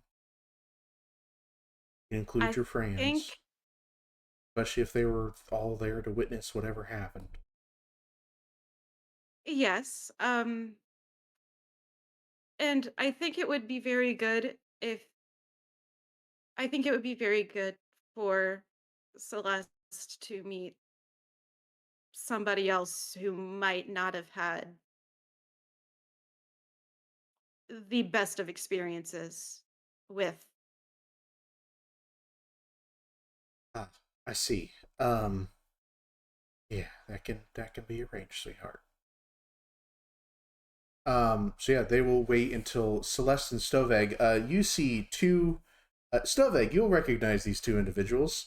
Maz and Val run up to you and go, Maz just kind of goes, "Well, hello, handsome. You're wanted at the bakery." Oh shit! It's my friend, Maz. We going to go dance on light poles again? Dance on what? Like she looks at you confused. She's like, "You dance on what?" Don't Don't worry worry about about it. I'm assuming you're Celeste. Pleasure to meet you, Maz. And they kind of hold out their hand. Yeah. Eh, Hi. Pleasure Their to hand. meet you. Glad to know that someone is. Ooh. And like they kind of like as they feel your grip, they're like, "Ooh, someone's so strong and capable of taking care of my sister." All right. Anyway, we're gonna go. just from like the strength grip of the handshake, because like you know how you can like feel when someone is like toned muscle wise by like Yeah. the strength in the hand, like absolutely. Yeah. Sturdy handshake. Yeah, Mom's Yeah, like, even though "Oh, she's got the damn." mask on, they can see her beauty. They can see her white hair and her gold eyes, and she's like, oh, and she looks kind of like they can see from her eyes like a little confused, but oh, okay, yeah, okay. Yeah. So yeah, we're gonna go right down this way. Uh, Also, say hi to Oven while you're there. He's our new. You'll love him. Just call for his name. You'll see him. But maybe after the conversation though. It sounds like something serious. And Val, or I'm sorry, not Val, and Maz will go, "Yeah, you guys know what's gonna be talking about? What you guys got going on?" Oh, I'm not. Stowe I'm has not not a 100. single clue what the hell is going on. Stowe is Stowe. Yes, you are. Stovig is Uh, Stovig. Stovig yes, is Stovig. Stovig Do is you have any Stovig. twigs? I Why do you need twigs, Stovig? I ran out. For what? you see he's like fidgeting with a branch. I mean, I'm sure there's some around. We could collect some for you, and here's some over here. And she like runs over to like I don't want to say it's like the gutter of the road, but it's like one of the side divots. She just pulls out a bundle of sticks and like it's got a little bit of mud, but she like here is this. I know you said you liked mud last time, so here. Just a bundle of That work. sticks. Stovig just proceeds to eat it in front of them. Oh, oh yeah, it is. You fucking eat sticks. Yeah. Oh, She's wow. Autism is strong with this one. Well, now ain't that something? You don't see that every day.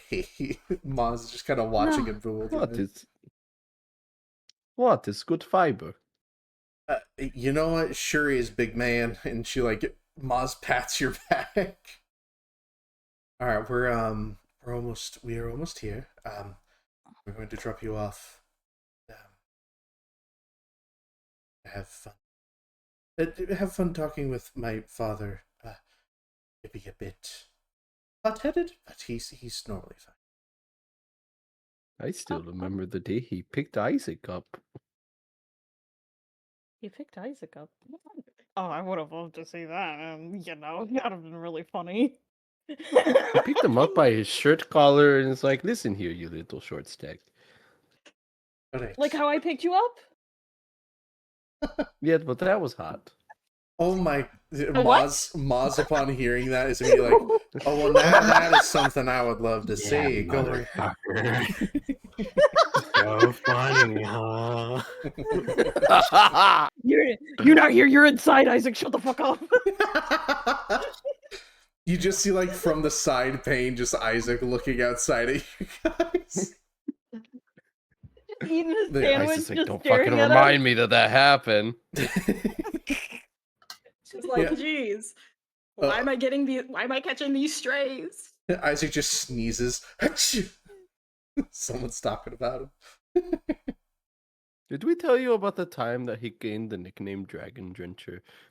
Oh, well, that is a story I would love to hear, but probably for next time, unfortunately. It sounds like you guys got something serious to talk about. Yeah, I All think right, it's well, something serious if Jess asked us to come here. absolutely. You know what? You feel free to stop by the bakery anytime, and I will get you a free loaf of bread if you tell me that story. Hell yeah. And it, Oh, we can tell wait, you all the cookies, embarrassing right? stories. Cookies. Anyways, All right, all right. You guys drop Cookies! by another time. Cookie! Yeah, absolutely. You guys drop by another time. I'll get you I some cookies. I'll let you sample some of the things we'll be selling here at the store, and you tell me that story. I All can right, also yeah. what thing? I can also get you the cheese quacks Cheese Che- fuck. cakes. che- oh, Cheese like, fuck. oh shit, like. Okay, all right. You know what? We'll talk later. Business things for later. You guys got important shit to talk about. Oh my god. All right. Inside, the lot of you, go. And upon that, Isaac and Jess, you will hear ding, go, as they were pushed inside.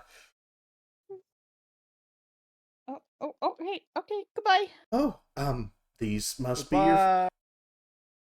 these must be your friends. Hi, pleasure to meet you. You Deminda.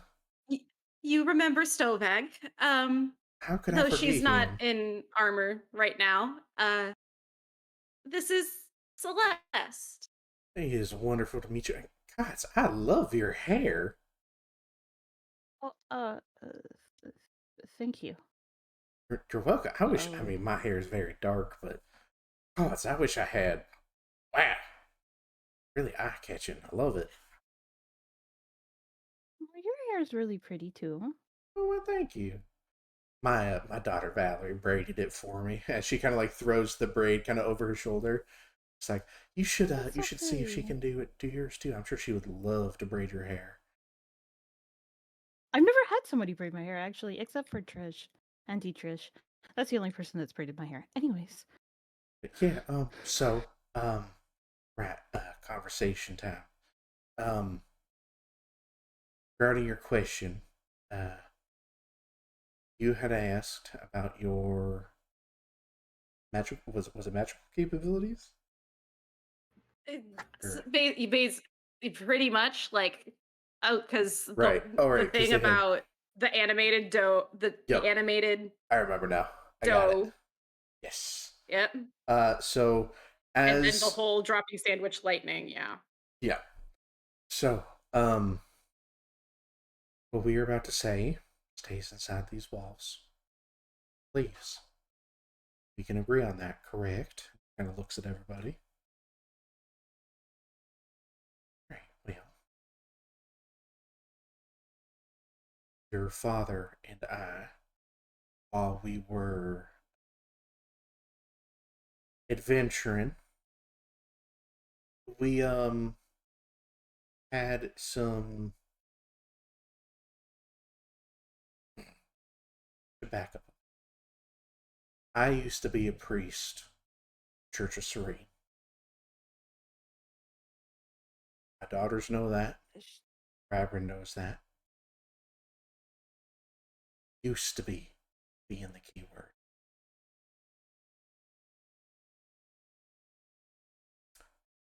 I while Rabrin and I were adventuring, we made some discoveries that shook my faith serene, or at the time what I thought was I left the church because I got a very unsettling feeling about them, their discoveries.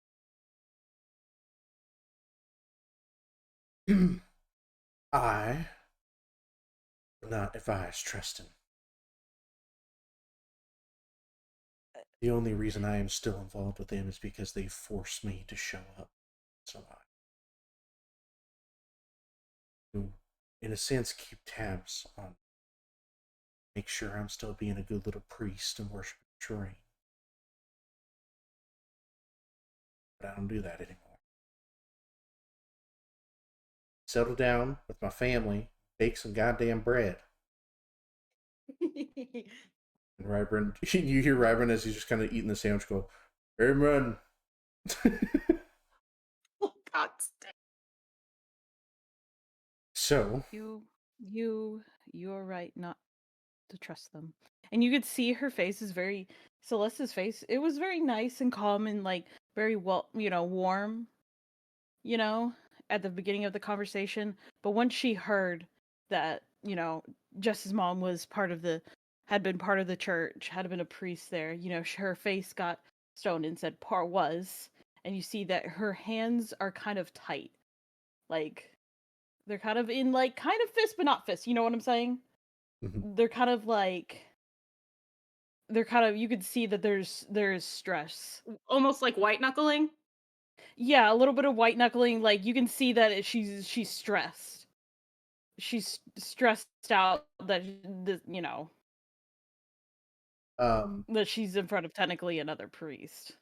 upon kind of seeing this, Dominda will take a step closer to you, Celeste. It's no hostility, no emotion, thing.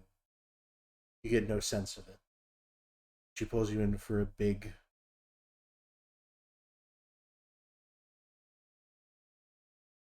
Oh, okay. I want you to know that there were those of us that follow, that believe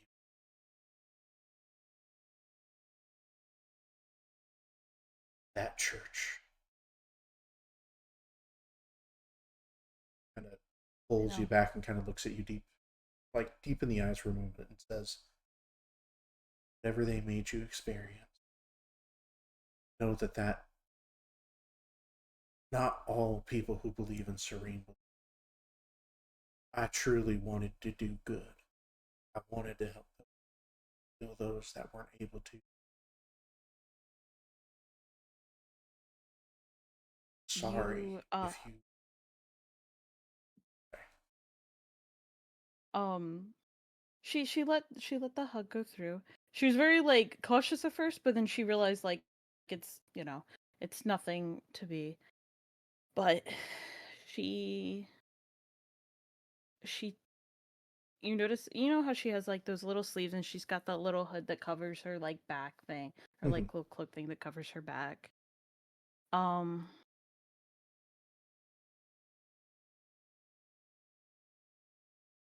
she she's like I'm glad. She starts like slowly like she takes off her like little sleeve things, and you guys who haven't really ever seen her arms before, if you because like she usually just pushes it up a little bit. You haven't seen like her upper arms really before, Mm-hmm. and you see like where she has been, literally there's scars. There's deep old scars that are look like kind of like she's been whipped all on her arms, her arms like going up from, so like where a sleeve would be like would rest all the way up, so they would normally be covered Yeah, naturally. it's like upper So she's arms got and shoulders. upper arms totally shut, and as I said, you were right to not trust the church. And she takes off her little cloak thing that covers her bare back, and pulling her hair to the side of her shoulders, and she turns around, because this is what happens when you let children in. And you see a giant burned scar into her back, and it's a symbol of Serene. It's a brand on Serene.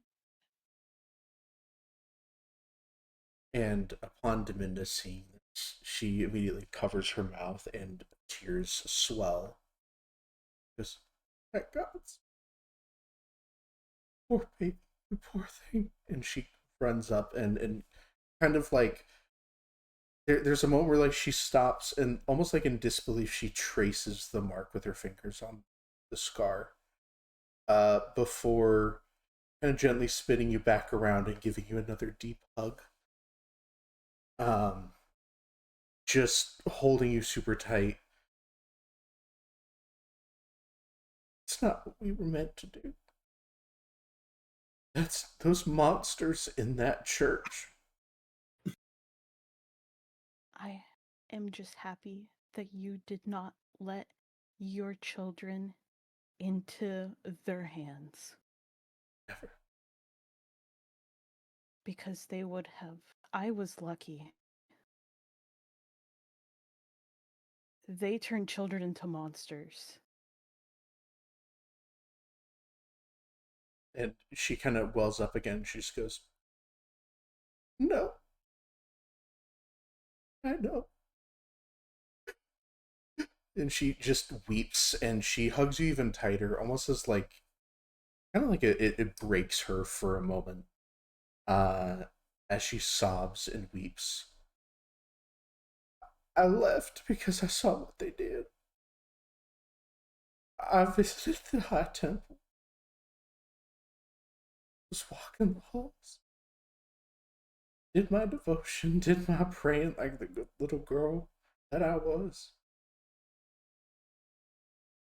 I saw in that room. I saw what they were doing. I didn't know what they were doing, but I know it wasn't what Serene would want.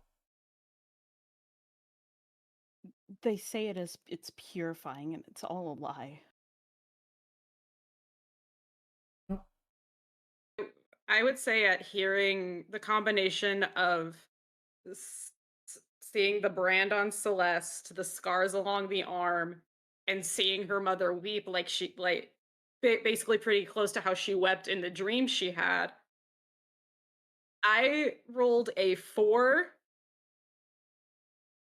I rolled a 4 to see if the electricity could be kept in check. The hands are just they're crackling.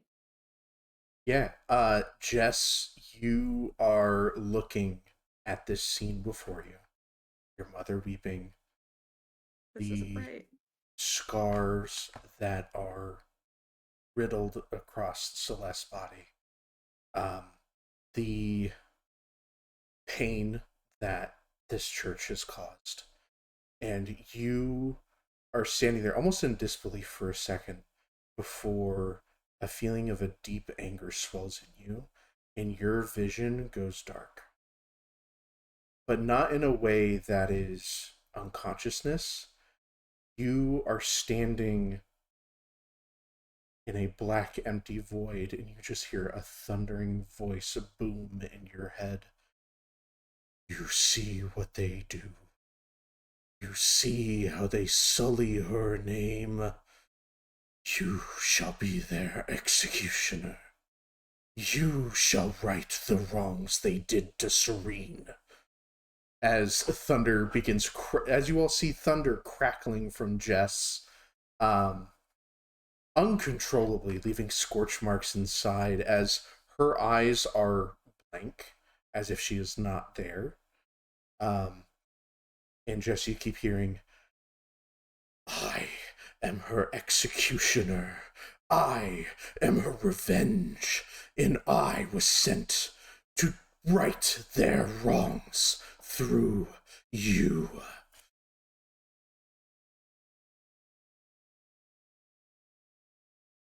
Am I able to like vocally say anything in the midst of this torrent? With a 4, I would say no. Not to like actually say anything, but it's just very clearly being very pleasant. I imagine this being painful. No, it is a sense of, it's more of you are feeling what this entity is feeling, a deep wrath, the thundering crackling through you. It's almost like it hurts for a moment, but then it is almost invigorating. It is crackling through you. You will right the wrongs. Use my power. Make them pay.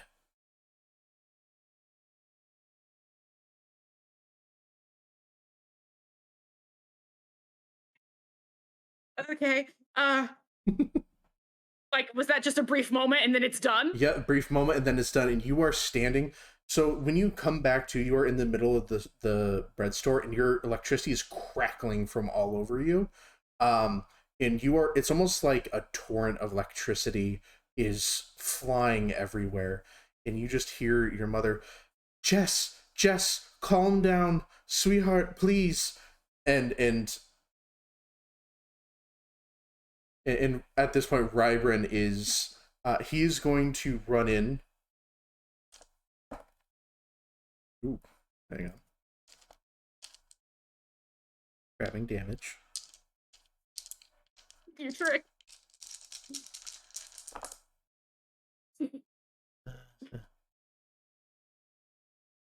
Fine. Okay. I need you to know that whatever's happened, I don't know what's going on, but I just rolled a crit Yeah. for whatever the fuck. Okay. It was you the yeet fuck die. It's a yeet. Yeah, absolutely. You so as you're kind of like losing control for a moment, Rybran runs in and just grabs you for a deep hug and goes, shh, it's okay. It's okay. And he kind of holds you close. He kind of tucks your head into his shoulder and is giving you like the tightest hug as electricity is coursing across him, leaving burn marks and almost the smell of burnt flesh as he takes 10, 20, 28 points of lightning damage from this God. unrestrained electricity burst coming from you. And he goes, it's okay, my sweet roll. It's okay. Deep breaths. It's okay. Shh. And with a natural 20, because I was going to have you do a will save, you begin to come to. Your electricity, that feeling of like anger and wrath reside and melts away as you feel your father hugging you. You were brought back to that moment. It's okay. It's okay. Shh. You know. What did I do? It's okay. Okay.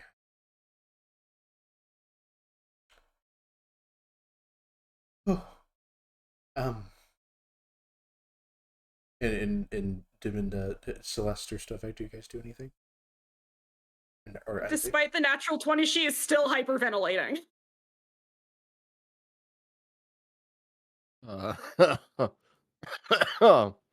Holy shit, bro. This is where I tell you guys above table, I multi-classed into sorcerer. Ah, shit, bro. Ah, that makes so much sense. Okay, Todd, I'm gonna have to talk to you after this. Yeah. About that thing I talked to you about at 3 a.m. Yeah. We could talk after this. All right, actually, no, we'll have to talk another time because your wife does want to steal you. Exactly, yes. I don't think Isaac does anything. Okay.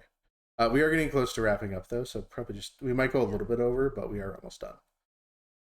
Yeah. If anybody wants to heal Rybran, I'm gonna cast Soothing Blossom. Yeah. I have no human and no magical resistance. I am not touching it. Yeah, absolutely. As Stovek kind of... How would you like to do this, Stovek? How would you like to unveil this spell? Well, since we're still in the middle of construction, I'm assuming the floor is not fully built yet. Mm-hmm. Correct. So it's just dirt right now. Mm-hmm. There's a bunch of like little like lilies and dandelions and everything start spreading around Ryburn and Jess. And kind of they slightly like hug their legs like to kind of soothe them. Yeah, absolutely. As Stovig uses this spell, and there's almost like a comfort as you feel the spell cast, and there's also almost like a fragrance of lavender that kind of helps calm. And right, Stovig will see Ryburn kind of like look over his shoulder at you and give you like thank you nod. And it's okay.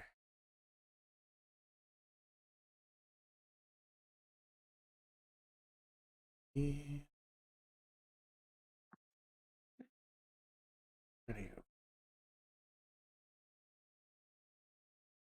Yes.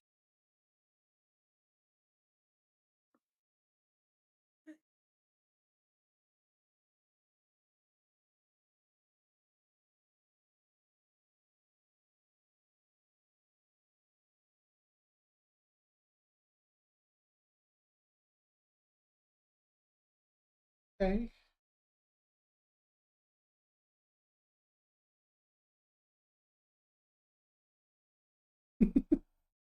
He's rolling. Yeah. Even with a plus 12 for will, I rolled a 5 on the die. I'm not doing Oh. great. That's a 17. Yeah. I don't know what all is going on, sweetheart. If with you or this, I may have an inkling. You may not like what I'm about to tell you. Oh no. I'm just kind of looking to Celeste like, what else is there about the like it's almost like this look of like what else has the fucking church hid from the public? A lot. Mm-hmm. It's a look it's a look not it's a look that conveys that, not any words. Just Yeah, I know, cannot but she's giving you get a look that of out. back of the. It's a lot. I'm sorry, it's a lot. It's a lot. Dominda's gonna let Ryburn kind of comfort Jess and soothe her for a bit. I'm not necessarily fighting his grip, but I need to not I need to not be in his arms. I need to not be in my father's arms as much as this hurts.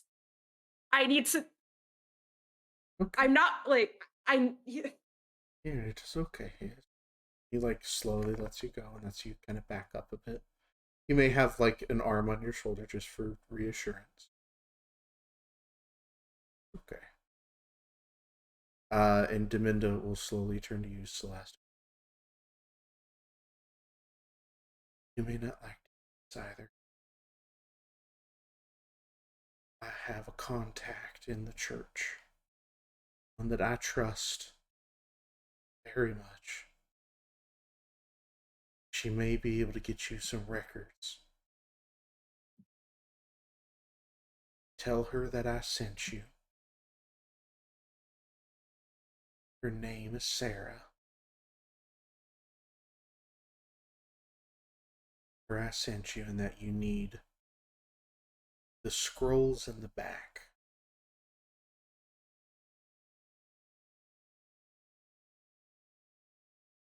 Wait, what? scrolls in the back. Scrolls in the back. Palin. Palin, not Palin. Palin. Palin. Palin. Who's Palin? Yeah, who's Palin? Oh, I spelled it wrong. What? Who are you trying to talk? Are you trying to say What Paladin? are you trying to? No. What are you trying No. to say, my love? Paladin? Paladin? Speaking of bit. Speaking of bit. Yeah, let him cook. Thanks, South Part. Oh, god damn it. Alright, well. Oh, God my damn it. God. Trick. No. You're banned. Baby, no. You can't ban me. I am the tree. Would not. Motherfucker. I'm supposed to be dead. I know, but Oh yeah, by the way, I'm supposed to be dead, guys. Anyways, sorry. Someone would have mentioned that to Maz. Well, if you want answers, go talk to Sarah. She resides in Havens Ward.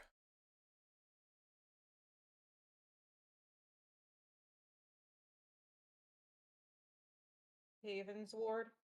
Haven Ward. Haven Ward, okay. Yes, Haven Ward. The Plains of Palia. Okay. She, if you're ever there, she may be able to get you some answers. Let her know that I sent you, that you need the scrolls in the back. You'll know what you mean.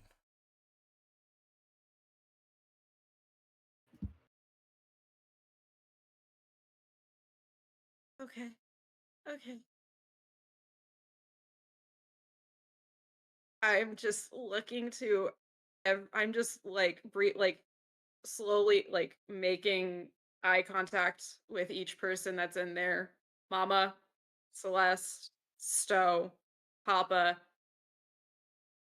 and then when landing on Isaac, it's almost similar to it's almost like she's trying to shut down, but she cannot. There's too much chaos going on in her head. And it's pretty clear to everybody because it's her parents and 3 of her closest friends.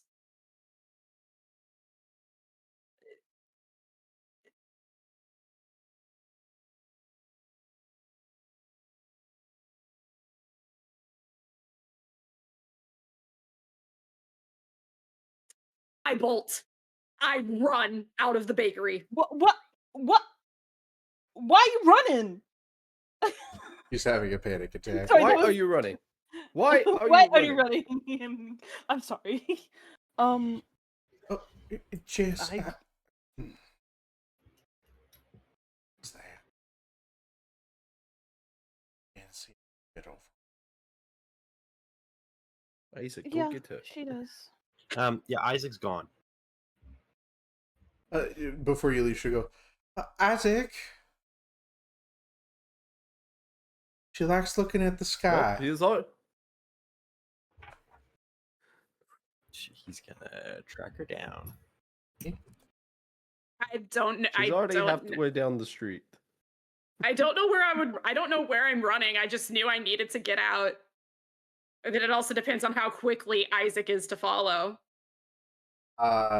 If you so roll an while you're athletics running, check. yeah, I was gonna say, go ahead and roll an athletics check to see how far you get. Oh god, my worst skill, guys. This is gonna be great. Gets a nat 1, falls flat at the door. Listen, that would also kind of be on brand. That would also kind of be on brand.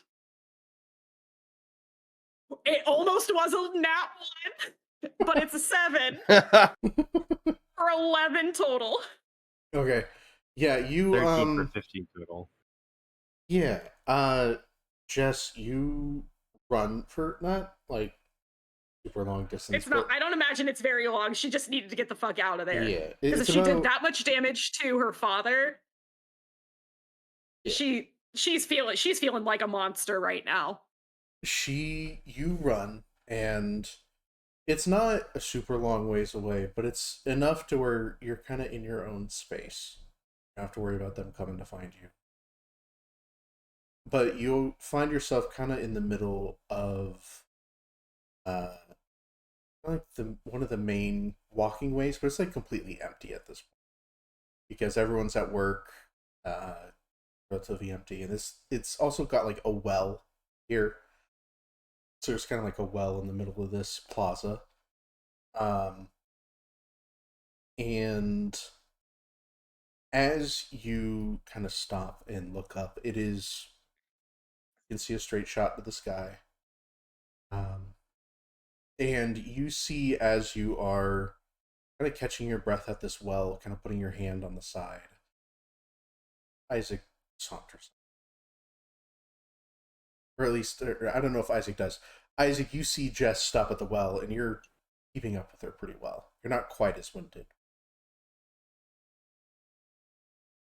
Then She's you hyperventilating. approach. You walk up next to Jess.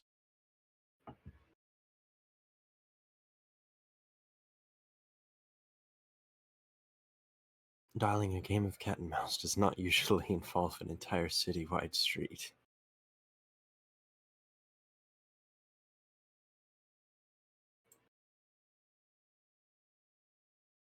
Baby, your mic isn't picking What? anything up. God damn it. I mean, it's mostly just there's a lot of heavy breathing happening. Mhm. I think that's why I wasn't picking anything up. Correct.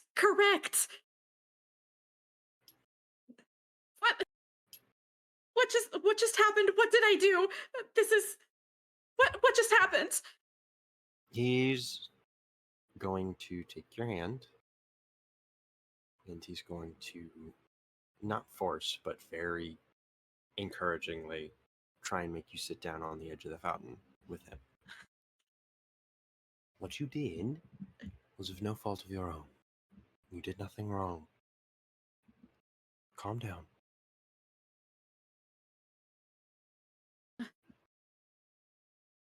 Shit, that fell out of my hand. Roll it with advantage. Okay. That one actually, yeah, no, that one was fine. It wasn't cocked. Why can I? Oh man. Hey, Breb, above Uh-huh. table. Deep breath down. You're getting too I'm into the trying. character right now. I'm trying. I'm so trying. It's okay. I love Hold it. on. I'm gonna take some water before I do the second roll, just Mhm. because my my watch is gonna fucking hate me after this. RP's so good, she's getting into the character's mindset. Listen, theater kid, not hard to do. Okay, thank God the first roll was a natural 19. So 31 total. Yeah. On him asking you to calm down, you breath, recenter yourself.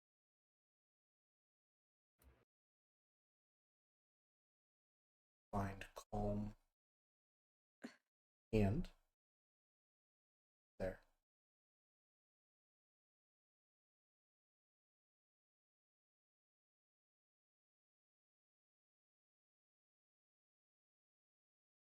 You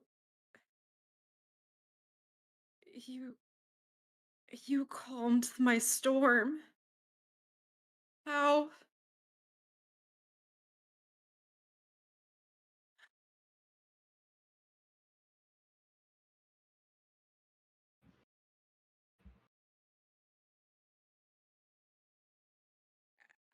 I think she just drops the hand and hugs as tight as she possibly fucking can, like hiding her face in the crook of his neck, almost mirroring her mother's weeping in the middle of this city.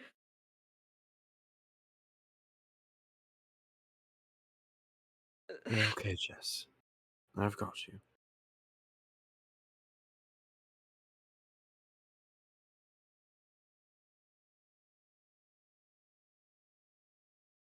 What caused you to get so unstable? I what was being what was being told then, I don't know, but when seeing when seeing what Celeste has endured, It almost felt like a rage that was not my own. It was not my wrath.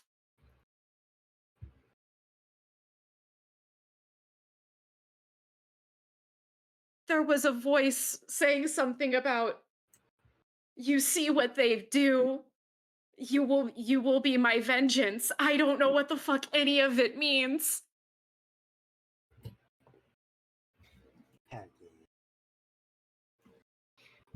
Can I make a religion check?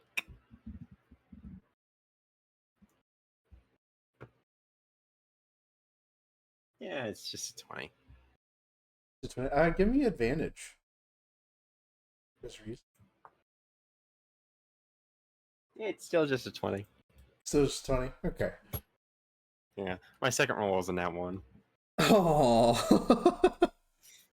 Actually, let me see if maybe they're. Hang on. Let me. I'm almost tempted to have you roll occultism because how I'm going to convey this. Or actually, no, that's the same as. It would still be the same. With 20. stat. Okay. With a 20, there's a moment while you are kind of hearing Jess describe things. And you almost have like a brief sense flashback to you as a kid outside your father's office. The executioners are making things difficult. They're always getting in the way for their gods, their will. Those archangels are a pain in the ass. Come back to your current state.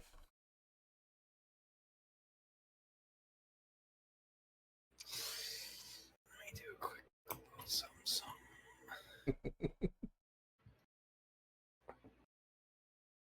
Okay, well, I mean, that's better than nothing.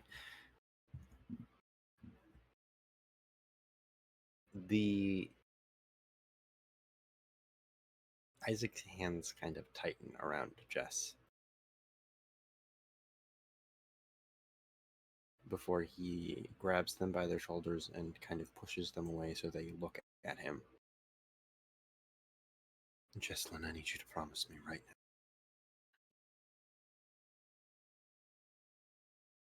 that whatever vengeance or voice that you heard, you do not listen to it. I don't know fully what it is or what it has done, and I understand very, very much this feeling that has happened to you. It's this will for protection and a get back of sorts at those who have been wronged, but I need you to promise me that you do not say yes or give in to any of their demands or anything.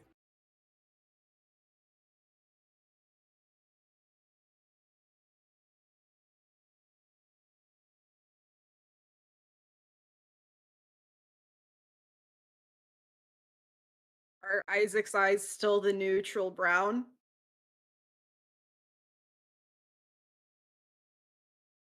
With almost like comic streaks of purple. Okay. Okay.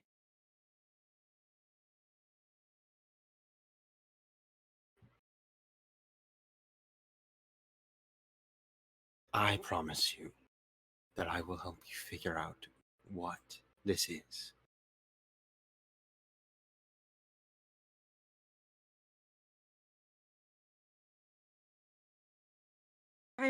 By myself, I don't think I can. But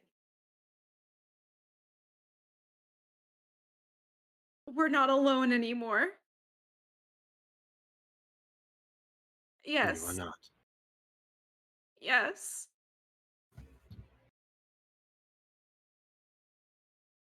Wonderful. And he will return you back to the hug. I don't know how long they stay there, but eventually eventually I think after a couple of minutes of them just staying there like that in front of the fountain, she'll break apart the hug, snake her hand down to hold his, lacing their fingers together, and and make our way back to the bakery.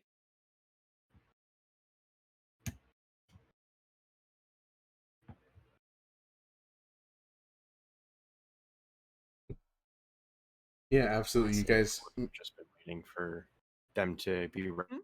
ready, anyways. So yeah, absolutely. You guys make your way back to the bakery. You kind of see at this point, Deminda, Rybron, and Val are all kind of outside, just waiting for your return.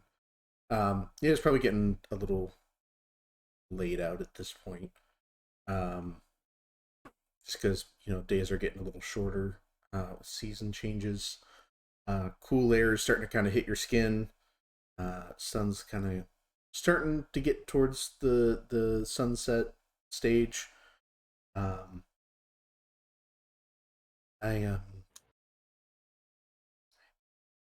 glad to see you back, sweetheart.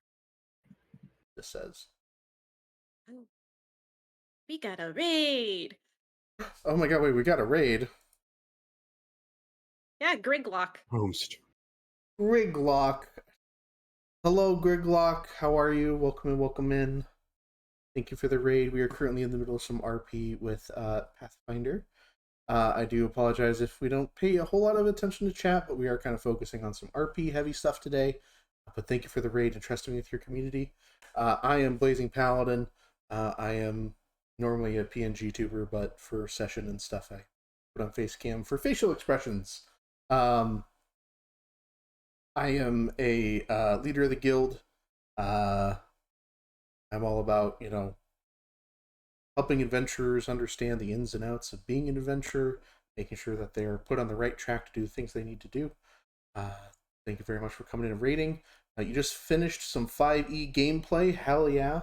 I don't know D&D that well, actually. I know Pathfinder more than I know D&D, but hopefully I am going to be having some games with some IRL friends, and I will be learning 5e. So we'll see where things go. So fair warning, this is Pathfinder. You're going to hear some very big numbers that is going to sound surprising, and they're realistically not. So It's a learning curve for sure. 20 is an average here. yeah, 20 is an average here. For instance, if Isaac were to roll like an 18 on his die for a crafting check, it would be a 30 for him. So yeah, big numbers here. Big numbers, lots of bonuses. But yeah. So anyway, yeah, you all kind of return to the front of the bakery where Jess' family is kind of waiting. Maz is still inside, probably finishing some things up inside the store. And you all kind of walk up, and Rybron, Isaac, you see Rybron kind of look you up and down once over and kind of see that you're walking back with her. And he gives like a slight, in a sense, nod of approval. Kind of like a slow blink to kind of say thank you. So yeah.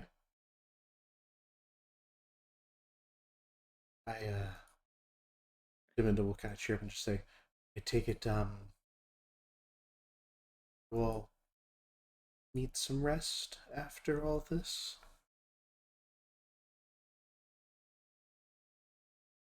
It would be wise, yeah. Of course. It's been a long day for all of you, and, if you have more questions, try to answer them the best I can, but unfortunately I think, my friend, I understand. I can only answer so much. Regarding the more in-depth history, we're going to have to go to her. She's a scroll keeper. She records the history of the church and manages it.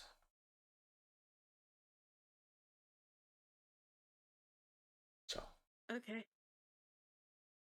I'm like almost afraid to make eye contact with Papa, but I do it anyway. Are are you okay? And there's a softness to his eyes. He looks at you and goes, I'm okay, my sweet one. For you, I would run through the fires of hell.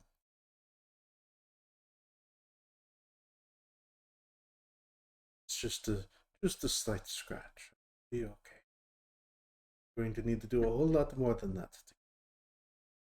Trust me, especially with her around. And he kind of looks over.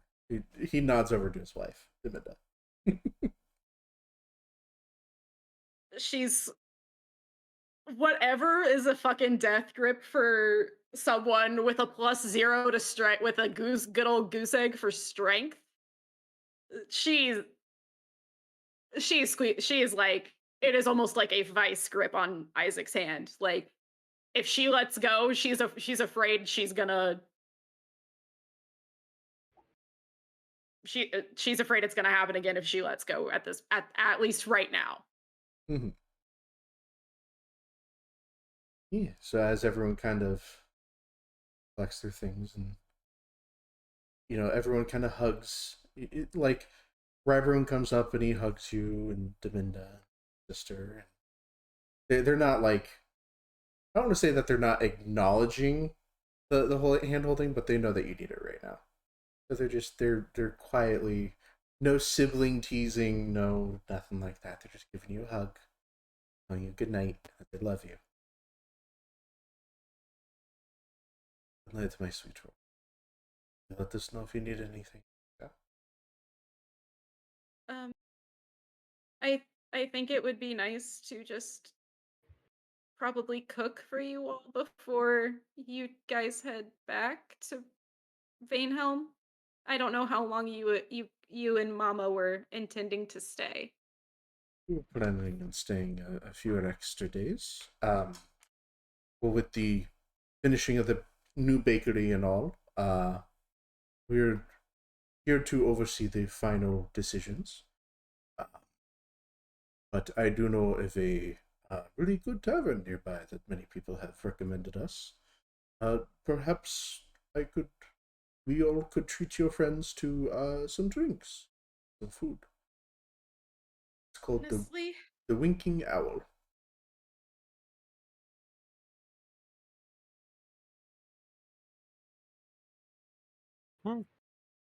delightful. We can meet up there and want to do 3 days from now, just before we head out of town. That's perfect. Good night, everybody. Love you. Just know you are practically our family at this point. So do with that info what you would.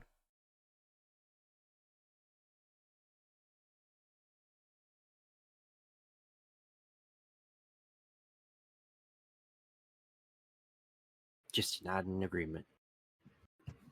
And just before everyone else kind of departs ways, Deminda will come over to Celeste. Oh, yeah. One more hug, sweetheart. Oh, yes. Come here. And she just gives another big hug. So sorry. So sorry. That's not her. So sorry. Oh, no, I Hmm? know. I know. But we can talk about it more another time. Cuz we're outside, right? Yeah. We are outside. Mhm. Yeah. We can talk about it more at another time. Um Yeah. Of course. I rat, and she kind of she flattens her shirt and kind of readjusts herself. Yeah, of course. And I heard that the king is throwing a ball for you all. Having a bit of celebration. It's kind of the buzz of the town right now. Yeah, and you just see her facial expression change from calm to, oh god. Yeah. Yeah. Honestly, if Deminda said that loud enough, Jess is probably making a similar facial expression to as Celeste. Yeah. She's like, you can Frickin' see if there's sweat droplets, like, yeah. Yeah. Oh, You can tell that she's now nervous about it. I don't I don't like being the center of attention. trust me, sweetheart, I understand that. Nothing worse than being put on a pedestal and have everyone looking at you. But what I find that helps is find your own little corner to go to. There's a lot of balconies that aren't normally being used. Might let you slip away for a little bit, get some you time to recoup and get yourself ready to go back in if you have to. Yeah. Take it from someone who's been to a ball or two, unfortunately. Mm-hmm. I just, people I don't want to see. Anyways, well, we will be seeing. When are we doing the winking owl? I'm sorry, this is out of character. When are we doing the 3 winking days owl? from now. 3 Oh, days. so we'll see you guys in 3 days. Yeah, absolutely. I would love to take you all to the Winkin' Owl.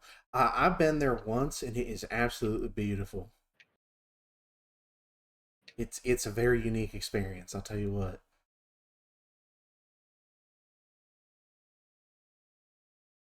Yeah. So they will kind of wave you all goodbye and good night.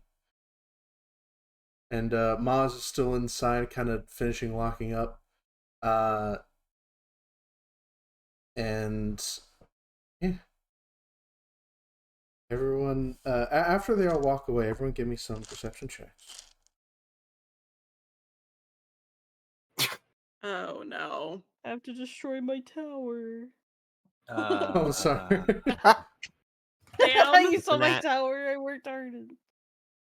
What's an at 20 get me, Paladin? For a total of 30. Okay. Let's go. God damn it. Me and I'm Pam. using a hero point. Me and Pam. I'm using a hero point for this. You and me, twin! Oh my god. Twinnies. 28. 28. 28. Stovek, what did you get? Back to that festival synergy, baby. 21. 21. Yeah, I will say, so Stovek doesn't meet the DC because it was a high DC. It was 25 The for fuck? the DC. It was a 25 DC. Wait, actually, hang on. He's looking at birds again. Strawberry's just playing with fucking random rocks in the gravel. Hang on, I have to check a character sheet one moment. Oh. Correction. Jess doesn't even see this. Damn, that's Only a higher me DC. and Pam. Only you and Bam, because you nat fucking 20'd it. You Oh my will God. see. Yeah, fuck you. You will see someone in a cloak sneak in. Like, you kind of like, as you're walking past the baker, there's like a small alleyway down the side. Not very big, but enough for like one person to kind of get down. And you see a cloaked figure open up the side door of the bakery and quickly shut it behind him. Like, you catch like the tail end of the coat kind of going behind the door. Is that normal? I don't know. That's normal. I don't. Well, I didn't see it. I look at Isaac. I look at you. I was about to say, it's like, Is that normal for people to use that door? not that I'm aware of. Aware of what? Oh, some guy went into the. You said it was in the alley, and it was the door to Yep. the bakery in the Mhm. alley. Yep. I just saw somebody in a cloak go into the bakery and go into the bakery through the alleyway door. Go in? Yeah. And we saw Maz locking up, right? Maz is still inside, technically. You haven't seen her leave yet. We haven't seen them leave yet. Okay. Dove, don't tell me But this is with it is this a normal thing You wouldn't I know. mean, for people to This go is your through first time to the technically here at the alley? bakery. well, Is this a normal thing though? I will say with the like, natural 20, you gleaned that they were trying to make it so that they were not seen when they went in. But because of your natural yeah, 20s, you just happened to see them slip in. that's less. That's That more that doesn't suspicious. That that's doesn't more. assist. It didn't seem like they wanted to be seen going in. okay. Fuck it. I'm going to the door. Okay. You're gonna go over to the Did Ma- alleyway like, door? Did I'm Maz already lock the British. front? This day. He like starts walking and starts rolling up his sleeves like I'm fucking over it. Whoever's in here is getting socked. Yeah, absolutely. As you I kind of assume we're following. are you Yeah. guys going in? You're following? Yeah, I guess so. Yeah. Yeah, absolutely. Isaac, you just see Isaac's ahead of us. Isaac's like walking. He's like rolling up his sleeve. He's like ready to hit somebody. Almost like a bit of therapy for him. He's like rolling up his sleeve and he's getting ready to just absolutely clock somebody. And he swings open the door. You step inside and you see. Well, the first thing you hear is arguing as you get close to the door. And Isaac, you will hear, since you're there first, you'll hear, "Not fucking today. I told you, different day. All right? Not today. Go. Get out of here. Fucking family's here." Does that? Well, Isaac's the one who heard that. Mm-hmm. That is Miles, right? Yep, that's Maz. Okay, I'm gonna Look, hold out all a right. hand for the Look, I rest of the thought party I'm just down. here to give you some information. Look, I'm sorry, all right? I fucking told you not to show up here, and I got family business going on. Get out of here. You almost hear like Maz's accent change a little bit. They're talking. Are we close enough to hear this, or is Isaac the only one hearing this? I would say at this point, yeah, you guys are here. You're here as the voice starts to change a little bit, like an accent coming out. What? Look, I don't want to have to keep up this fucking charade every time they're coming through here, all right? Today was not the day. I told you to postpone the information you were supposed to give me. I need you to leave now. They're still fucking here. Out! So where the fuck you want me to go? I came through the door. They're right out there. I don't care. You fucking snuck in, then sneak the fuck out. Alright, fine. I'm going. And you hear... Isaac is like ushering them down the hall.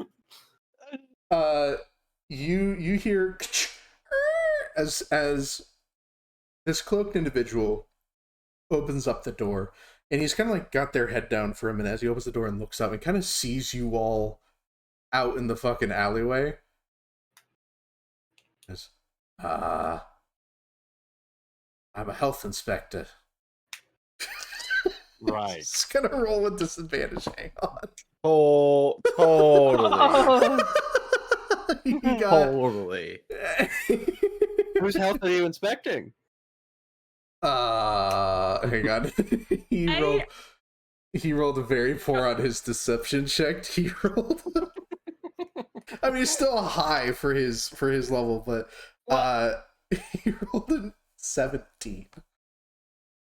I got a 31 on a counter deception. His ass. Upon you asking what health he's suspecting, he goes, fuck, and he just starts bolting. I fucking. Single lines. I'm Absolutely. Stovek immediately, like, Stove, you almost like read his body language as he was like about ready to bolt. Boom, Tangled Vines, he's snared in place. It's almost like the walls have just, like, this alleyway super damp, and it's got just enough plant growth in it to where, like, these vines whoosh, come out from the sides of the wall and wrap around him. It's like, fuck, okay, look, God, please don't tell Moss you found me. And you will What see business do you- as he is like flipped upside down with these vines, his hood falls back and his tail falls out from behind the coat. It is a black tiefling. The tail looks they're very cute. familiar. They're cute. I remember that tail. It went into the city when we were entering city. Look, just don't tell that. What the fuck? What's going on out here? Oh shit! Hey sis, and they kind of lean up against the door. I am giving them the look that mama usually gives when you know you fucked up. And that's where we're gonna pick it up next time, ladies and gentlemen. An emotionally exhausted party.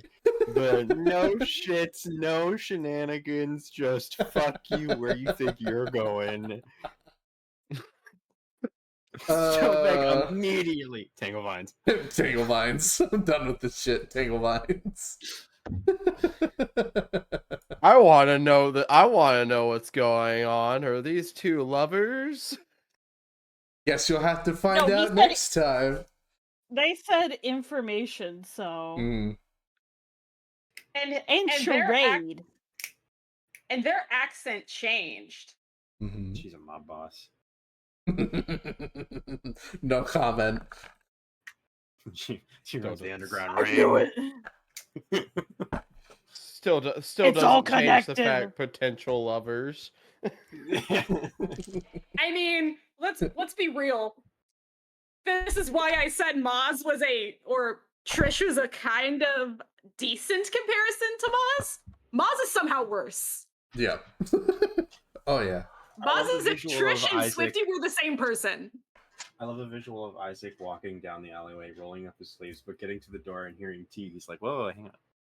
Let's not rush into this real quick. Hold on. Wait, hang on a minute. He goes, and you know what? I feel like Isaac is like, I feel fantastic right now. Something I can actually deal with. I just like to Well, imagine. mostly because I like to imagine Maz that, like- teases a lot. Mhm. The only two things Stovek has done this entire session is draw a really crude picture of a dick and fucking capture somebody. If I wasn't even supposed to, we didn't even know. And you if made we and were you gonna made see me a them sandwich in originally. IRL. That's what you've done today. Good job, baby. Aw, ding ding ding, good boy. It doesn't have the same weight when you do it. I know. Yeah, he's a good boy. This is a roller coaster. Hold the fuck up.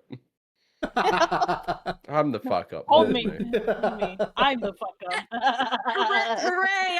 I postponed my conversation with Teague. Oh, it's still happening. It's just probably happening. Oh, next I session. know. I just didn't want it to happen this session. Yeah, you guys talked a lot with a lot of different people, and a lot of things are happening. So, session went a little bit longer, but just a tiny bit. But also bit. just This for it to entire- end with Maz being oh so screwed. I love the idea of just Celeste and Isaac being the only ones to just fully notice it at all. Yeah. We're both Isaac and Celeste were like, you see that shit? I saw that shit. That I saw it. did they just That shit's not happening. So you're like, I'm tired of this shit.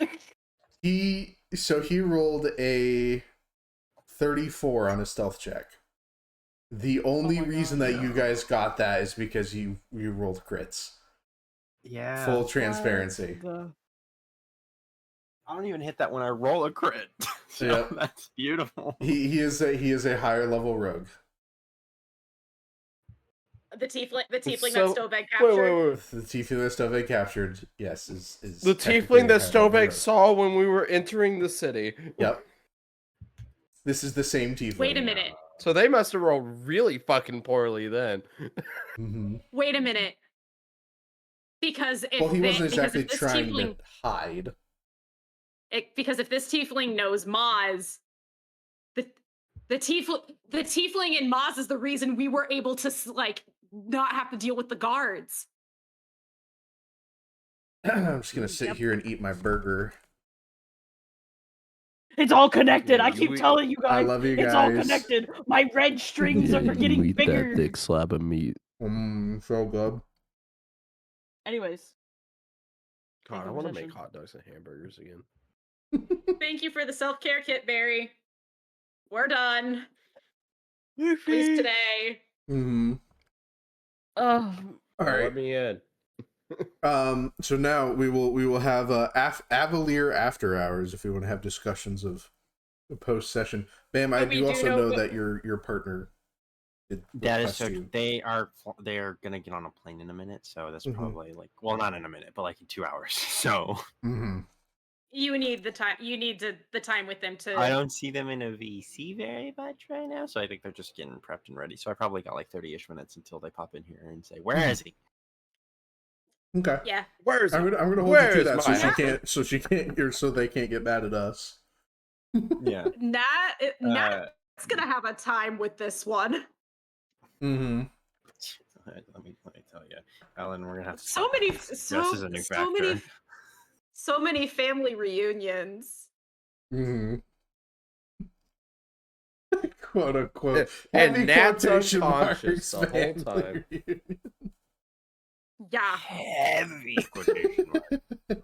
I don't know what the fuck. I'm not gonna lie, This I'm so entire sad that Swifty has missed these past few episodes. Could you imagine Swifty in these scenarios? Would be so fucking good. Oh my god. Low key, a lot more would have been spilled. Like a lot more tea would have been spilled if Swifty were here, because how Nat plays Swifty, it's like the childlike innocence. Mhm. So, Yeah. but also, oh god, fucking Mhm. hell! What the hell, Maz? What have you done?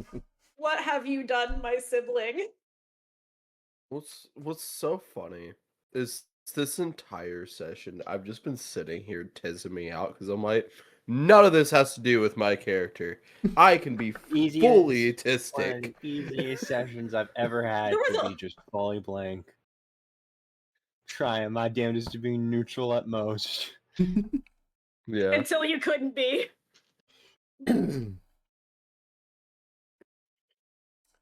So, thoughts, red string Fuck. theories, concerns, potential plot points you guys are tinfoil hatting over.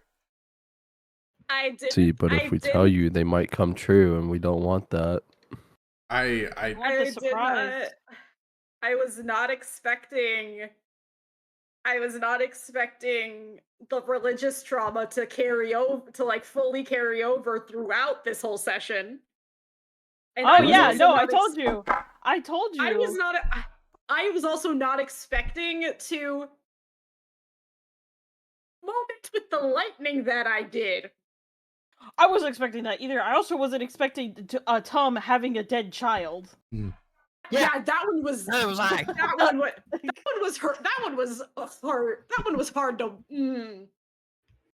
Well, it was so You know, the reason being I brought up real tears for my acting prowess, only to be stabbed and guilt 5 seconds no, afterwards. it wasn't bad because he was even like he was okay with it. He was like, in due time, I'll be back.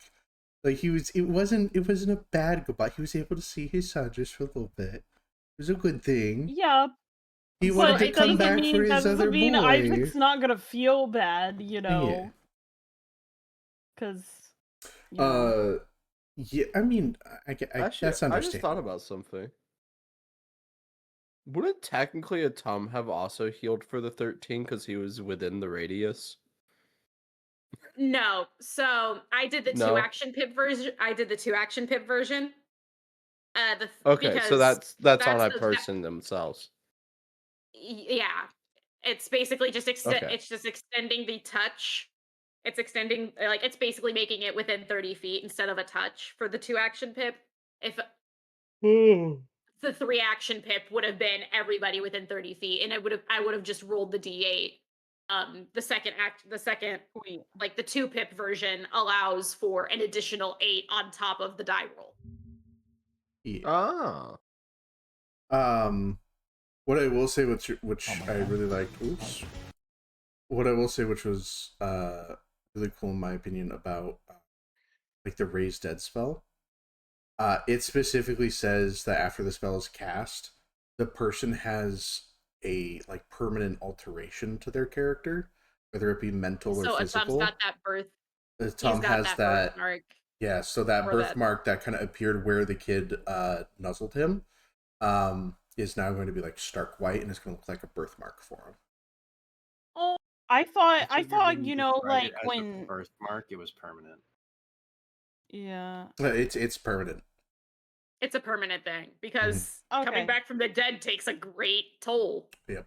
Yeah, that's what I was thinking of because, like, you know, a lot of people that have, like, basically, a lot of people that have had near-death experiences that are fucking crazy or whatever, or have died and come back, some of them do get, like, a white streak in their hair or something. Yep. White streak in the hair, mental alteration, a different outlook on life. It gave a couple different examples, but I figured like the birthmark would probably make the most sense for him given that scenario. Plus, I think it would be a cool look for him, I guess. Aesthetically, he's got like a hint of a little bit of white, like on like at the lip of his collar now.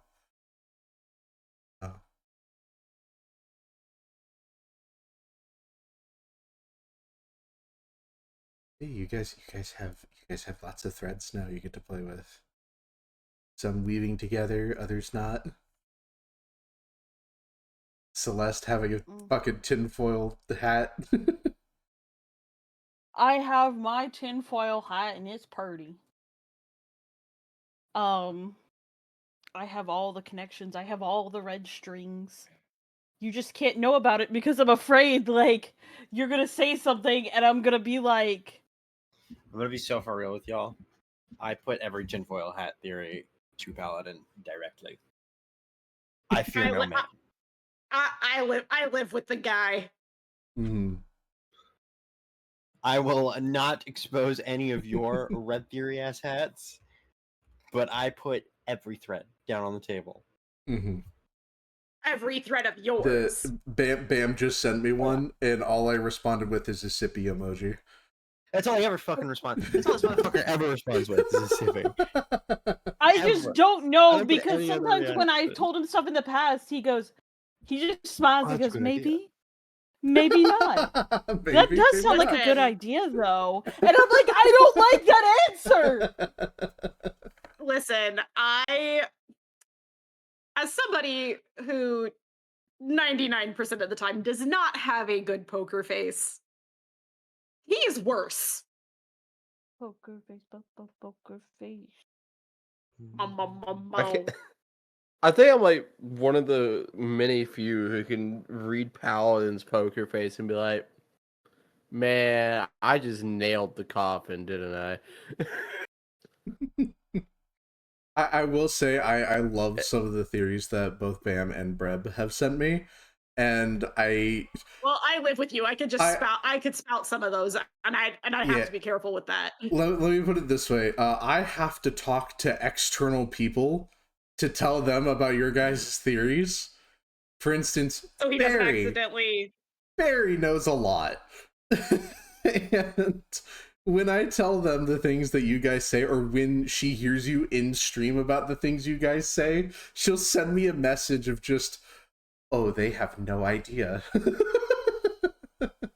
So you never fucking really do in D&D. Oh, I fucking love it. And great. I'm now hearing and so Jess is now hearing an archangel. What the fuck? Yeah, that's great. You just don't Stovek's say yes. talked with a god. Jess has talked with the archangel. Belle has talked with the god. We don't know what Isaac's talked to now. Yeah. When is Isaac gonna talk to a god? Potentially a demon. Yeah, demon. We got the whole shebang. Yeah. Next is Isaac talking to a fucking demon. Pam, for Pam, the I fucking record- love you. That's all I'm gonna say. Crazy. That's For crazy. the record, Jess did not say anything to the arcade, like to that voice. She heard the voice, but Didn't respond. couldn't say anything. Couldn't. Mm. And fucking Swifty was talking to a magical dagger that ended up being Tish's sister. Trish's Yeah, that's a wild. Trish's I was sister, about to say we got who's some now roaming guild free lore. and causing got some- fucking chaos. Yeah, you got some guild guys lore, got some finally know. Celeste war. Yeah, now you know that Geralt is Celeste officially Stovek or at does. least Stovek does. Stovek. Stovek does. Stovek knows knows. that Celeste's dad is now Geralt. Or Yeah, I guess his adoptive dad father. is Geralt. And that she's technically heard So dead. now Stovek knows who to ask for permission from. I Oh was yeah, literally I was like, saying- technically, I'm Wait, hey, supposed yo, to. wait a Yeah, minute. Hang on. I love was that. coming in I'm to say how technically- how we were feeling after that, but I think I should just, I think I should just go, like, goddamn. Hey, Yeah, Nat, yeah.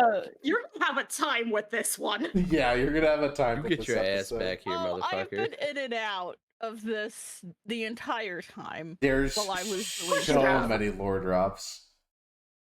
Yeah, I so really, I loved I though. wish I you were loved in the call Breb's this whole face. time. I loved Breb's face when I went. Yeah, but I really kind of don't want to go there because technically I'm supposed to be dead. Oh yeah, guys, I'm technically supposedly dead. Just randomly dropped it on. It's like, yeah, so I can't go there. Why? I'm dead to them. Literally. Literally Yeah, dead to them. Yeah, no, I'm supposed to be dead.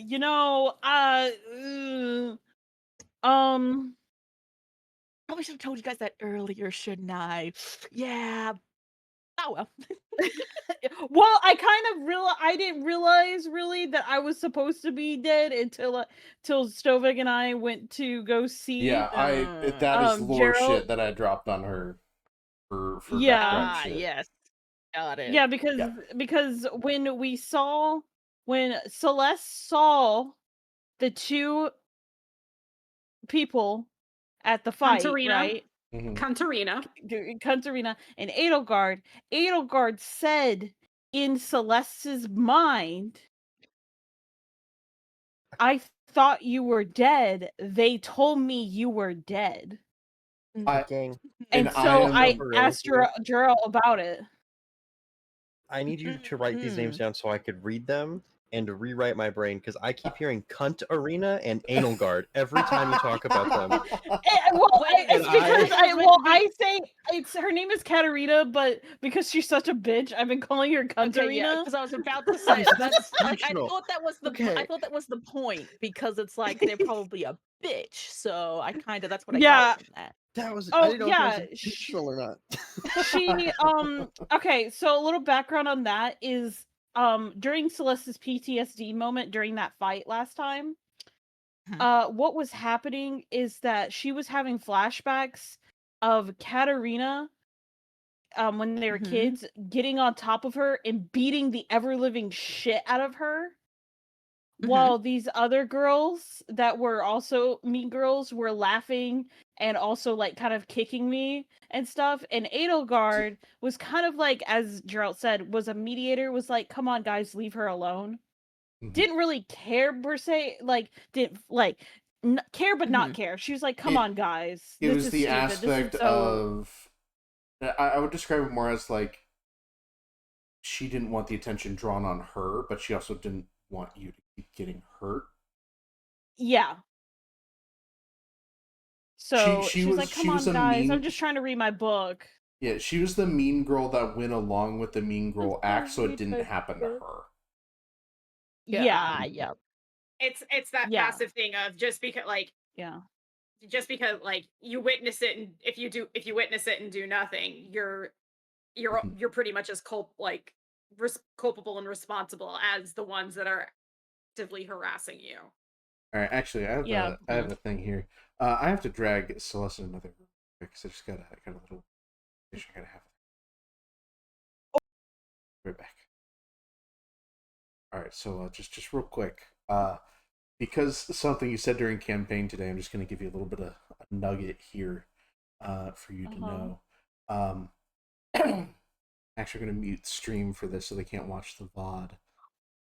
No! Oh my god!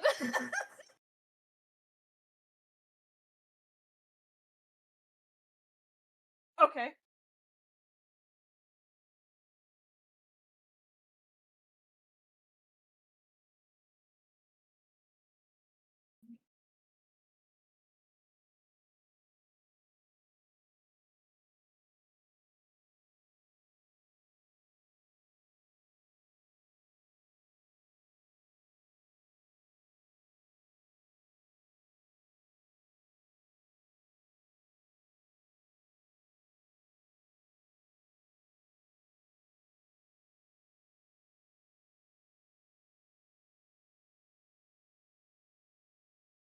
Oh my god.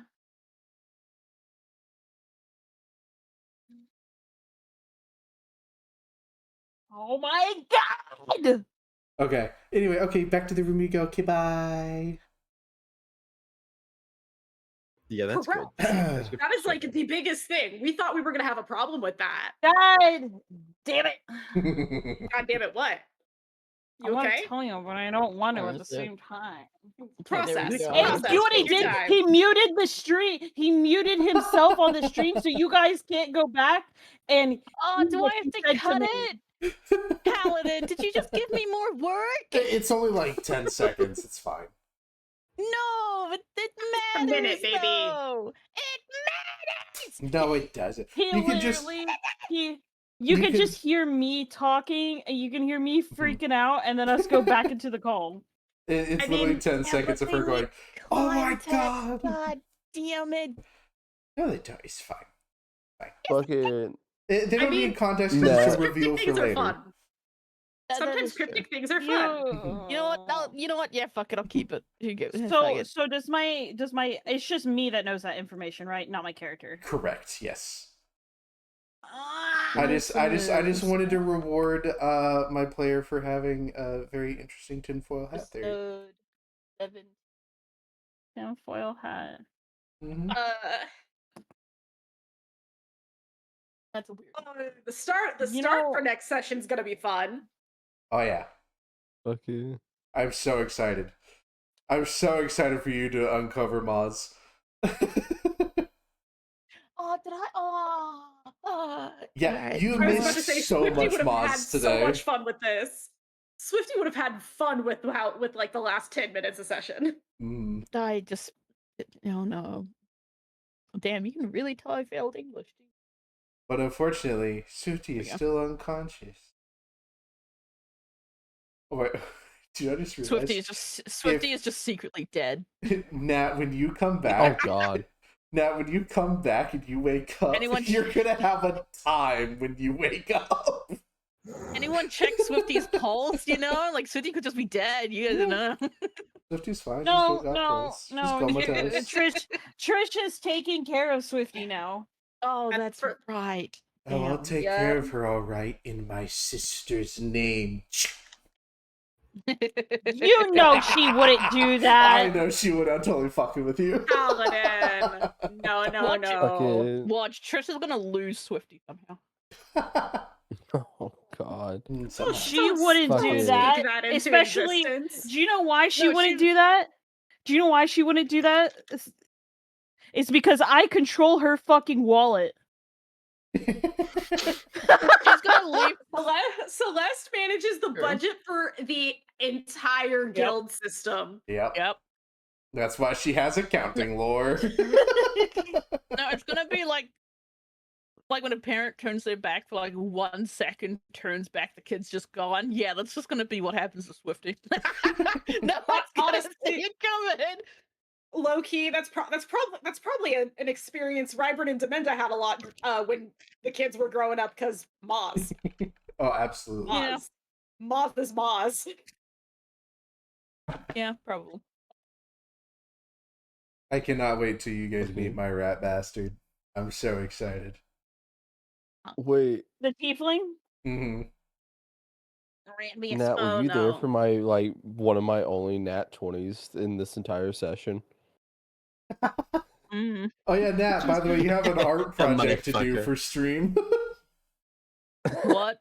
No, you do not have an art Do I project, have- you babe. You do not What have do an I art have to project. Fuck do? it. Do I not- rolled do a not- nat 20 to draw a extremely grotesque dick for Carol to, well, not for Grace to fucking send to somebody in So, hopes that it gets nabbed. for context, Geralt made a comment Hmm. about how the mail is being something. It's hard to communicate between different guild members because the mail is quote unquote disappearing. But in reality, it's them intercepting the mail and not sending it where it needs to be. Anyway. So Stovek made a comment about, oh, just use fake mail. Give them fake information. And Geralt was like, you're smarter than you look, because they were already in the process of doing that. And Stoveg rolled a natural 20 to draw a grotesque picture of a dick to send through the mail so that some unfortunate soul has to open up that letter and see what's inside. And when I asked to see it, Gerald goes, no. Geralt literally went, I'm not handing this to my daughter. Oh, God. Oh, Do you? I heard like a little bit of a thing towards Stoveg, a little protectiveness went towards about Celeste towards Stoveg in Gerald's voice at one point. Hmm. It was I mean, like I'm just he tried to put saying. on the dad front for a second. Perhaps. I'm just And then- saying, I finished an art thing recently, so I have a bit of free time. Yeah, absolutely. Just draw a I'm not going realistically to. shaded, I throbbing ain't doing mushroom it. penis No. with a nut sack Wait, that is Nat. dripping and decaying. I'm gonna draw Torbeck as a mushroom. Wait, Nat. Did Hey, you what's up? draw Paladin pregnant? What, That is excuse still in me? the works. That is still in the works. Remember the Beyonce picture? That's what I Beyonce want, picture, Paladin. baby. Remember? The Beyonce picture, pee. Clearly, you guys never learned from your first lesson, so I'm gonna have to kill another NPC. All right. Hey, why am I being punished? No. Hey, teacher, No. teacher. No. Why should the rest of the class be punished for them out No, lunching out?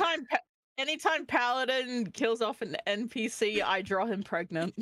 It's a new pregnant photo every time. Oh, looks like I'm about to be Yeah, oh my drowned god, twice. it's just like a collection. It's a collection of fucking pregnancy forms. The origin is the same every time. The light switch. No! Yeah, the light switch. I Yeah. hate it here. Oh my god, I have a scrapbooking idea. I have a Oh, no. question. Oh Did my God. anybody? No.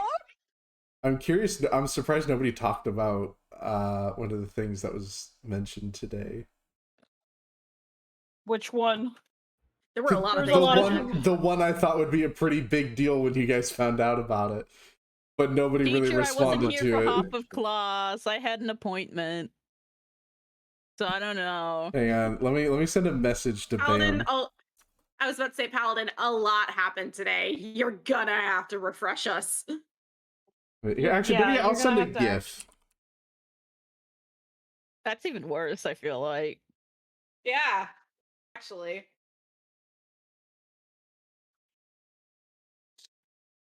Ugh. There you go, Bam. Oh, I didn't do the thing. Yes, fuck. Really? What are you talking about? That wasn't like very explicitly stated.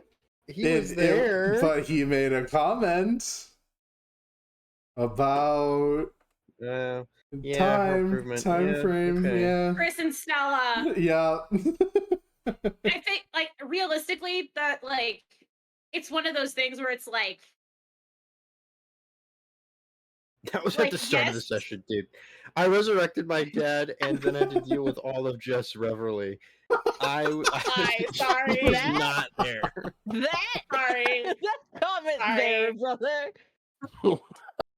I had to Fucking deal with so all of unimportant, Jess it's not even funny. Yes, you had to deal with the potential love interest. That's fine. Hey, Bam, do you know the experience you were feeling when you met Jesselyn's family as Isaac? Uh-huh. Yeah, that's how I felt in real life when meeting family. You just experienced what I lived through, but in D&D. Baby, you just fucking doxed me. Huh? I'll edit it. You did. Oh, Paladin, you just fuck. said you just Wonder said Bread, Bram's real I'm name. sorry. Scrub the VOD! Scrub the Scrub VOD. the entire I'll VOD! unpublish it and then I'll download it, edit it, and re-upload it. It's like Thank how you. I did with the Technically, this is after hours, Celeste so you don't have to even put situation. this in the video. You don't This have is to true. include this It's if like, you don't want to. This thing going in the video, but for the VOD, for the Twitch, I'm gonna unpublish it, Thank you. edit it, and Yeah, re-upload it. YouTube, I'm okay with.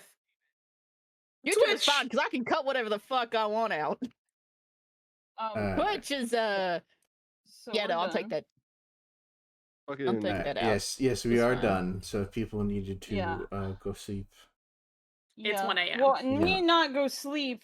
It's because people want to play game with me. Oh, what And game? and Yo, that is people. the Galaxy and the Peachy have been really begging me to play Marvel Rivals with them. Oh my god. So- I'm gonna go make a meal and then hop on Fucking Minecraft A. for 9 hours because Aries gotta do things later. Hell yeah. I'll join you, bro. Imagine be playing waiting. Minecraft. That's cringe. Just I like, see you. on the I server got right you. now. I see you playing Minecraft. I got you bitches on satellite. Okay, but I see you guys later. Bye Later. Bye. Me more. I'm doing storage stuff, man. You can't judge me. Oh, fuck off. Paladin? Go away, Paladin. You can't see shit. You don't see shit, motherfucker. Go away. I literally have you on satellite. Literally does. Bam, Man, Bam, just, I Bam heard a knows why I'm mechanical saying keyboard. Paladin. I see your Bam. watch out. I see your watch. He does not want to know the range that has happened since it became midnight over here. And I'm doomed. What is this? What is this? What is this? Oh, I blew something up. I'm just gonna walk away. It's fine. Fucking hell, my love. Uh-huh. Stop it. You're not allowed Hank, to you did die this. before me. So Pleb is banned from fake panic attacks. Alright, Good new rule. lord! We're not playing D&D anymore. We are playing Sunshine Fluffy Puppy game. Stardew! We'll play, Stardew with D&D and everything is characters! about Stardew gumdrops with and D&D So sunshine. sorry, chat. characters! I know everyone really We're likes the about cuddling Avalir puppies and loving each characters, other but we and have now not started sniffing. and decided to move on to doing the duck one shot permanently. Yay! Duck one shot! Oh god. Duckies! Gonna take duck. The ducky one shot. Also, Nat, What's up? last week, like it was like last Monday or Tuesday or something. Mhm. You know how I wound up with a collection of ducks the last time I went to visit family when I Oh, got Lord. back? Oh, good lord. Paladin found 2 more. Lovely. One is one is a little purple wizard, and then the other one is just a duck with a knife. This one was immediately named Swifty. Y'all are Alright. gonna have to like perform a ritual with the duckies to revive Swifty. I'm calling it now. Alright, I think. Oh my god, could you Swifty's imagine? gonna pull Swifty's gonna wake up and pull out. I could only be awakened with Trillo's kiss, but with the duckies. Oh my god. Alright, I'm gonna start ending stream, the so I'm true going to ducks- deafen and mute. The true ducks Okay. quack. The true ducks were the My friends God. that we made along the way. Oh Yeah. god. Alright, everybody, thank you all for hanging out as long as you have. Those of you that are lurking, we appreciate you. I love you all so very much. Those of you that are here lurking, make sure to drop a follow. I am going to be heading out for the night. I don't normally do D&D. I normally do a lot of video games. Anything from Minecraft to looter shooters to fucking RimWorld, just a variety of games, all sorts of games, Minecraft, you name it, I probably play it. But yeah, thank you all for hanging out. Love you all. Drop a follow for next time. A good night, rest easy, and goodbye.